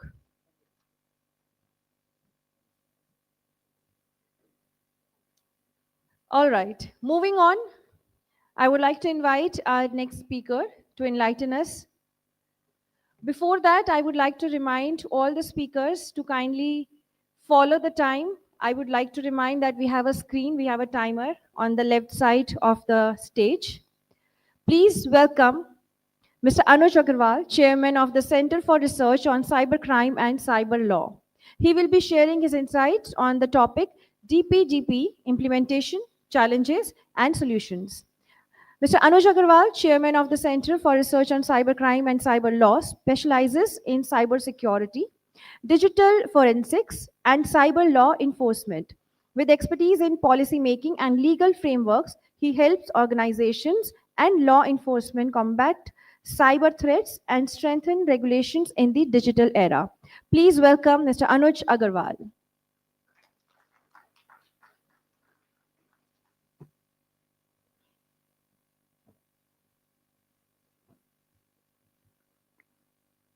Namaskar.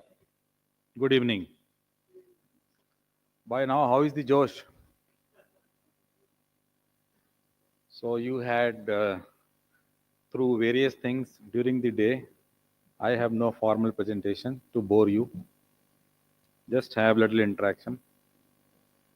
So this DPDP Act is very much in place, and the rules are also out, draft rules, but likely to be the final because already approved by the Home Ministry. Just one question I have to you all. What is the applicability of the DPDP on Indians? Any insight? क्या क्या applicability है Indian citizens पे DPDP की?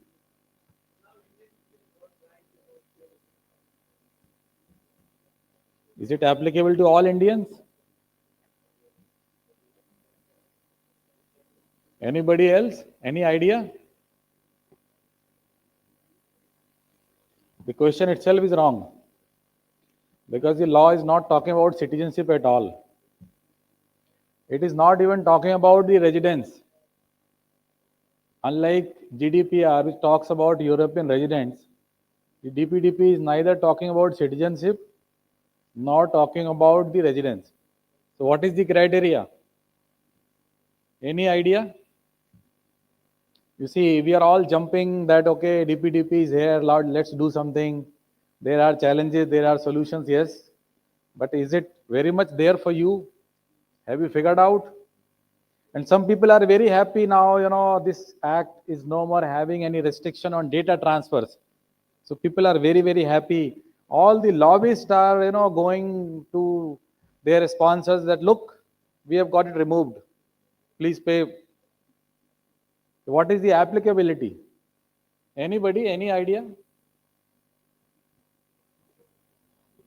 So Indians are good at making laws.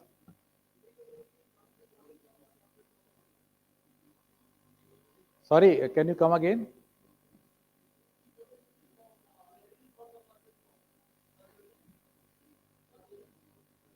Nothing else. Okay. There is something else. So it is applicable on the transactions in India.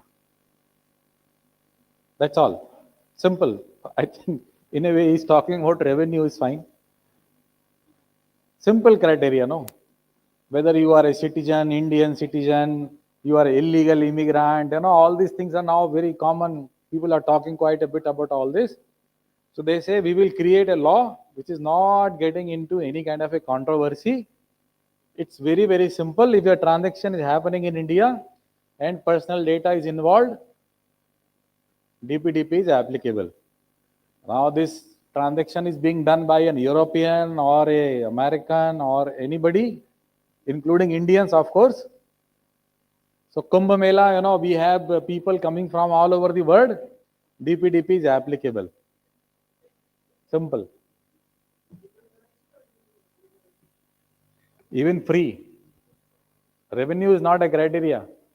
So even if you are doing a transaction which is for free, where no GST is applicable, it is applicable. Simple. Very simple. The second criteria, people were very happy that data transfer, free flow.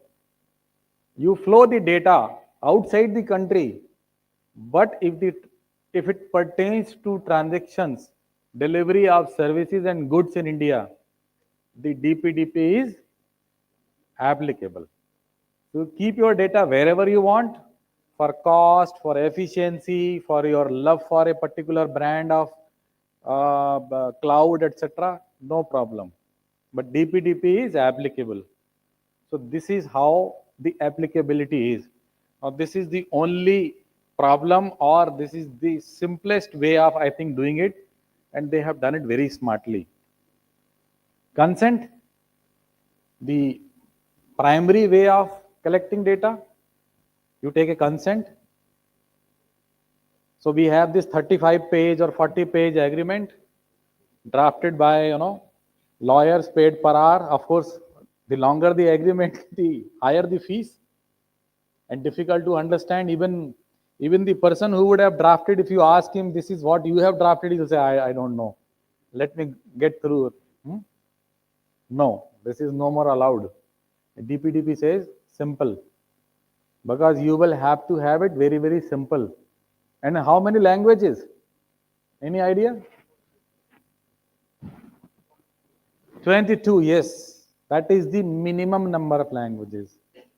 That is not the only number of languages. You can keep it in more languages. Because if your constituents are understanding none of these languages, probably they can ask and you will have to provide, and you should be providing. So again, if we go to Kumbh, you will have to probably Japanese, German, and every other language. Everybody, the whole world is converging there. So probably you need to have more languages. Is this the only way or something else? You can collect data. Tell me. Or you want a good lecture or a PPT gloat through your dying moments? I will say this conference. Glasses तो पीछे दिख रहे हैं, अभी empty हैं. They will be filled very soon. What is the other? Is the legitimate use. And what can be a legitimate use? Anybody, any idea? What can be a legitimate use for collection of data? बताइए. Pardon? Employment purpose, yes. Makes sense. But can you keep somebody's Aadhaar because you are giving him employment? Can you force him to give Aadhaar number or his Aadhaar card copy?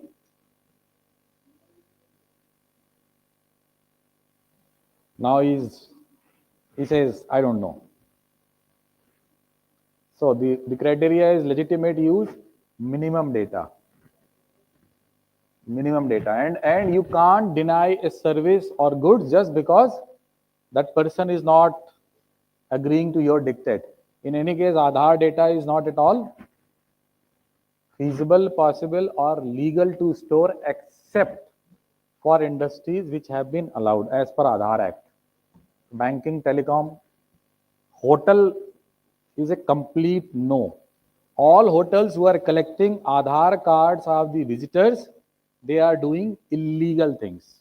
It's completely illegal to store Aadhaar data in a hotel.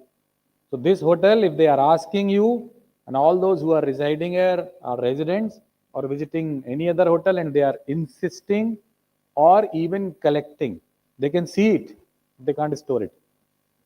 That's illegal, blatant. Yes.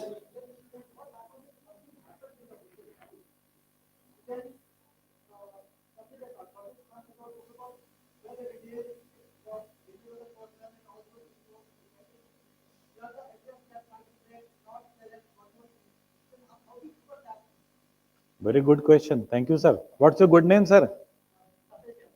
Jain साहब की जय हो.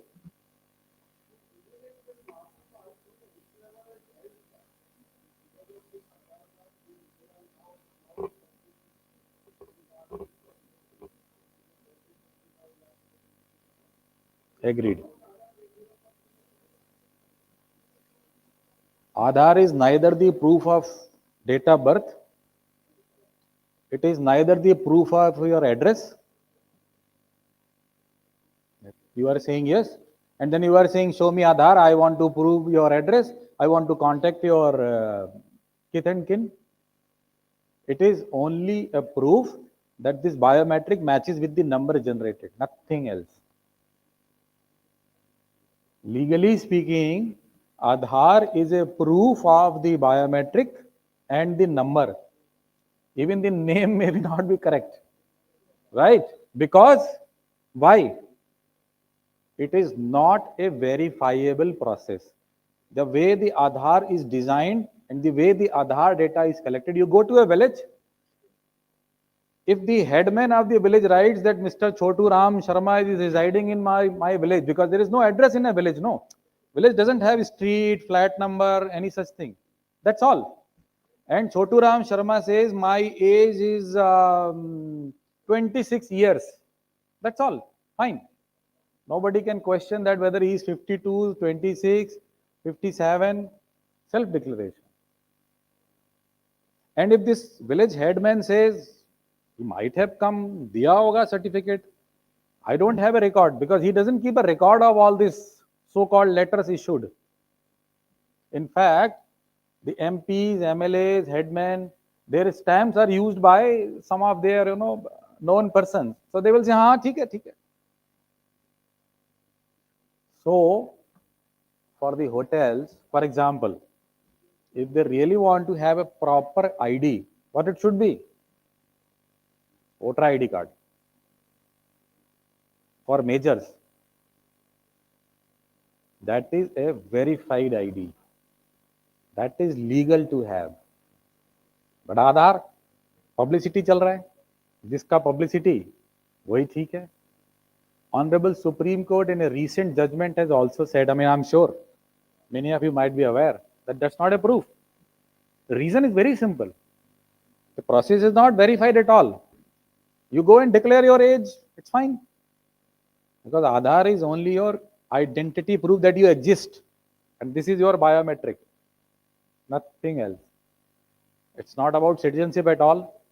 It's not about your place of residence. It's not about your date of birth. Nothing. And the Aadhaar Act prohibits collection of Aadhaar cards.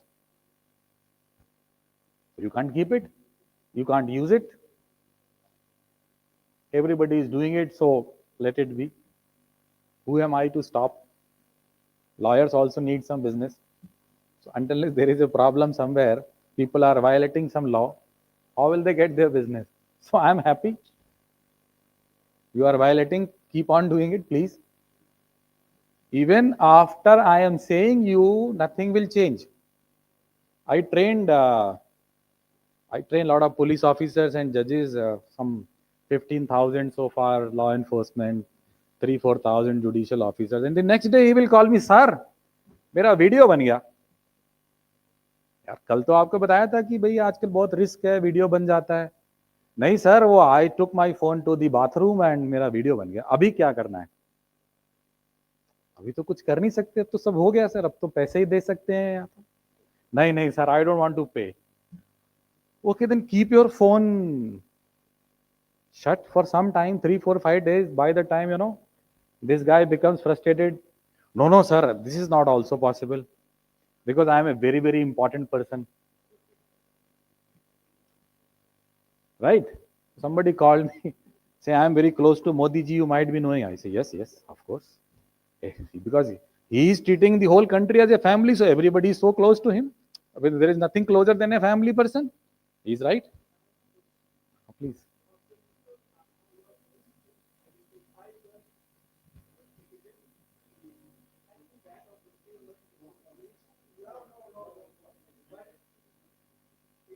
No. Yeah. Let him. Yeah.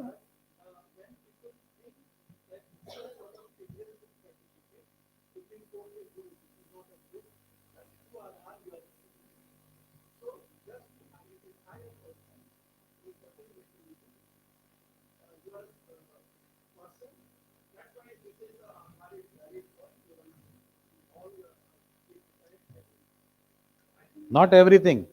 BFSI and telecom. Nowhere else. Because, no, it's not about required. Because so far, before 2 days ago, they were not allowed to run an authentication using the Aadhaar system. So if I can't authenticate you using the Aadhaar system because I'm not allowed legally, I can't use it. Very simple.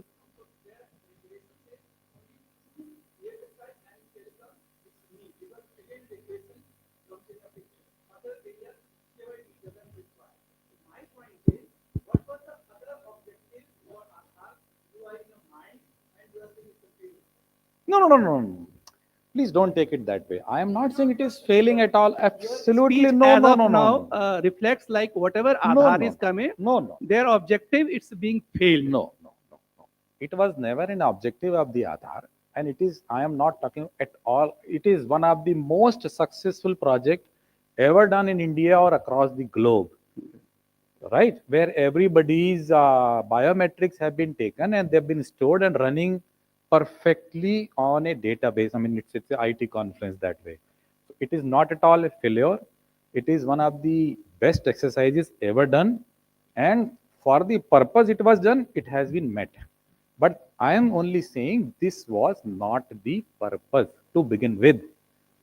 Address verification in a short span of time, age verification in a short span of time was neither required nor possible, because for all the people who are major, who are at the age of contract, the government has an ID card program called voter ID, which is verifiable, where an officer of the government will come to your place and check everything. So it was not required at all. It was only required that the biometric is used to identify people, because there were a lot of duplicates happening. Like in a PAN card also, a lot of duplicates happening. So it is to weed out duplication, nothing else. That was the only objective, and that objective was perfectly met. There is absolutely no failure here. Please don't take it that way. Yes, any other question? Oh.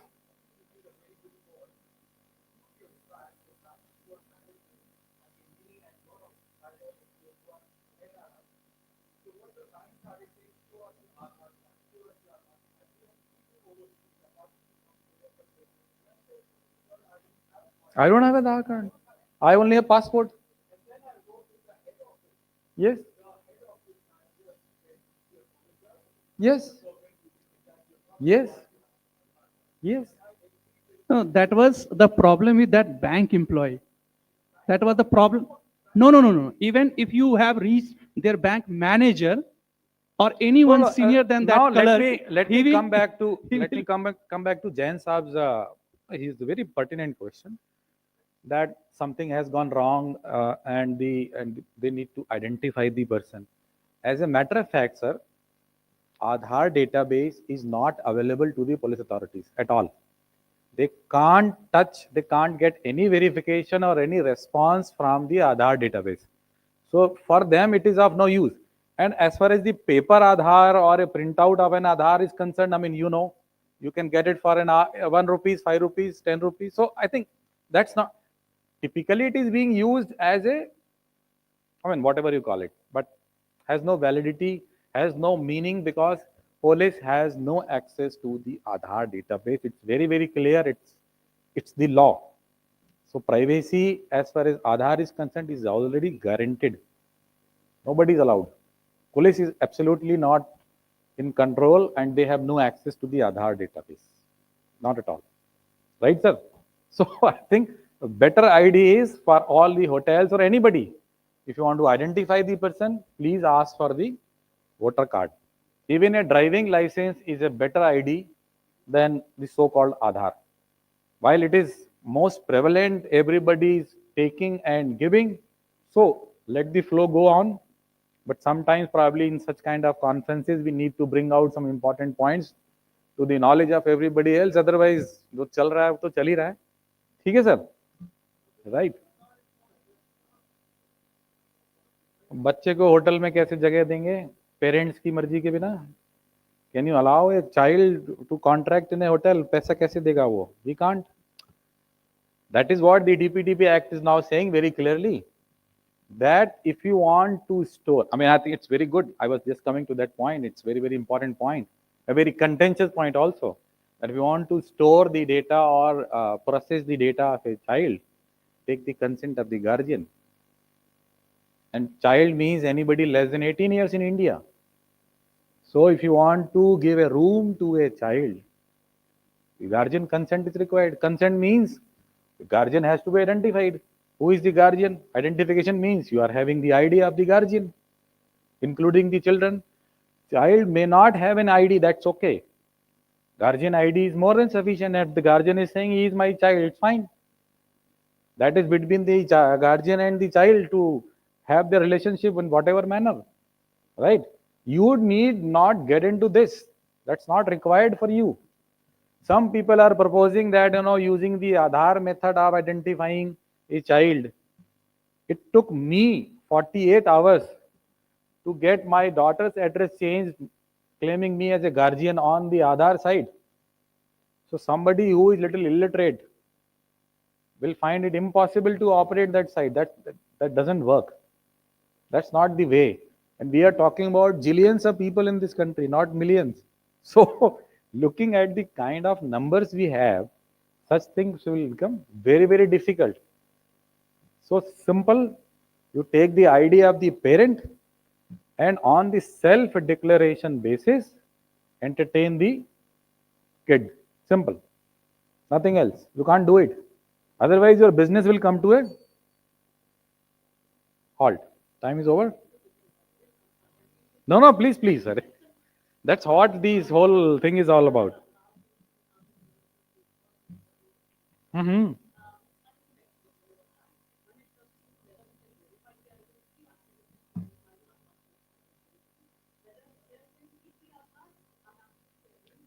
No, no. How? You are saying, you tell me how. I am asking you this question. How do you do Everybody it with wants to PAN know card? how. How do you do it with PAN card? How do you do it with? Exactly. No, let me know. Exactly. Fantastic. Now, just you are the speaker, I am the listener. Aadhaar identification is based on biometric. That's all. That is the basis. I do not have access. As a hotel, I have no access allowed to the Aadhaar database.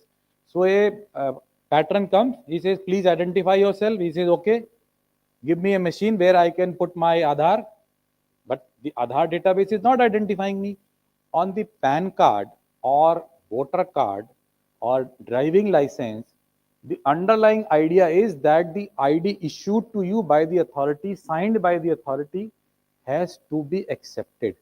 While in Aadhaar, no card is officially issued. Even something on the website is more than sufficient. Or if you have a number claiming this is my number, is more than sufficient. No card is actually issued officially by Aadhaar through any process. While a driving license is always issued through a proper process and the authorities are bound to accept it. Voter card, similarly PAN card. So there is this difference. All right. Thank you very much. I think time is over. If allowed by the organizers.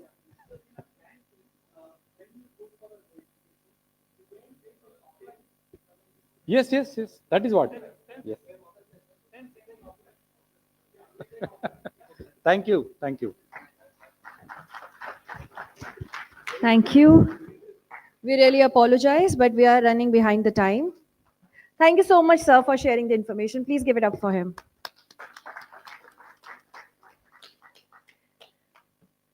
Moving on, now I would like to invite our next speaker, Mr. Aman Thareja, MD, Forcepoint India and South Asia, to address the audience. Mr. Aman is Managing Director of Forcepoint India and South Asia with extensive expertise in cybersecurity, risk management, and data protection. He leads business growth, strategic expansion, strengthening Forcepoint's presence in the region.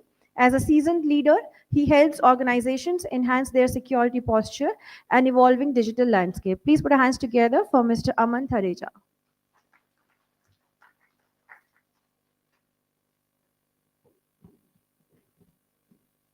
So we request you to please stick to the time. Thank you. For the slides.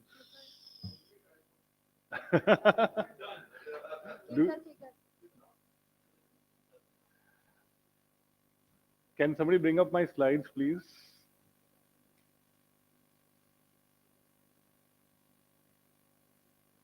Hi, good evening, everyone. I know, I'm coming between the drinks and on a Friday evening, and I'm okay to skip, but I guess, people have taken time out and organizers have organized this, so we should do justice to this. So I'll try to make it as quick as possible.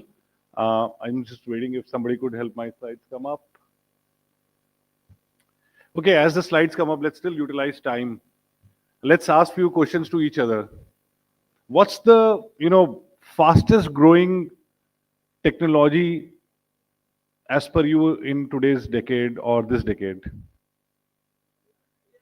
AI, that's right.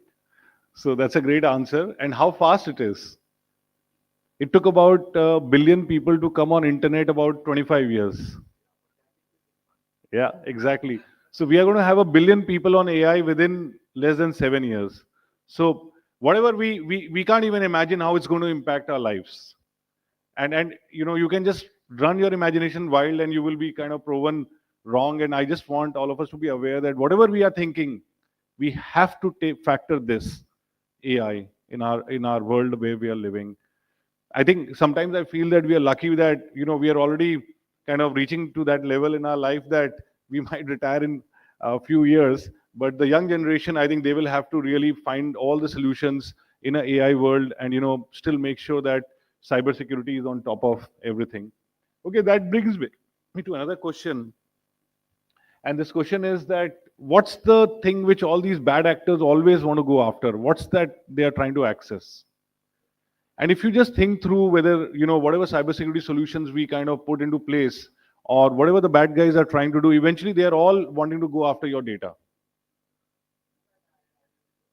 Yeah, identity also. Absolutely. That's also right. I would agree with sir.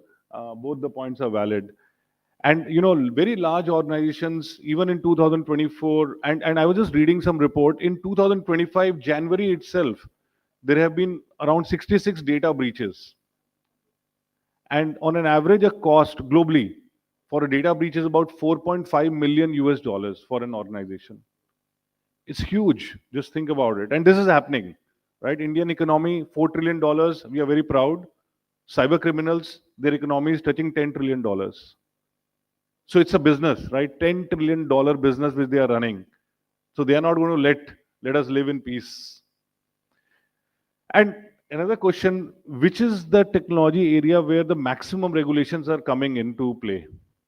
I think, again, data is the place where most of the regulations are coming into play, and rightly so. And the speaker before me, I think, really covered very well with a lot of insightful questions and making the session more kind of, a discussion. And, that also brings me to just summarize what is DPDP. So what he spoke about, I'm just trying to summarize in one slide. I know it's not enough, but all of us are grappling with DPDP, but I think there are these broad three frameworks of DPDP. The first one is about the data life cycle. So you're going to collect some data, you're going to process some data, you are going to store some data, and you have to ensure that accountability of that data is there, right? Whether it is Aadhaar card, PAN card, different places, different ways. But at a broad level, this has to be achieved. And who are the players in this? One is the data principal, that is maybe an individual like me who's checking in a hotel, and data fiduciary is that organization. And all of us have to kind of work together to make sure that India reaches the third largest economy. But whilst we are doing that, we need to make sure that our systems, our processes are strong enough that we can be at that global standard. So I'm pretty much in favor of these kind of regulations, because you cannot play around with data of people and misuse it. So yes, you should collect the data for the purpose for which your organization is meant to collect it, and you are to ensure that that data kind of remains with you for that purpose. But if that data is getting leaked out, or it is getting transferred to someone else who was not supposed to have it, or if you yourself are using that data for the purpose for which you did not collect it, then you are liable for a fine. And I think that will kind of bring a lot of discipline to what people are doing with data.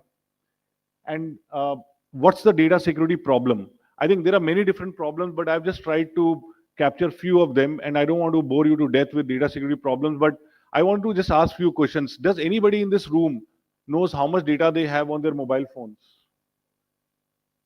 I don't think any one of us knows, because there is data coming from all sources, right? How many people are users of data today? Everybody wants a copy of the data. Even if somebody does not want, we send it to them and make them the user of the data. So these are the kind of problems of, the unknown, the unseen, the undisclosed kind of data, or the unidentified. There's a very smart LEG in our company, and he wants to create a backup. What's wrong with that? He was trying to be more efficient, but that could become a problem. Somebody wanted to just create a small test data so that he could do testing. But that's where the bad guys are going to go after and kind of trouble you. So I just don't want to talk about the problems. I also want to propose a solution. And that is where, as Force Point, we are a 4-decade-old company. We are Austin headquartered. We are primarily in the space of data security everywhere. And we just recently launched a AI-powered DSPM. So on one side, we leverage the power of AI so that we could give a better solution and fight the bad guys. And other side, we have kind of expanded the solution. and we call it the DSPM. DSPM stands for Data Security Posture Management. And it has got certain facets which I will quickly take you through, and this will be useful for you. And here is where we are using the AI to our benefit rather than the bad guys taking the use of it. How we are doing that is that we are using AI to make scalable decisions, how accurate and contextual decisions we could make, how could we operate with speed. These are some of the things that we do, and we do a lot of cluster analysis. And what happens is that instead of playing in the large language model, what we are doing is that we are playing in the field of narrow language models. So, a narrow language model could be a subset of data, that, let's just learn GDPR, let's just learn Indian names, let's just learn Devanagari script. So these are narrow language models which we have trained for about 2.5 years. And then we give this private genie to you. You as an organization can put that genie in your environment, and it will go and search data even at a network level without an agent. So it can work agentless as well. And what does it eventually do? It helps us give these 4 broad outcomes. Firstly, it helps us identify what all data we have without human intervention. Second, once you have identified what all data you have, it helps to categorize. I think if an organization can by a click of a button come to know where all the PII information is there and who all have got that, I think they can better control it. And this pops up and gives you that report. Okay, I want to have a classification of data. A lot of tools have been doing regex-based manual classifications with 50% kind of error rate. Here we have utilized the AI to give you a classification which is AI powered, and basis your policies, we could tell you that this could be a public data, this could be a confidential data, this could be a sensitive data. Another big problem which all of us are going to have is that the scale of the data that's going to be in our organizations. And we'll keep paying for storage, and we will need to spend money to just keep that data. But what if we could, on the 4th part, give you a profiling of data? Hey, Mr. Organization, 30% of your data is redundant. It's duplicate or triplicate copy. It also helps us serve the DPDP because, I as an organization made some rules, and I know that my front desk is going to keep the data very carefully. But the fact is that there are 3 more copies of that data floating around in my organization, and therefore I am liable for that. So I just need to figure out how many copies of my data are there. One customer came to us, they are in the business of manufacturing, and they said that we have plants all over the world and we want to know what is 5-year-old data that we have. So our tool, this DSPM tool, can give you that, Mr. Customer, all your data which is 5-year-old is here. All your data 3-year-old is here. And then you can decide whether you want to keep it or you want to flush it out. So these are the outputs which you get, and these are the broad 6 risks which you can cover. Access risk, a retention risk, a geography risk, anomaly risk. I was the head of Forcepoint India, and therefore I had the rights to post things on Dropbox and take printouts. But my role got changed, but I'm still carrying the old access rights. So that means I'm a risky user. So how could we solve these problems? These are the things which we help solve with the DSPM. This is a dashboard which you will get, right? This dashboard, if you see, it summarizes what all data I have and where all it is there on SMB, on cloud, or wherever. It will give you a summary. Which all is my risky data, which is overexposed. So you know where to focus on. Okay, where is my data floating around between countries? I was supposed to keep my data only in India and maybe Europe, but my data is in US, so I need to kind of work because I'm a global company. So these are the kind of risk which it helps you cover, and it gives you a risk score. It gives you a departmental view, because if for cybersecurity, we need to bring everybody along. So if we can go to a legal department or HR department and tell them, hey man, you have got so much of confidential data sitting with you, potentially we could do this together so that you could operate better. And then they will feel more collaborative on that approach. So this tool can give you department-wise data, where is the risk, so that the manual exercises where we used to go and do all that as a history, and you could do a modern way to kind of get outcomes. And broadly what we do, if I have to summarize, we are telling that let's get proactive in our approach. So let's have a tool which can give us data visibility of our organization, which can help us classify better, which can help us understand who are my risky users. So like I was giving you my example, I started giving a lot of printouts, and I started stockpiling my data. So automatically there should be a risk score on me which should say that I'm a risky user and my rights should go down and I should not be able to print out. That's a better way of protecting, maybe kind of, having a better compliance to DPDP and all that stuff. And our tool can do that. And of course, we call it the risk adaptive protection. And then, the DLP, which is also required. But that takes me to a different point of discussion, that, in today's world, we have to marry the data and the channels that are there. So for example, I had to reach here and I took a channel of a metro and then I took a flight and then I taxi. You don't care about that. Mr. Deepak Sahu wanted me over here at 7 p.m. and for him, I should be here at 7 p.m. Right? So we are using web channel, cloud channel, ZTNA channels. All these channels are helping connect and kind of make us more productive. But eventually what is happening? What is important is that we should know what is the data flowing between these channels and be able to apply the data security policies on all these channels. And that's the approach which we are taking as Force Point. And we feel that a data-first approach has to be required, even when you're thinking of a solution which can help you, better connectivity, or, I have my applications on cloud, so maybe I need a CASB channel and all these things are going on. So we believe that if it is a data-first approach, it would be better for all of us as we move further. And when we make a data security policy or whatever we want to apply, it should be applied on all channels. It cannot happen that I've applied it on a web channel, but on my custom apps, there is no policy. So can we apply this? Yes, we can do that. And the vision and the mission of our company is data security everywhere. That's what we want to do. Most of the analysts have kind of recognized us as a leader for a decade plus. And whether it is in the space of data protection or SASE, we are there in both spaces. We are investing heavily in India. We just opened a 400-seater office in Thane, Hiranandani. We opened a 100-seater office in Bangalore. We are just inaugurating another 50-seater office in Delhi.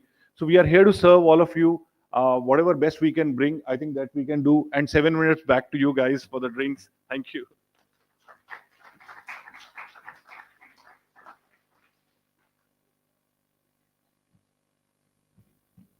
Thank you so much. And thank you so much for ending it before time.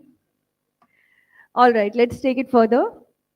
Ladies and gentlemen, please join me in welcoming Mr. Lee Nokon, co-founder and CTO of Data Safeguard India. He is going to speak on the topic, the future of data privacy and compliance. Does this microphone work? Is it on or no?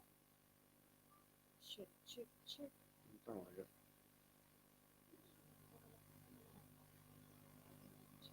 my God. Okay, so I have to stay right here? Okay. There's another one over there, isn't there? Okay. Check. Can you guys hear me? Okay. All right, so hello everyone. My name's Lee Nokon. I'm a co-founder and chief technology officer at Data Safeguard. Data Safeguard's been around since 2020. In India, it's been around since 2023. So we have our US-based company, but we also have an Indian-based company as well. They're two separate companies. And so the product that we're going to discuss today is made in India, made for India. So what I'm going to talk about today, a lot of the speakers have actually been talking about this, is kind of what DPDP is, what are the issues, how do you address them? Since they've covered a lot of that, I'm going to probably talk more about how Data Safeguard can help you be DPDP compliant. See if I can get this thing to go. There we go.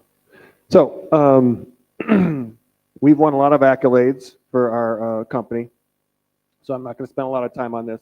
One thing I'll mention is we're not only a data privacy company, but we're also a synthetic fraud company as well. And we use artificial intelligence, machine learning to be able to do that, not using regex or pattern matching, but actual artificial intelligence, machine learning types of models. So let's talk a little bit about kind of where we're at versus where we've been. So the focus has been for the last 20 plus years has all been about data security, cybersecurity, things of that nature. There hasn't been as much focus on data privacy and how do you actually safeguard that data. So you can see here in 2023 what the spend was for cybersecurity, and now that's transitioning more into the data privacy spend because it's critical to make sure that your data is being safeguarded because hackers will get in. The question is will they have any data that's usable? So also in the data privacy spend and also in the synthetic fraud spend. I'm going to spend more time talking about data privacy today. So some of our speakers just got done talking about this, so this is a really good illustration of that. So I think one of the gentlemen just asked the question about, do you know how much data is on your phone, right? So you look at 2019 and you see 219 pieces of PII elements. 2025, it's over 1,800. So think about your smartphones, your smartwatches, your smart cars. You have tons of data that is readily available for people to access. So one of the reasons why DPDP has been created is to have an enforcement arm for people that do not want to follow the laws as it relates to your data privacy. So as you can see here, and this is predominantly outside of India because the law or the rules just came out, as was mentioned by some of the other folks. But you look at the privacy fines, they have significantly jumped from 10 billion to almost 25 billion in 2023, and that number is even higher because we're in 2025.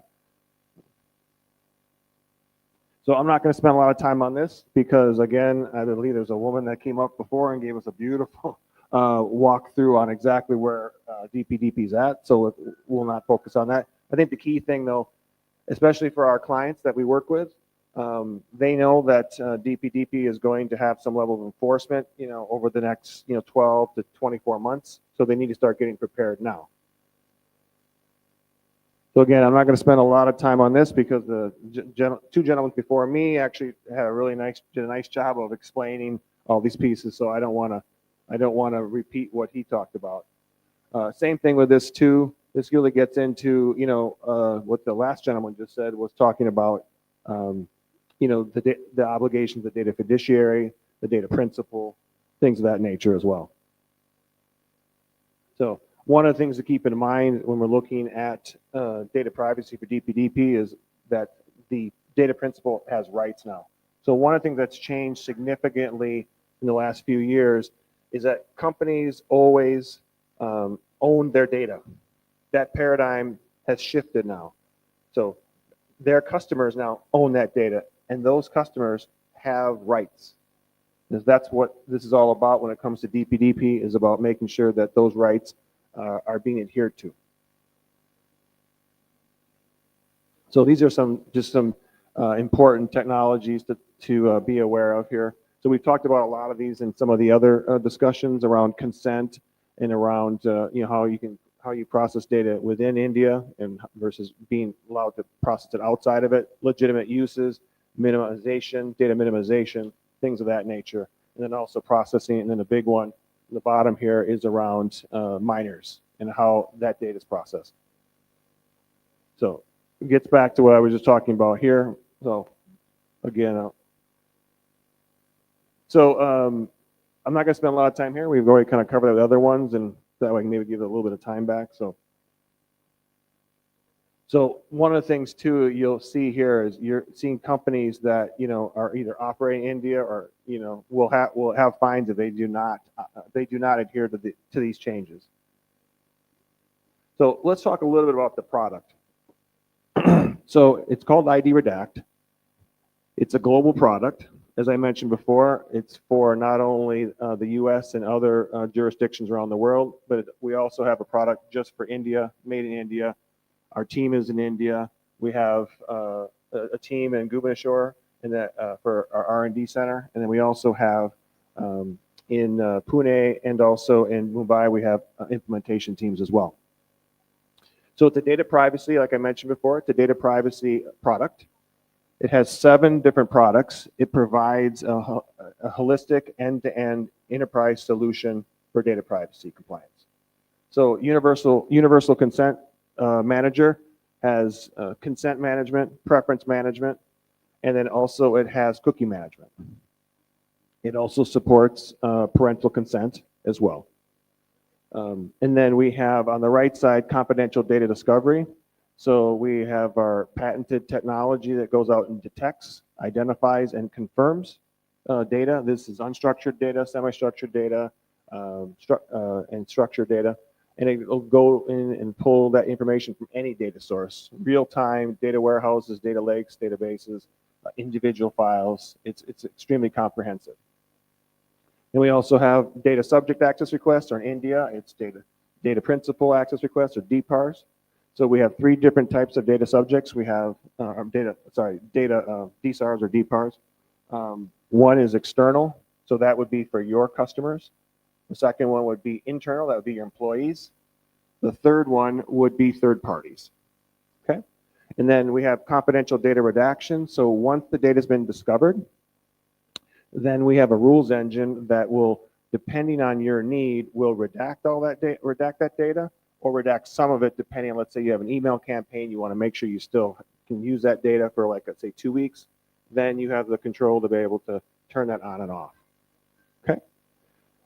Then we have privacy impact assessment, or PIAs as they're called. So we have 3 kinds of PIAs.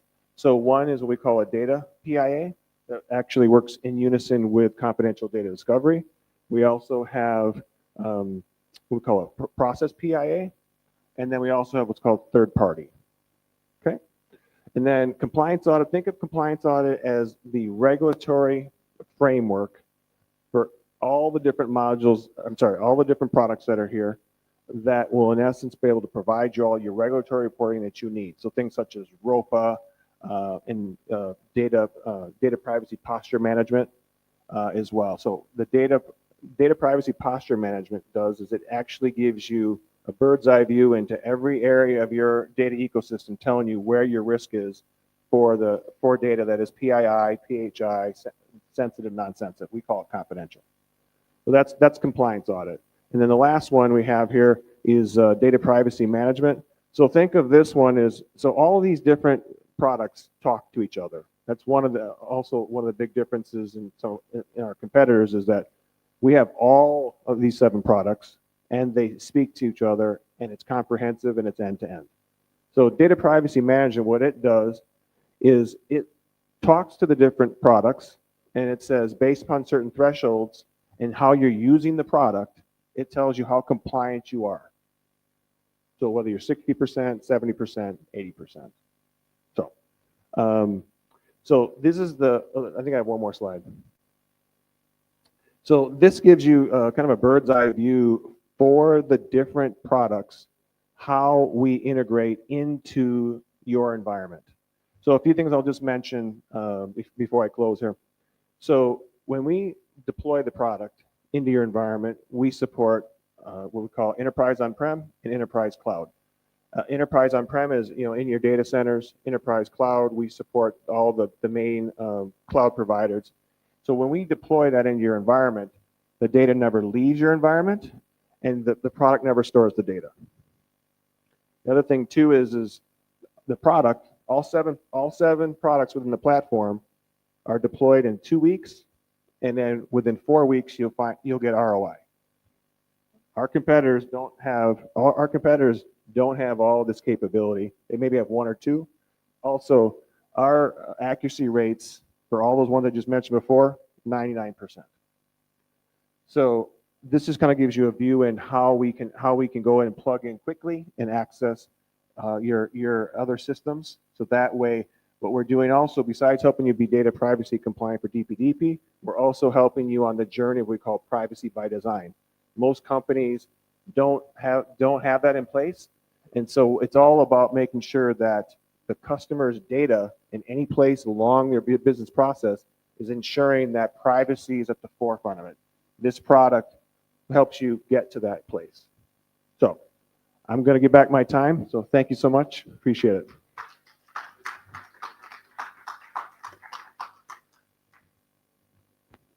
Thank you so much, Mr. Lee.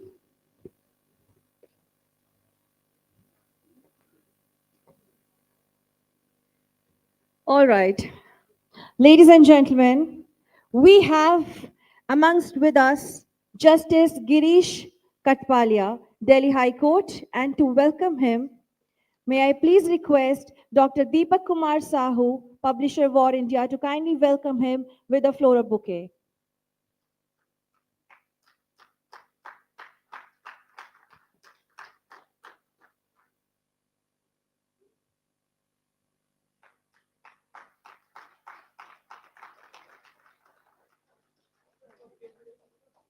Justice Girish Katpalia enrolled with the Bar Council of Delhi in 1989 and practiced across various courts, including the Supreme Court, and served as government counsel for the Delhi and union governments.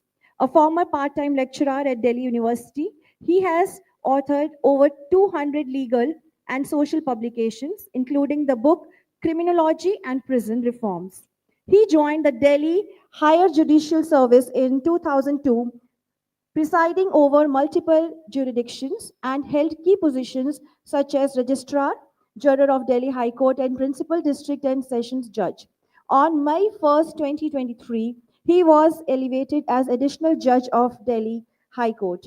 I would request Dr. Deepak Kumar Sahu to kindly escort Justice Katpali and request everyone to stand up and give him standing ovation. Please escort him to the stage, Mr. Deepak.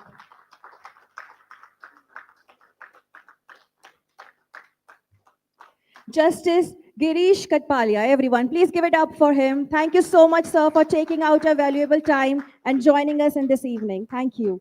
We would like to request you to kindly deliver your speech.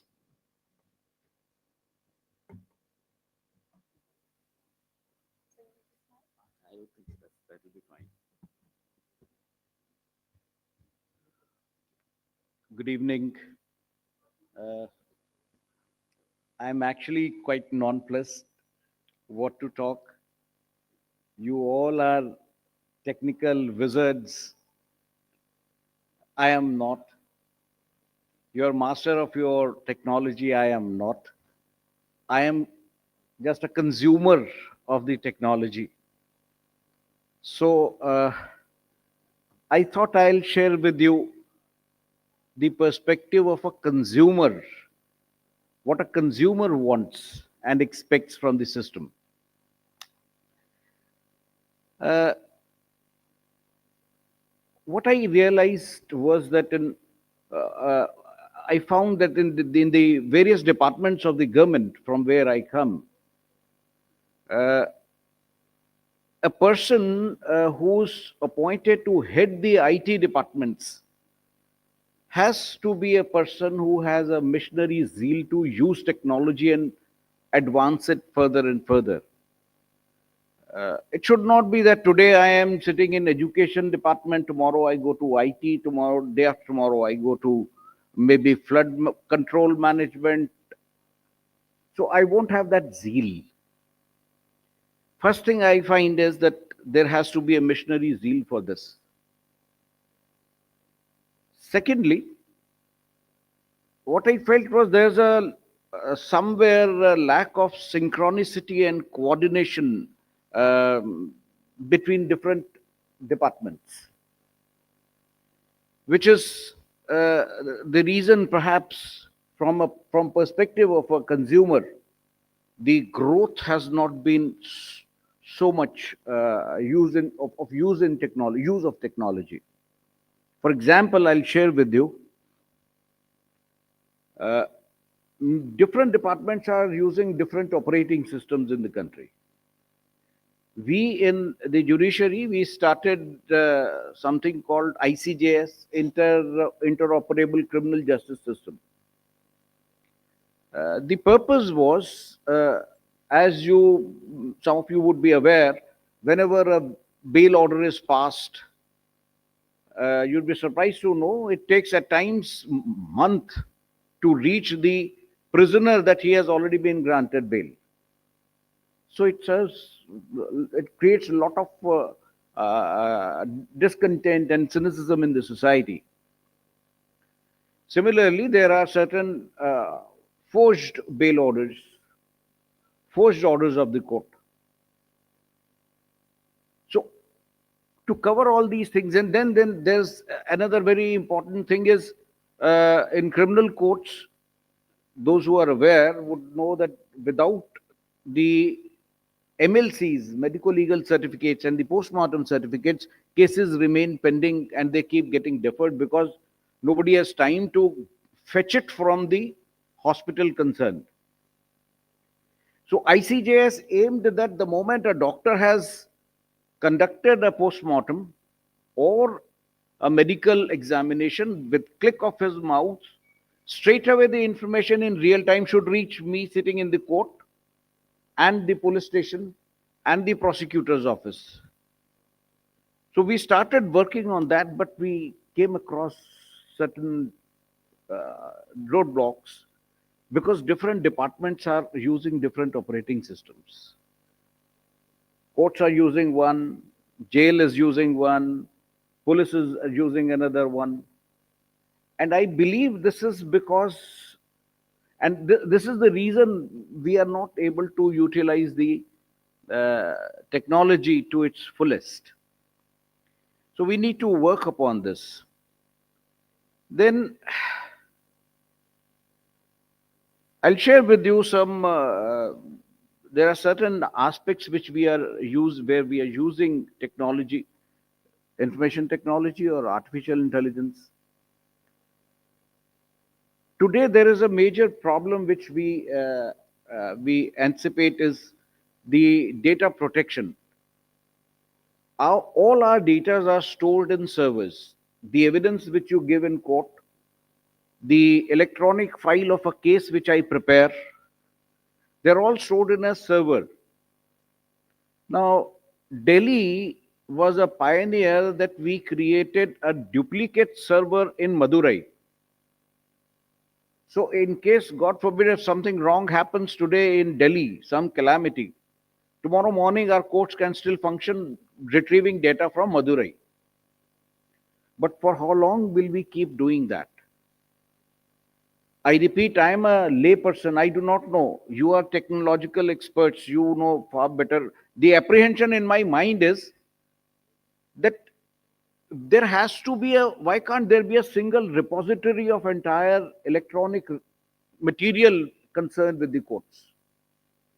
And not today, for past almost 10 years, I've been raising this issue at different forums.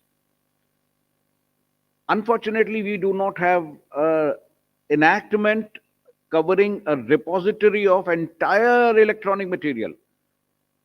What should be is that across the country, wherever any evidence is recorded in electronic form, there should be a repository somewhere, a common repository and controlled by a law. I do not know when that will take place, but that's an issue. Then we also need stronger protections and stronger firewalls. I don't know. I don't know whether the technical word I'm using correct is or not. I am a layperson. Firewalls, like recently we encountered a very crazy situation. The court was being run through video conferencing and somebody hacked the system and started playing pornography. It's a huge, huge embarrassment for us. Not just because the pornography was played, but because it's a matter of concern. Tomorrow, anything can be hacked in our system. And the way artificial intelligence is growing, tomorrow I do not know somebody's sitting on a screen looking like me, my 3D image created, augmented reality and all those things, big things. And somebody might be taking orders somewhere. These are certainly the matters of concern for us. Then another area where I would request all of you technical giants to look. When we record evidence, those of you who would have seen the recording of trials in the courts, what happens is that the judge is, before the judge, the witness is stating something, then he is cross-examined. Now, each sentence stated by the witness is translated by the judge into English It's typed by the stenographer, and that's how, and every question, every answer, imagine the kind of time the judge is spending on the translation activity, which could be otherwise managed. Secondly, my understanding of English or any vernacular language would be completely different from yours. My expressions will be completely different from yours. So what happens is, by the time a file reaches the judge who has to decide the case, 3 to 4 judges have recorded evidence at different stages. So it's their perception of what the witness stated gets recorded, and we decide on that. So there's a huge element of subjective understanding in this exercise. It can be made a streamlined, uniform pattern with the help of artificial intelligence. There are few applications, I believe, in the market, and we've started working on that, where whatever the witness states in vernacular, that would in real time get converted into English text, and that text is available to the judge.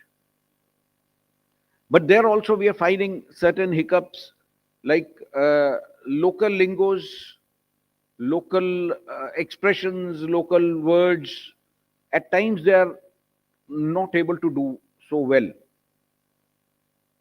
Now in this field, I have been interacting with those who were giving us this application. In our trials, there is something called demeanor of the witness. That helps us to understand whether the witness is telling truth or lie. Witness fumbles, witness stammers, witness tries to avoid question, witness is looking elsewhere and taking time to respond. All these things are demeanor, which help us trying to understand what the witness is thinking. But here comes a dangerous situation, that it is again a matter of subjectivity. Judges are also human beings. Judges are not superhuman. So if a person before me is stammering, and I straight away draw a conclusion that he is telling a lie, ignoring that maybe the person is not feeling comfortable, or maybe his general tendency is to express like that. If we have technology to assist us, that will help us hugely. And for that, I've been requesting the persons who are handling this, that we have today facial recognition system.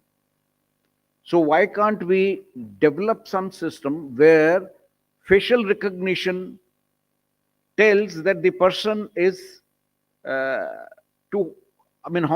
much is the possibility that the person is telling a truth or he's telling a lie? It can't be 100%, but still it can be to a major extent. We can work upon it. Then facial recognition, in fact, we are actually using. Shortly, we are going to have elections of all bar associations in Delhi. So there, we wanted to ensure that a person of one particular bar should not be allowed to vote for different bars, different bar associations. There are different bar associations of different Tisazari, Rohini, High Court, Supreme Court, right, Karkarduma. So we do not want, if I have voted in, as a lawyer, I have voted in Tisazari Bar Association, I should not again go and vote in Patiala House as well. So for that, we have started working on facial recognition system. So systems are interconnected in different court complexes, so that the moment a person goes to vote in Tisazari, in real time, this person sitting at Karkarduma knows that yes, this person has gone there. Now, how far it becomes successful, we are yet to see that.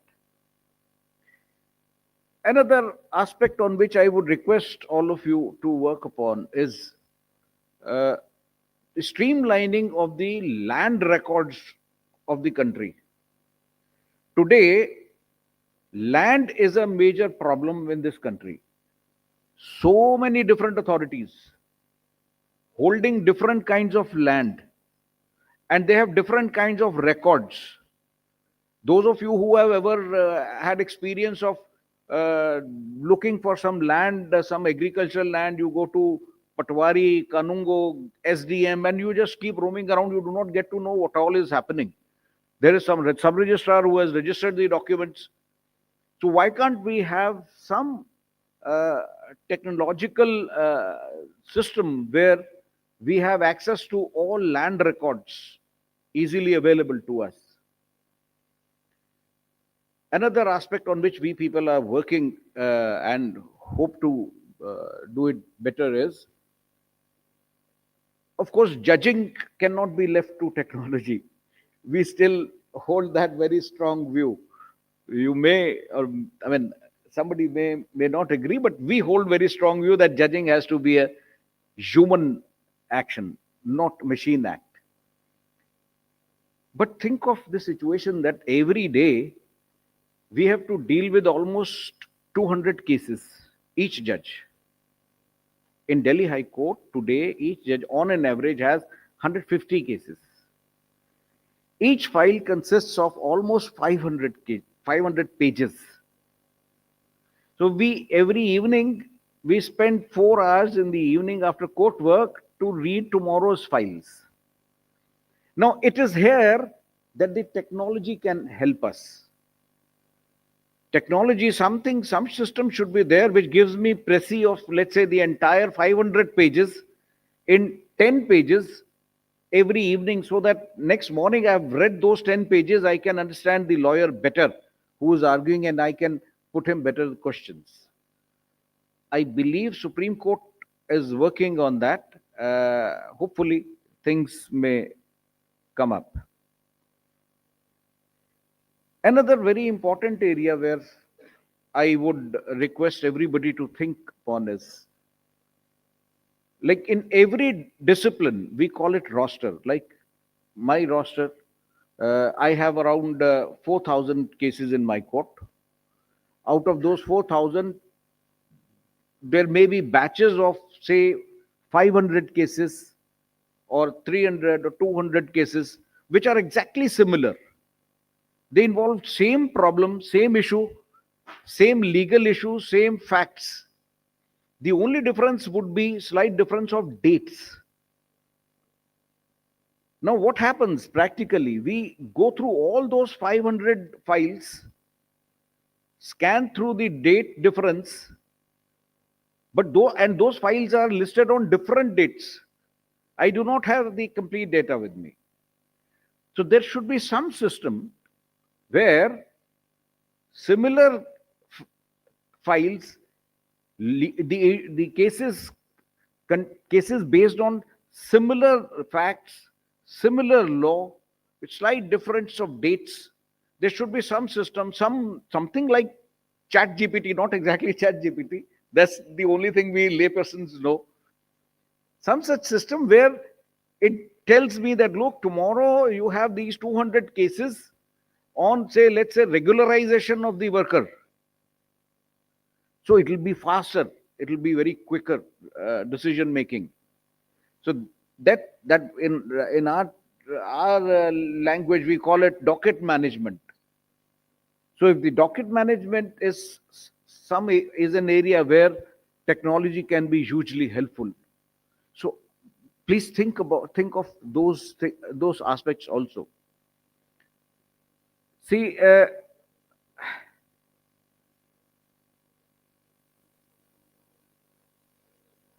then another question, last question which I would put across the all bigwigs is, which often bothers me as a layperson.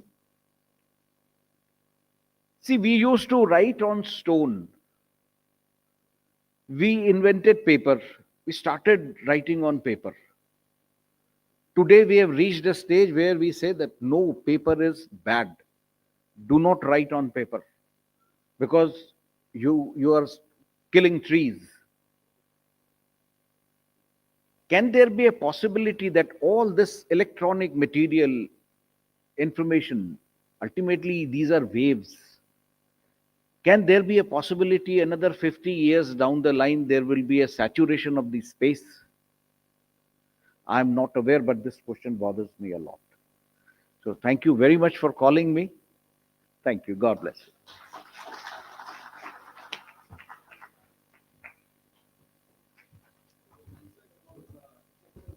Thank you so much, everyone. Let's give it up for Justice Girish Katpalia. Thank you so much, sir.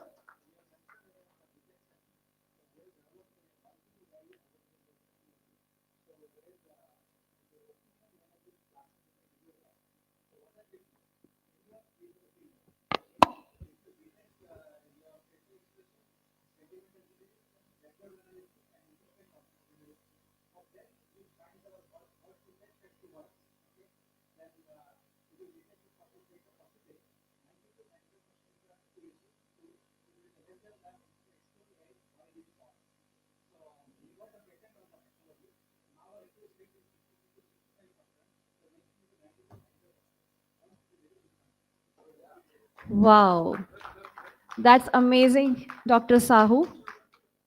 Congratulations for this innovation. Ladies and gentlemen, moving ahead, cyber criminals use Cyrillic-based URLs for phishing attacks. A study shows DNNs detect threats by identifying anomalies. AI-driven threat intelligence enhances cybersecurity, fraud prevention, and proactive threat detection. To enlighten more about it, we have Professor Amlan Chakrabarti, Professor and Director, A.K. Chaudhary School of IT, University of Calcutta. We request him to please join us to talk about decoding malicious Cyrillic URLs, unmasking the threat powered by deep neural networks. Can you please welcome him?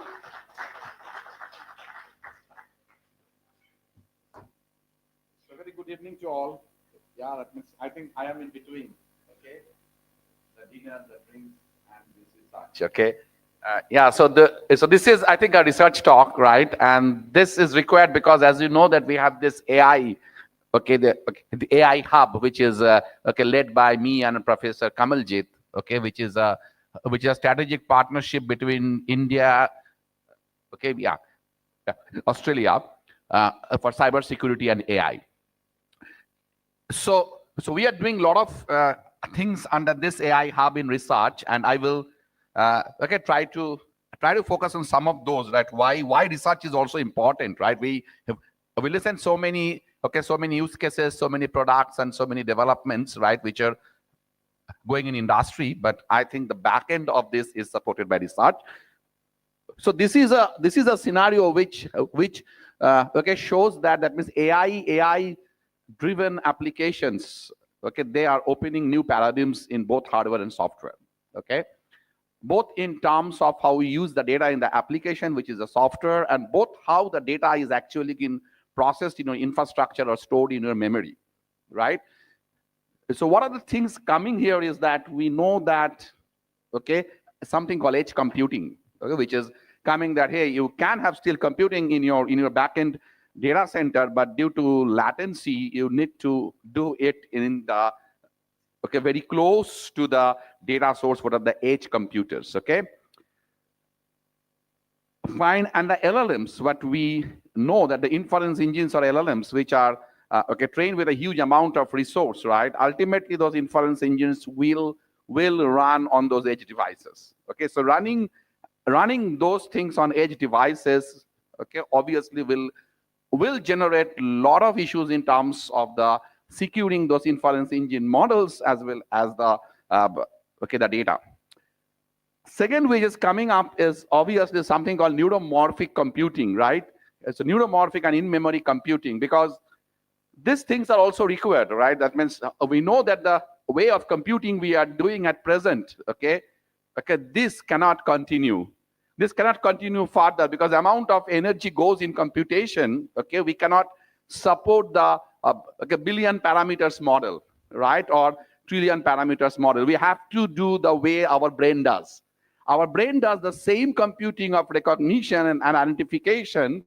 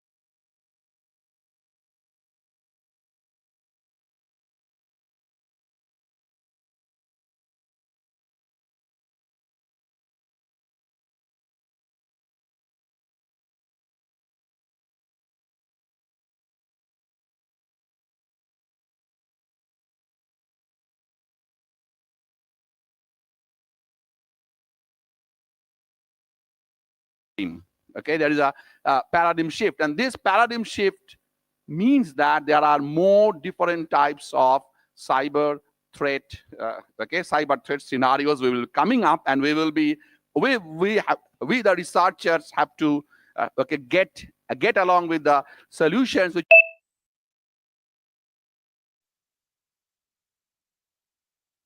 next. This is done. Next, okay.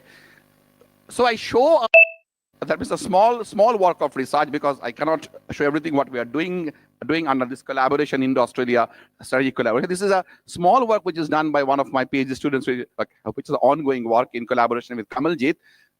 Okay, that means we are now driven with the websites. The data are fed by agentic AI.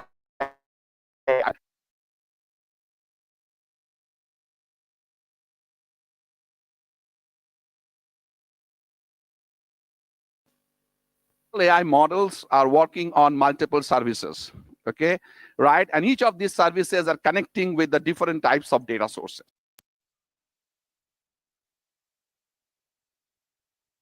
Some may be, okay, for the, okay, yeah, as a energy, some may be collecting data for environment, whatever is that, okay? So all these data connect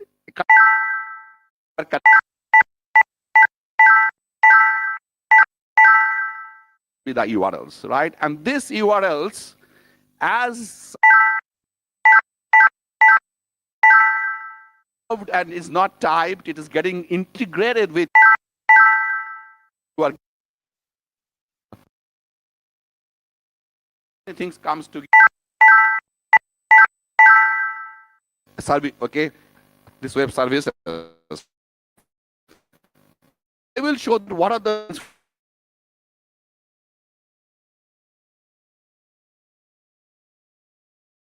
which can have vulnerabilities. Okay, that is the research which is okay, that means find a process by which the URL can be well masked, okay, okay, with different types of encoding techniques, and so visually it will look very good, but ultimately it can lead to sort of a lot of malicious websites, and the phishing and all these things can happen.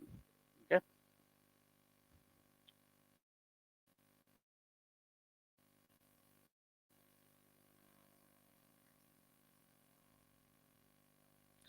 Sorry. Yeah. Ah. Because why I'm waiting, because I will give you a question here, okay, and I want to, okay, see that means see that whether you can, okay, you can get that what I'm trying to, okay, trying to place in my talk.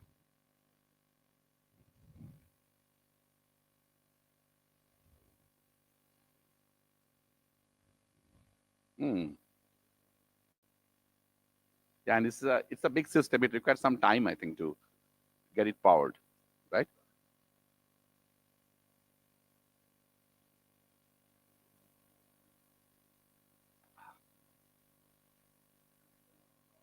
Yeah.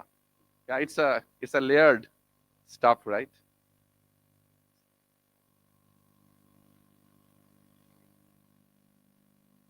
Yeah, if this was, uh-huh.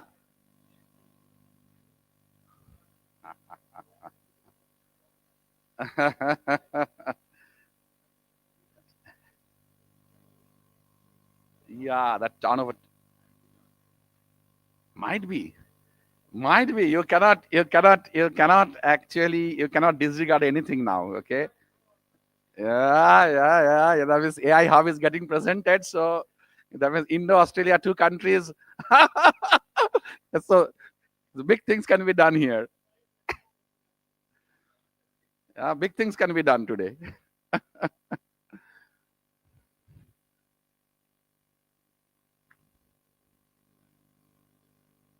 Yeah. So any problem to switch it on? Okay.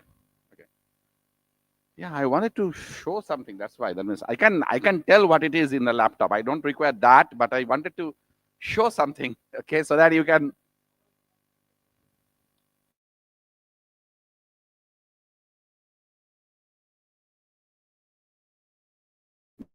No.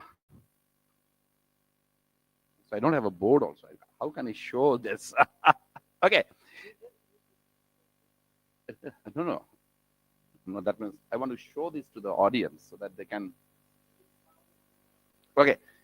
So okay. So reading it out, what is there in my, okay, that means in my slides. So there is a website called maybank2u.com, right?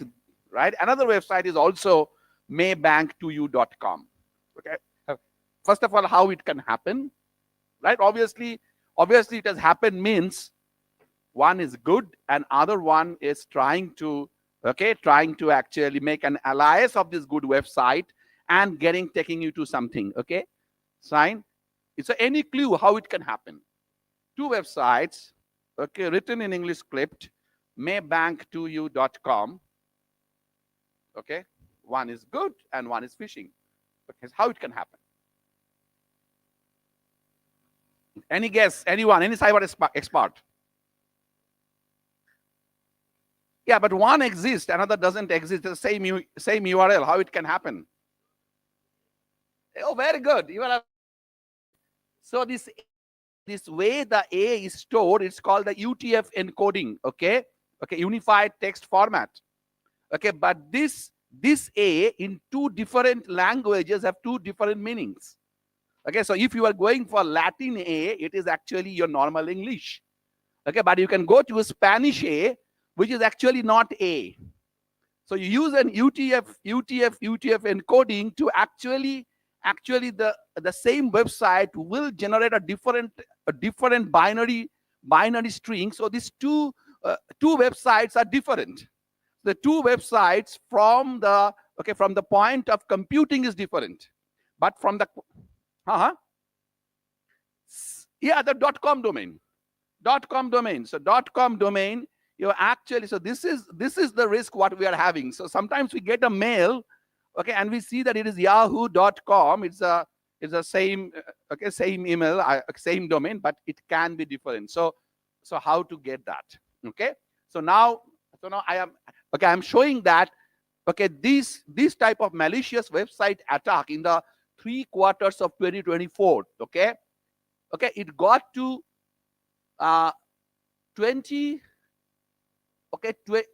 290,000 in July 24, this type of attacks, okay, and it gone to almost 300,000 in the August 24, and at the end of the year it crossed around 340,000.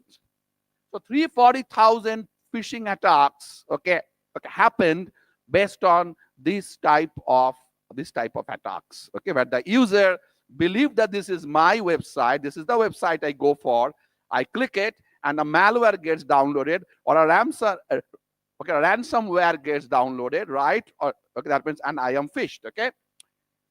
So this is one of the difficult part, and this came into existence for the acceptance that apart from English, other scripts will be also accepted as your URL.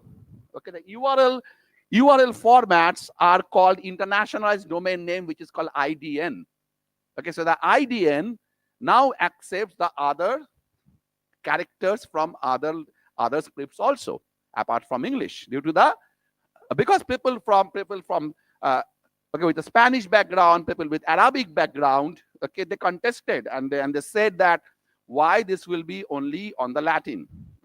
So all this got incorporated, and this is so now this is a difficult job. This is a difficult job, and when we see this agentic AI and this AI driven services are happening, right? You might, that means you don't know how it was trained, right? How this LLM was trained. You don't know whether it was the proper website, or it has been somebody has actually used this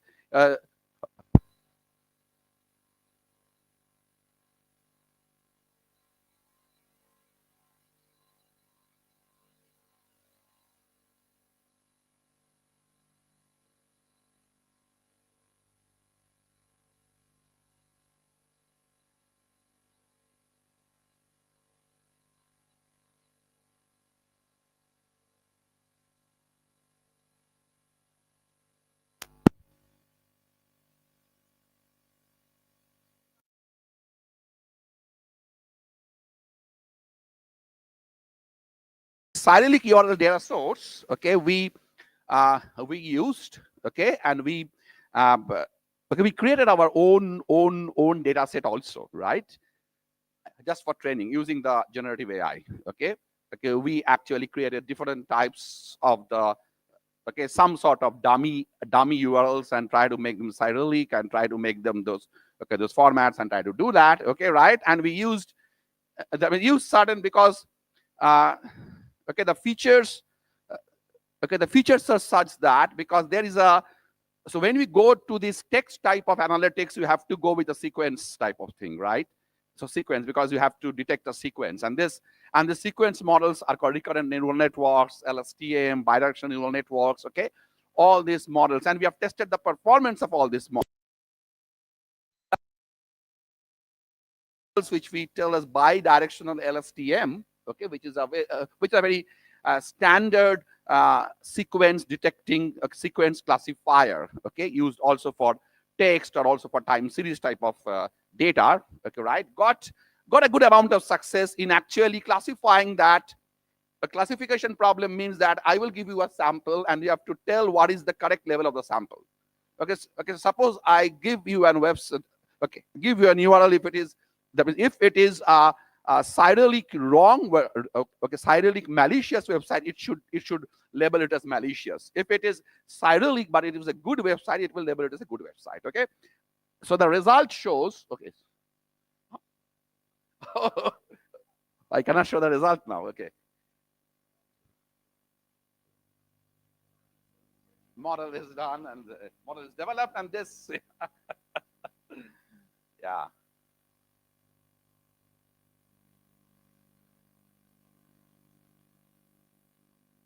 So go to, I think, the 5th, 6th, or 7th slide. I have 12 slides. I think it's 7th slide, 7th or 8th slide.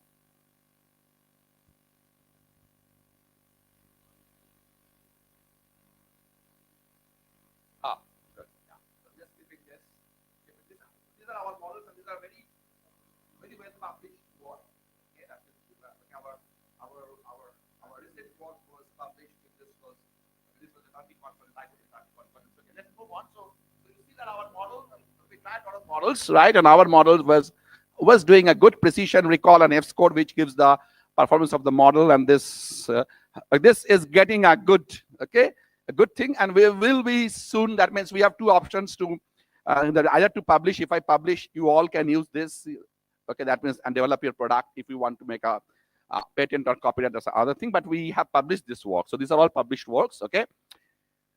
So why this is very important? Because increased automation for agentic AI will lead to lot of web browsing. Okay, web scraping. We say web scraping, right? And we have to know that from where the data comes. Okay, and you have to be very sure that you are not going to this malicious website when you are generating your model, right? SLM. So there are a lot of things you have to do.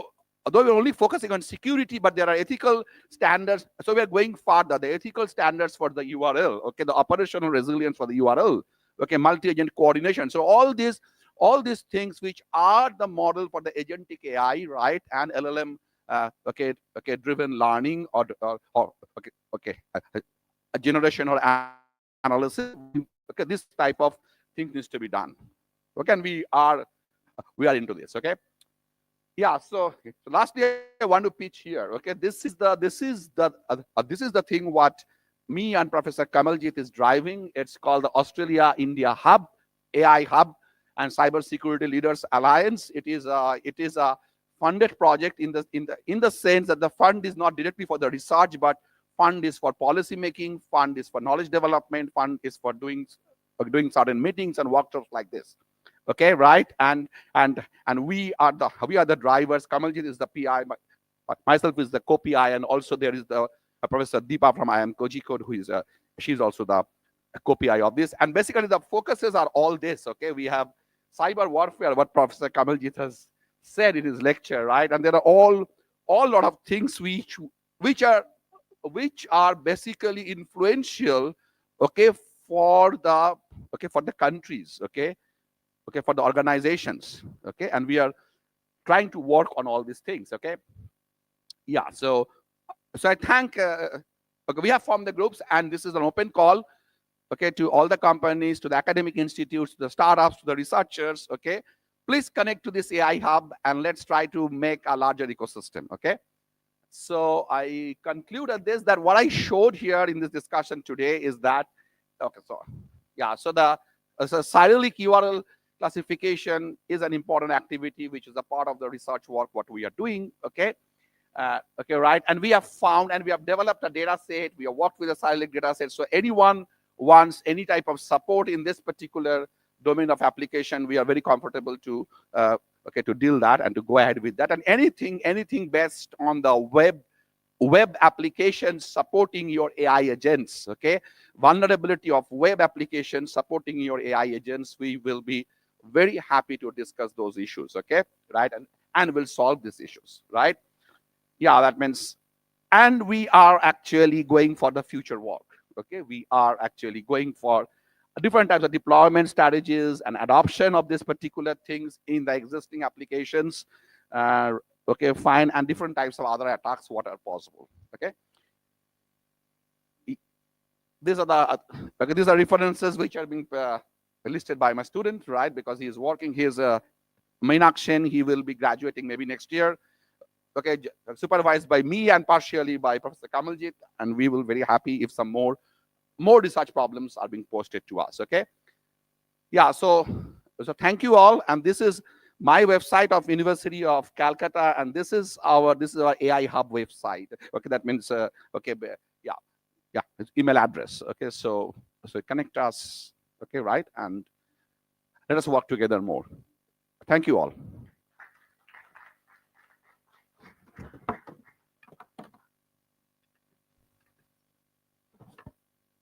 Check. All right. Thank you so much, Mr. Amlan, and thank you so much, everyone, for your patience. We apologize for the technical error. Let's continue. Let's give it up for him. Thank you so much for giving your presentation.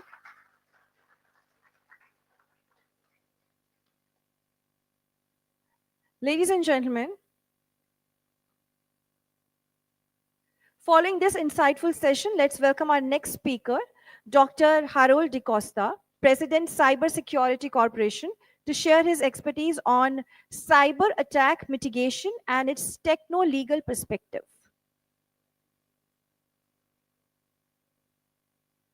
Dr. Harold DeCosta is renowned cybersecurity expert and president of Cybersecurity Corporation with expertise in cybercrime investigation, digital forensics, and information security. He collaborates with law enforcement, governments, and enterprises to combat cyber threats. A respected speaker and trainer, he has made significant contributions to cyber security awareness, policy development, and digital risk management worldwide. Please put our hands together for Dr. DeCosta.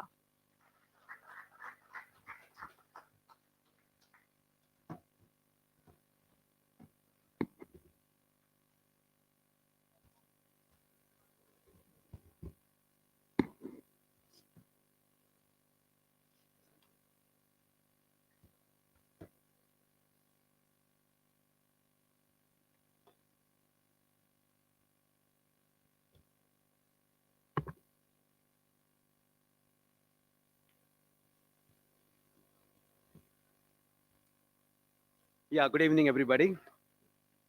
I know it's fast. We are approaching the dinner time. So I don't want to be a barrier, but I want to be a bridge so that we can go to the dinner table as early as possible. Before I start my deliberation, about say 12 to 14 minutes, due to the paucity of time, I basically come from a forensic domain. And I'm sure that all of you have a very high respect for WhatsApp. We use it for our personal, professional, confidential information. Right from morning, I'm hearing a lot of sessions which are related to data privacy, DPDP Act, so on and so forth. I wanted to show you one live demo.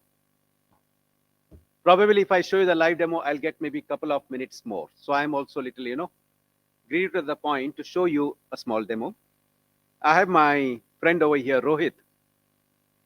And Rohit sent me a WhatsApp image. Rohit, you are there?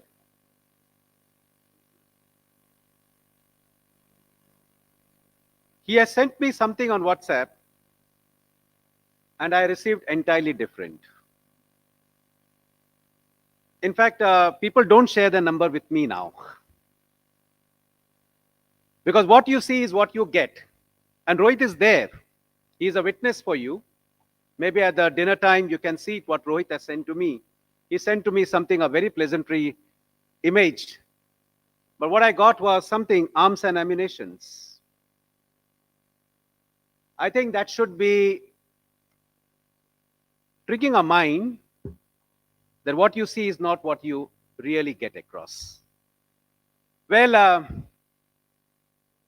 what I have been assigned now is basically on the cyber attack mitigation. When we talk about the mitigation, there are three terms. One, which talks about the proactive measures, where it's purely based on the technicals, where you set up firewalls, you have the endpoint security, threat intelligence, so on and so forth. The second is reactive measures. So you talk about reactive measures, it means that the problem has already occurred. And then you start running from pillar to post. So then you talk about incident response, you talk about forensic investigations, legal actions. And the third one is the regulatory compliance, which I believe is what we are lacking. I go to many of the institutions, corporates, not only with the law enforcement or with the judiciary. But when I go to the corporates, I find that technically you have the systems in place as what you may think. But with the legal law of the land, we are yet to reach the mark. So the third point is the regulatory compliance, where you talk about the policies, laws, so on and so forth. Coming back to the proactive measures, it's very rarely that we have the proactive measures in place, because we mostly focus on reactive measures. Only when the problem has occurred, we start to work. But before that, we don't have a contingency method in place. Three cases which comes to my mind, which relates to a data breach. One, the place where I come from, a cooperative bank, Cosmos Bank, which of course in 2018 became one of the case study that wherever I went during the time in 2018, and I used to say that I come from Pune, they say same bank, Cosmos Bank, because the Cosmos Bank headquarters is in Pune. So the Cosmos Bank data breach, where the bank lost almost 94 crore rupees. They were not proactive. They were little reactive. But on the compliance point of view, there was nothing. The second is the IRCTC data breach, where almost about 2 crore users' personal data were found in the public domain. And the third one is the SpiceJet ransomware attack, where because of this, the delay in the flight took place, so on and so forth. Now, what are the common attack vectors in India? I'm talking from the Indian perspective first. Phishing, social engineering. Ransomware attacks, especially the advent of the COVID and post-COVID, we have seen a lot of ransomware attacks taking place.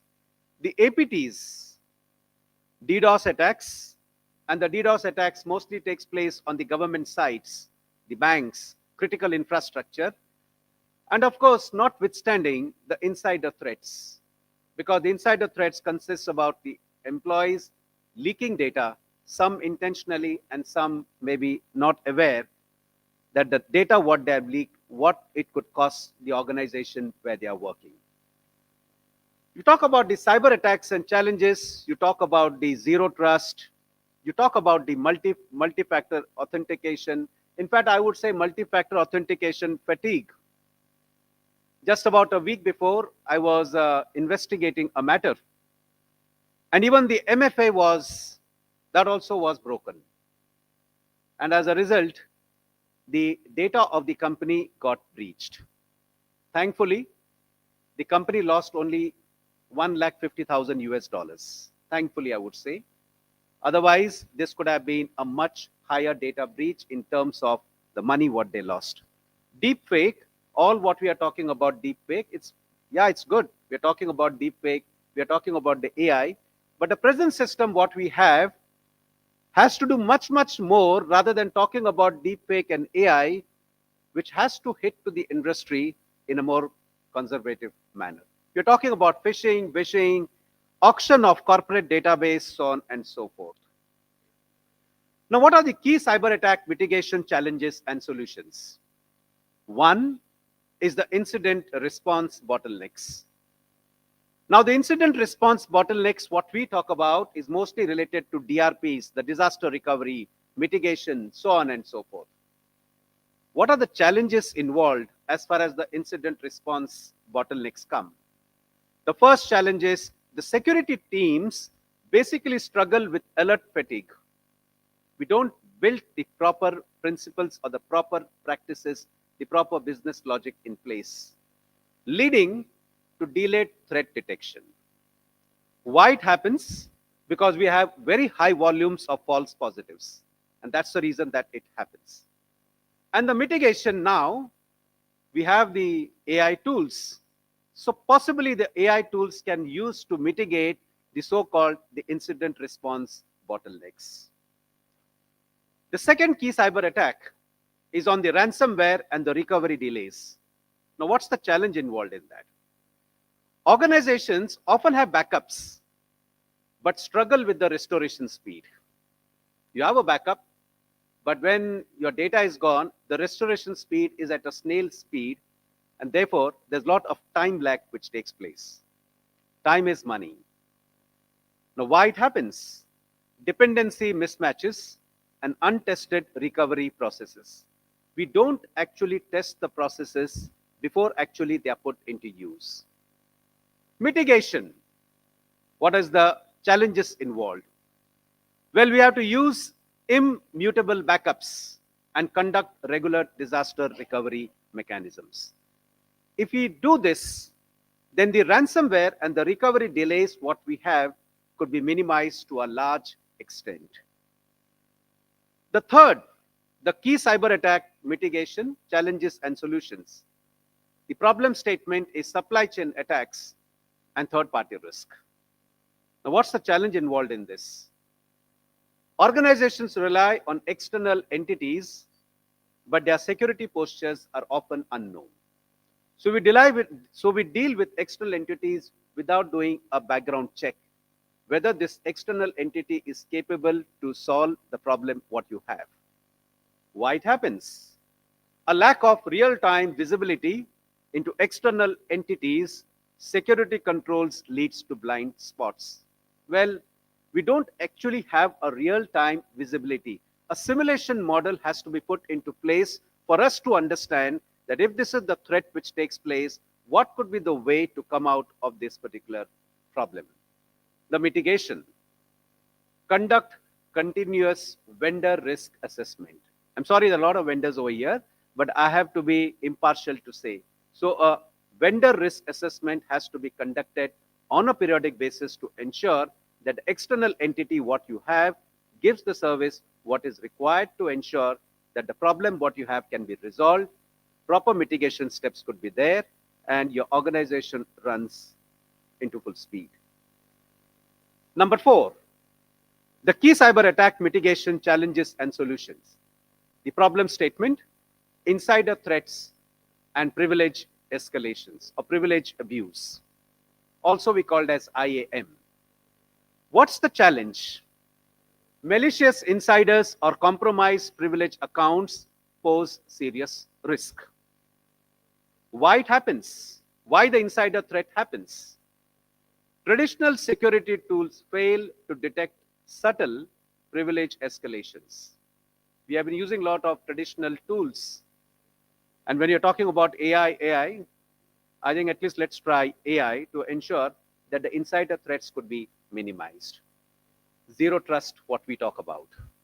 Mitigation, implement just-in-time access and user and entity behavior analysis to detect any abnormal activity which takes place in the system. Problem state number 5, cloud security misconfigurations. What's the challenge? Excessive permissions and exposed cloud storage create attack surfaces. Because there is cloud, we tend to put our data on cloud, not understanding the real facet. Is our data secure? What is the jurisdiction?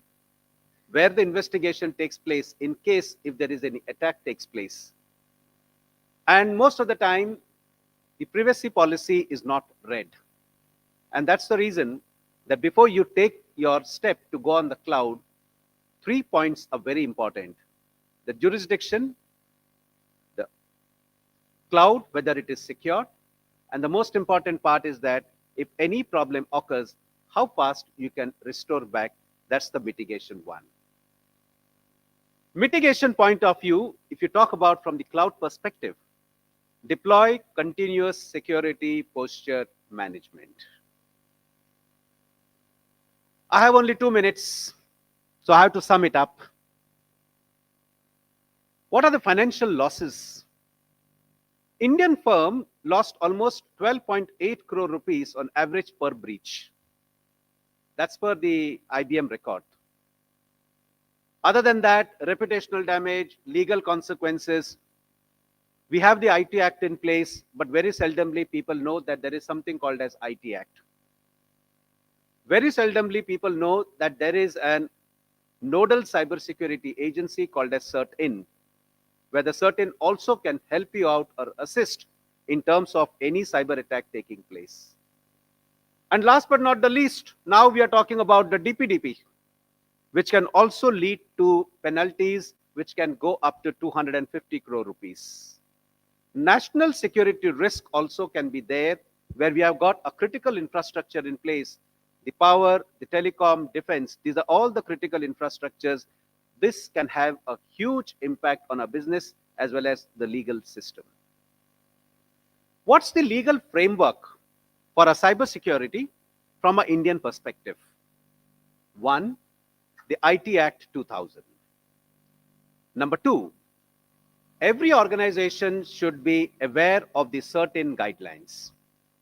They were coined in 2022 but still not been properly implemented or not been properly understood. Number 3, the DPDP Act. Number 4, if your organization deals related to fintech or related to some certain NBCs, then the RBI guidelines, the cybersecurity policies 2019, so on and so forth. If you deal with a critical infrastructure, then you have to deal with NCIIPC. That's the framework what you have to deal with from the legal perspective. Intermediary rules 2021. And last but not the least, the IT rules on sensitive data coined in 2011. Well, I had to discuss with you 2 more case studies, but I am very cautious about the time, and so you are. So what I will do is that I'll just take a pause and sum up the whole thing in a couple of minutes. I gave you a legal framework point of view, that what legal framework, policies, guidelines we have in the country. And the second thing, I took 5 cases, and each of those 5 cases I tried to bridge upon that what is the attack, what's the mitigation, and how you can ensure that the so-called system can be brought up in a smallest interval time to the position where it was attacked with. I think that's the only time I got across with me. Thank you very much for giving an opportunity for me to address this matter.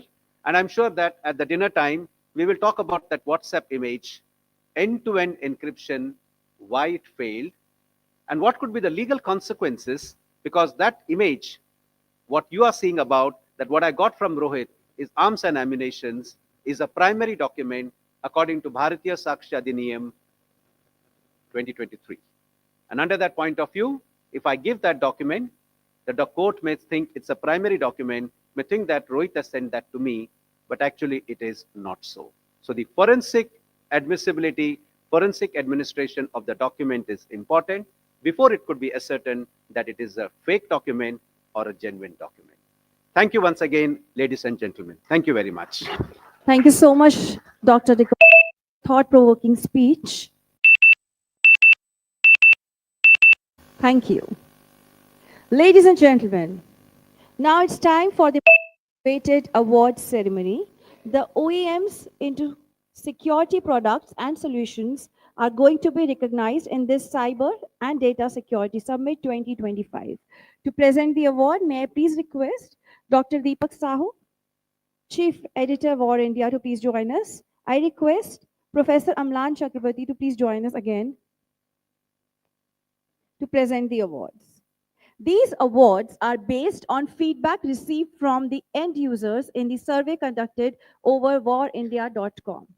So let's see who the winners are and how these corporates have performed in offering various cybersecurity solutions in the Indian market.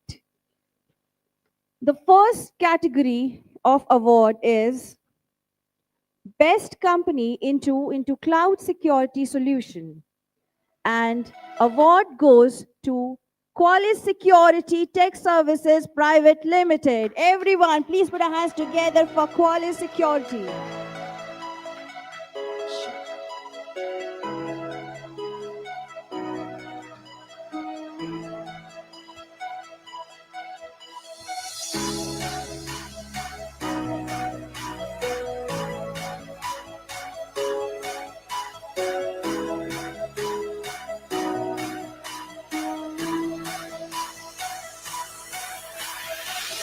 We request somebody from Qualys to please join us on stage.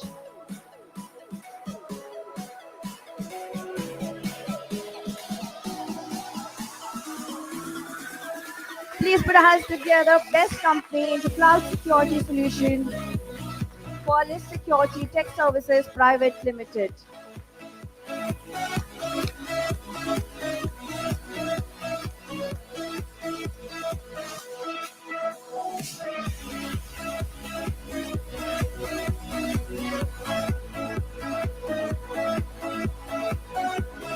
Congratulations.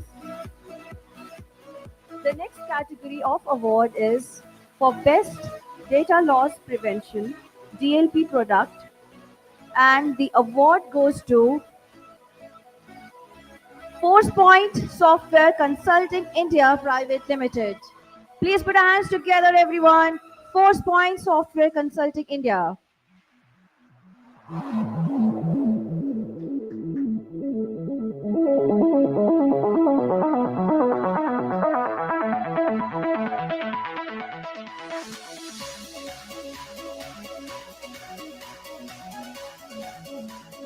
Congratulations. Thank you.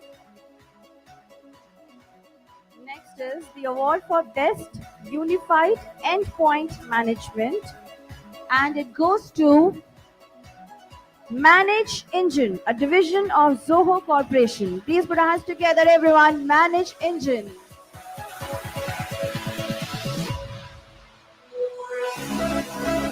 Come on, we can't hear you all. Everybody, let's give it up for Best Unified Endpoint Management, Manage Engine.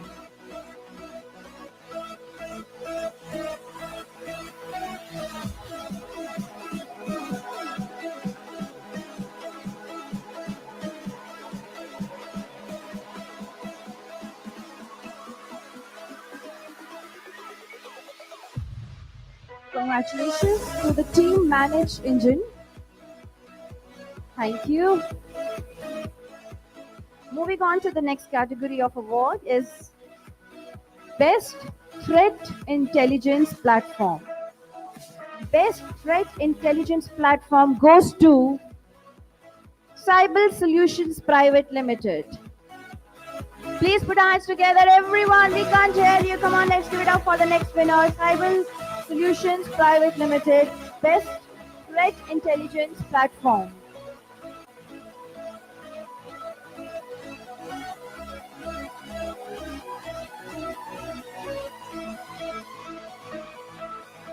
Congratulations. Thank you.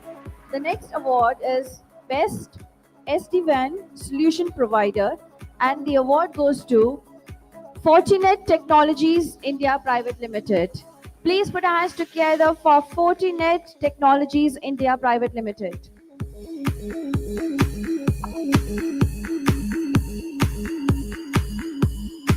The next category is Best Unified Endpoint Management, and it goes to SOTI India Private Limited. Best Unified Endpoint Management. Please put our hands together for SOTI India Private Limited. SOTI India Private Limited. Please put our hands together.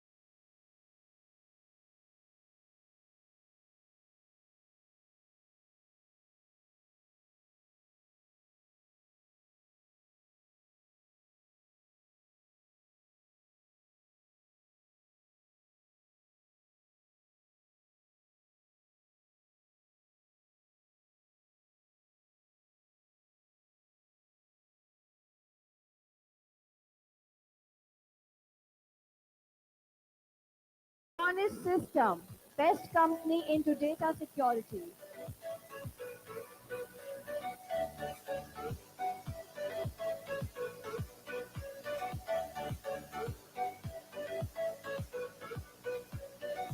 Next is Best Company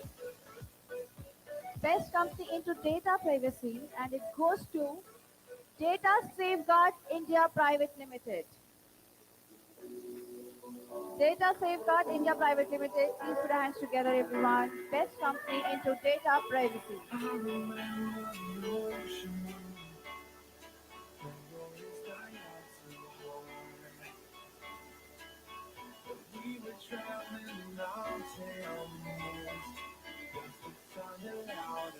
Congratulations. Data Safeguard India Private Limited. Ladies and gentlemen, the last category of award is for the best company into IT and OT security, and the award goes to Checkpoint Software Technologies India Private Limited. Best company into IT and OT security. Please put our hands together. Checkpoint Software Technology. Not present. I request all the winners to please join us with your trophies for a group photograph. All the winners, please join us with your trophies.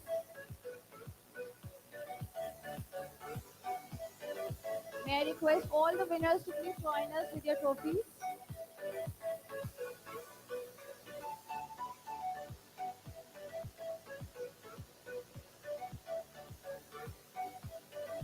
Rest of you all, I request all the winners.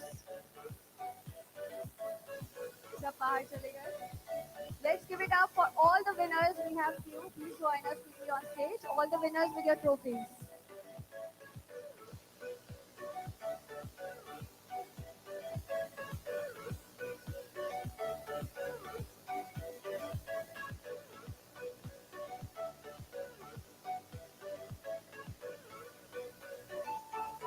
Congratulations to all the winners. A big round of applause for all the winners, everyone. A big round of applause for all of you for joining us. As we conclude this evening, I request Ms. S. Mohini Ratna, Editor War India, to kindly deliver vote of thanks. Can you please welcome Ms. Mohini Ratna on stage? Come on, everyone.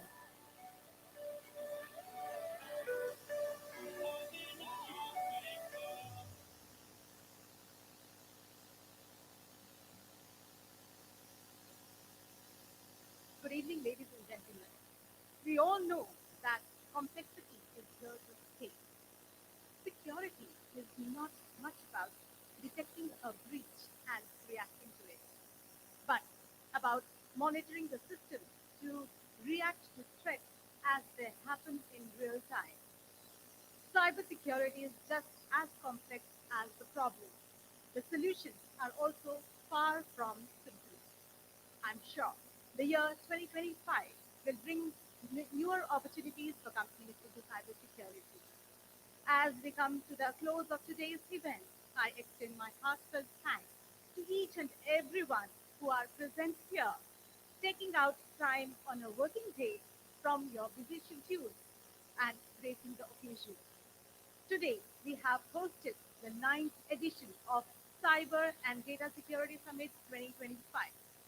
I, on behalf of my entire team, want to sincerely acknowledge the efforts of those who came forward and contributed towards the success of this event and making it this grand. I convey my regards and hearty thanks to all our esteemed guests, delegates, and speakers. I extend our heartiest thanks to all the sponsors who have supported us wholeheartedly. Words are not enough to tell you how this event is going to help us in shaping the future. Hope this evening has enlightened you with the ongoing industry happenings and giving you the image of future prospects. Thank you. I now invite you all to join us for the cocktails and dinner. Good night and look forward to see you again very soon. Thank you.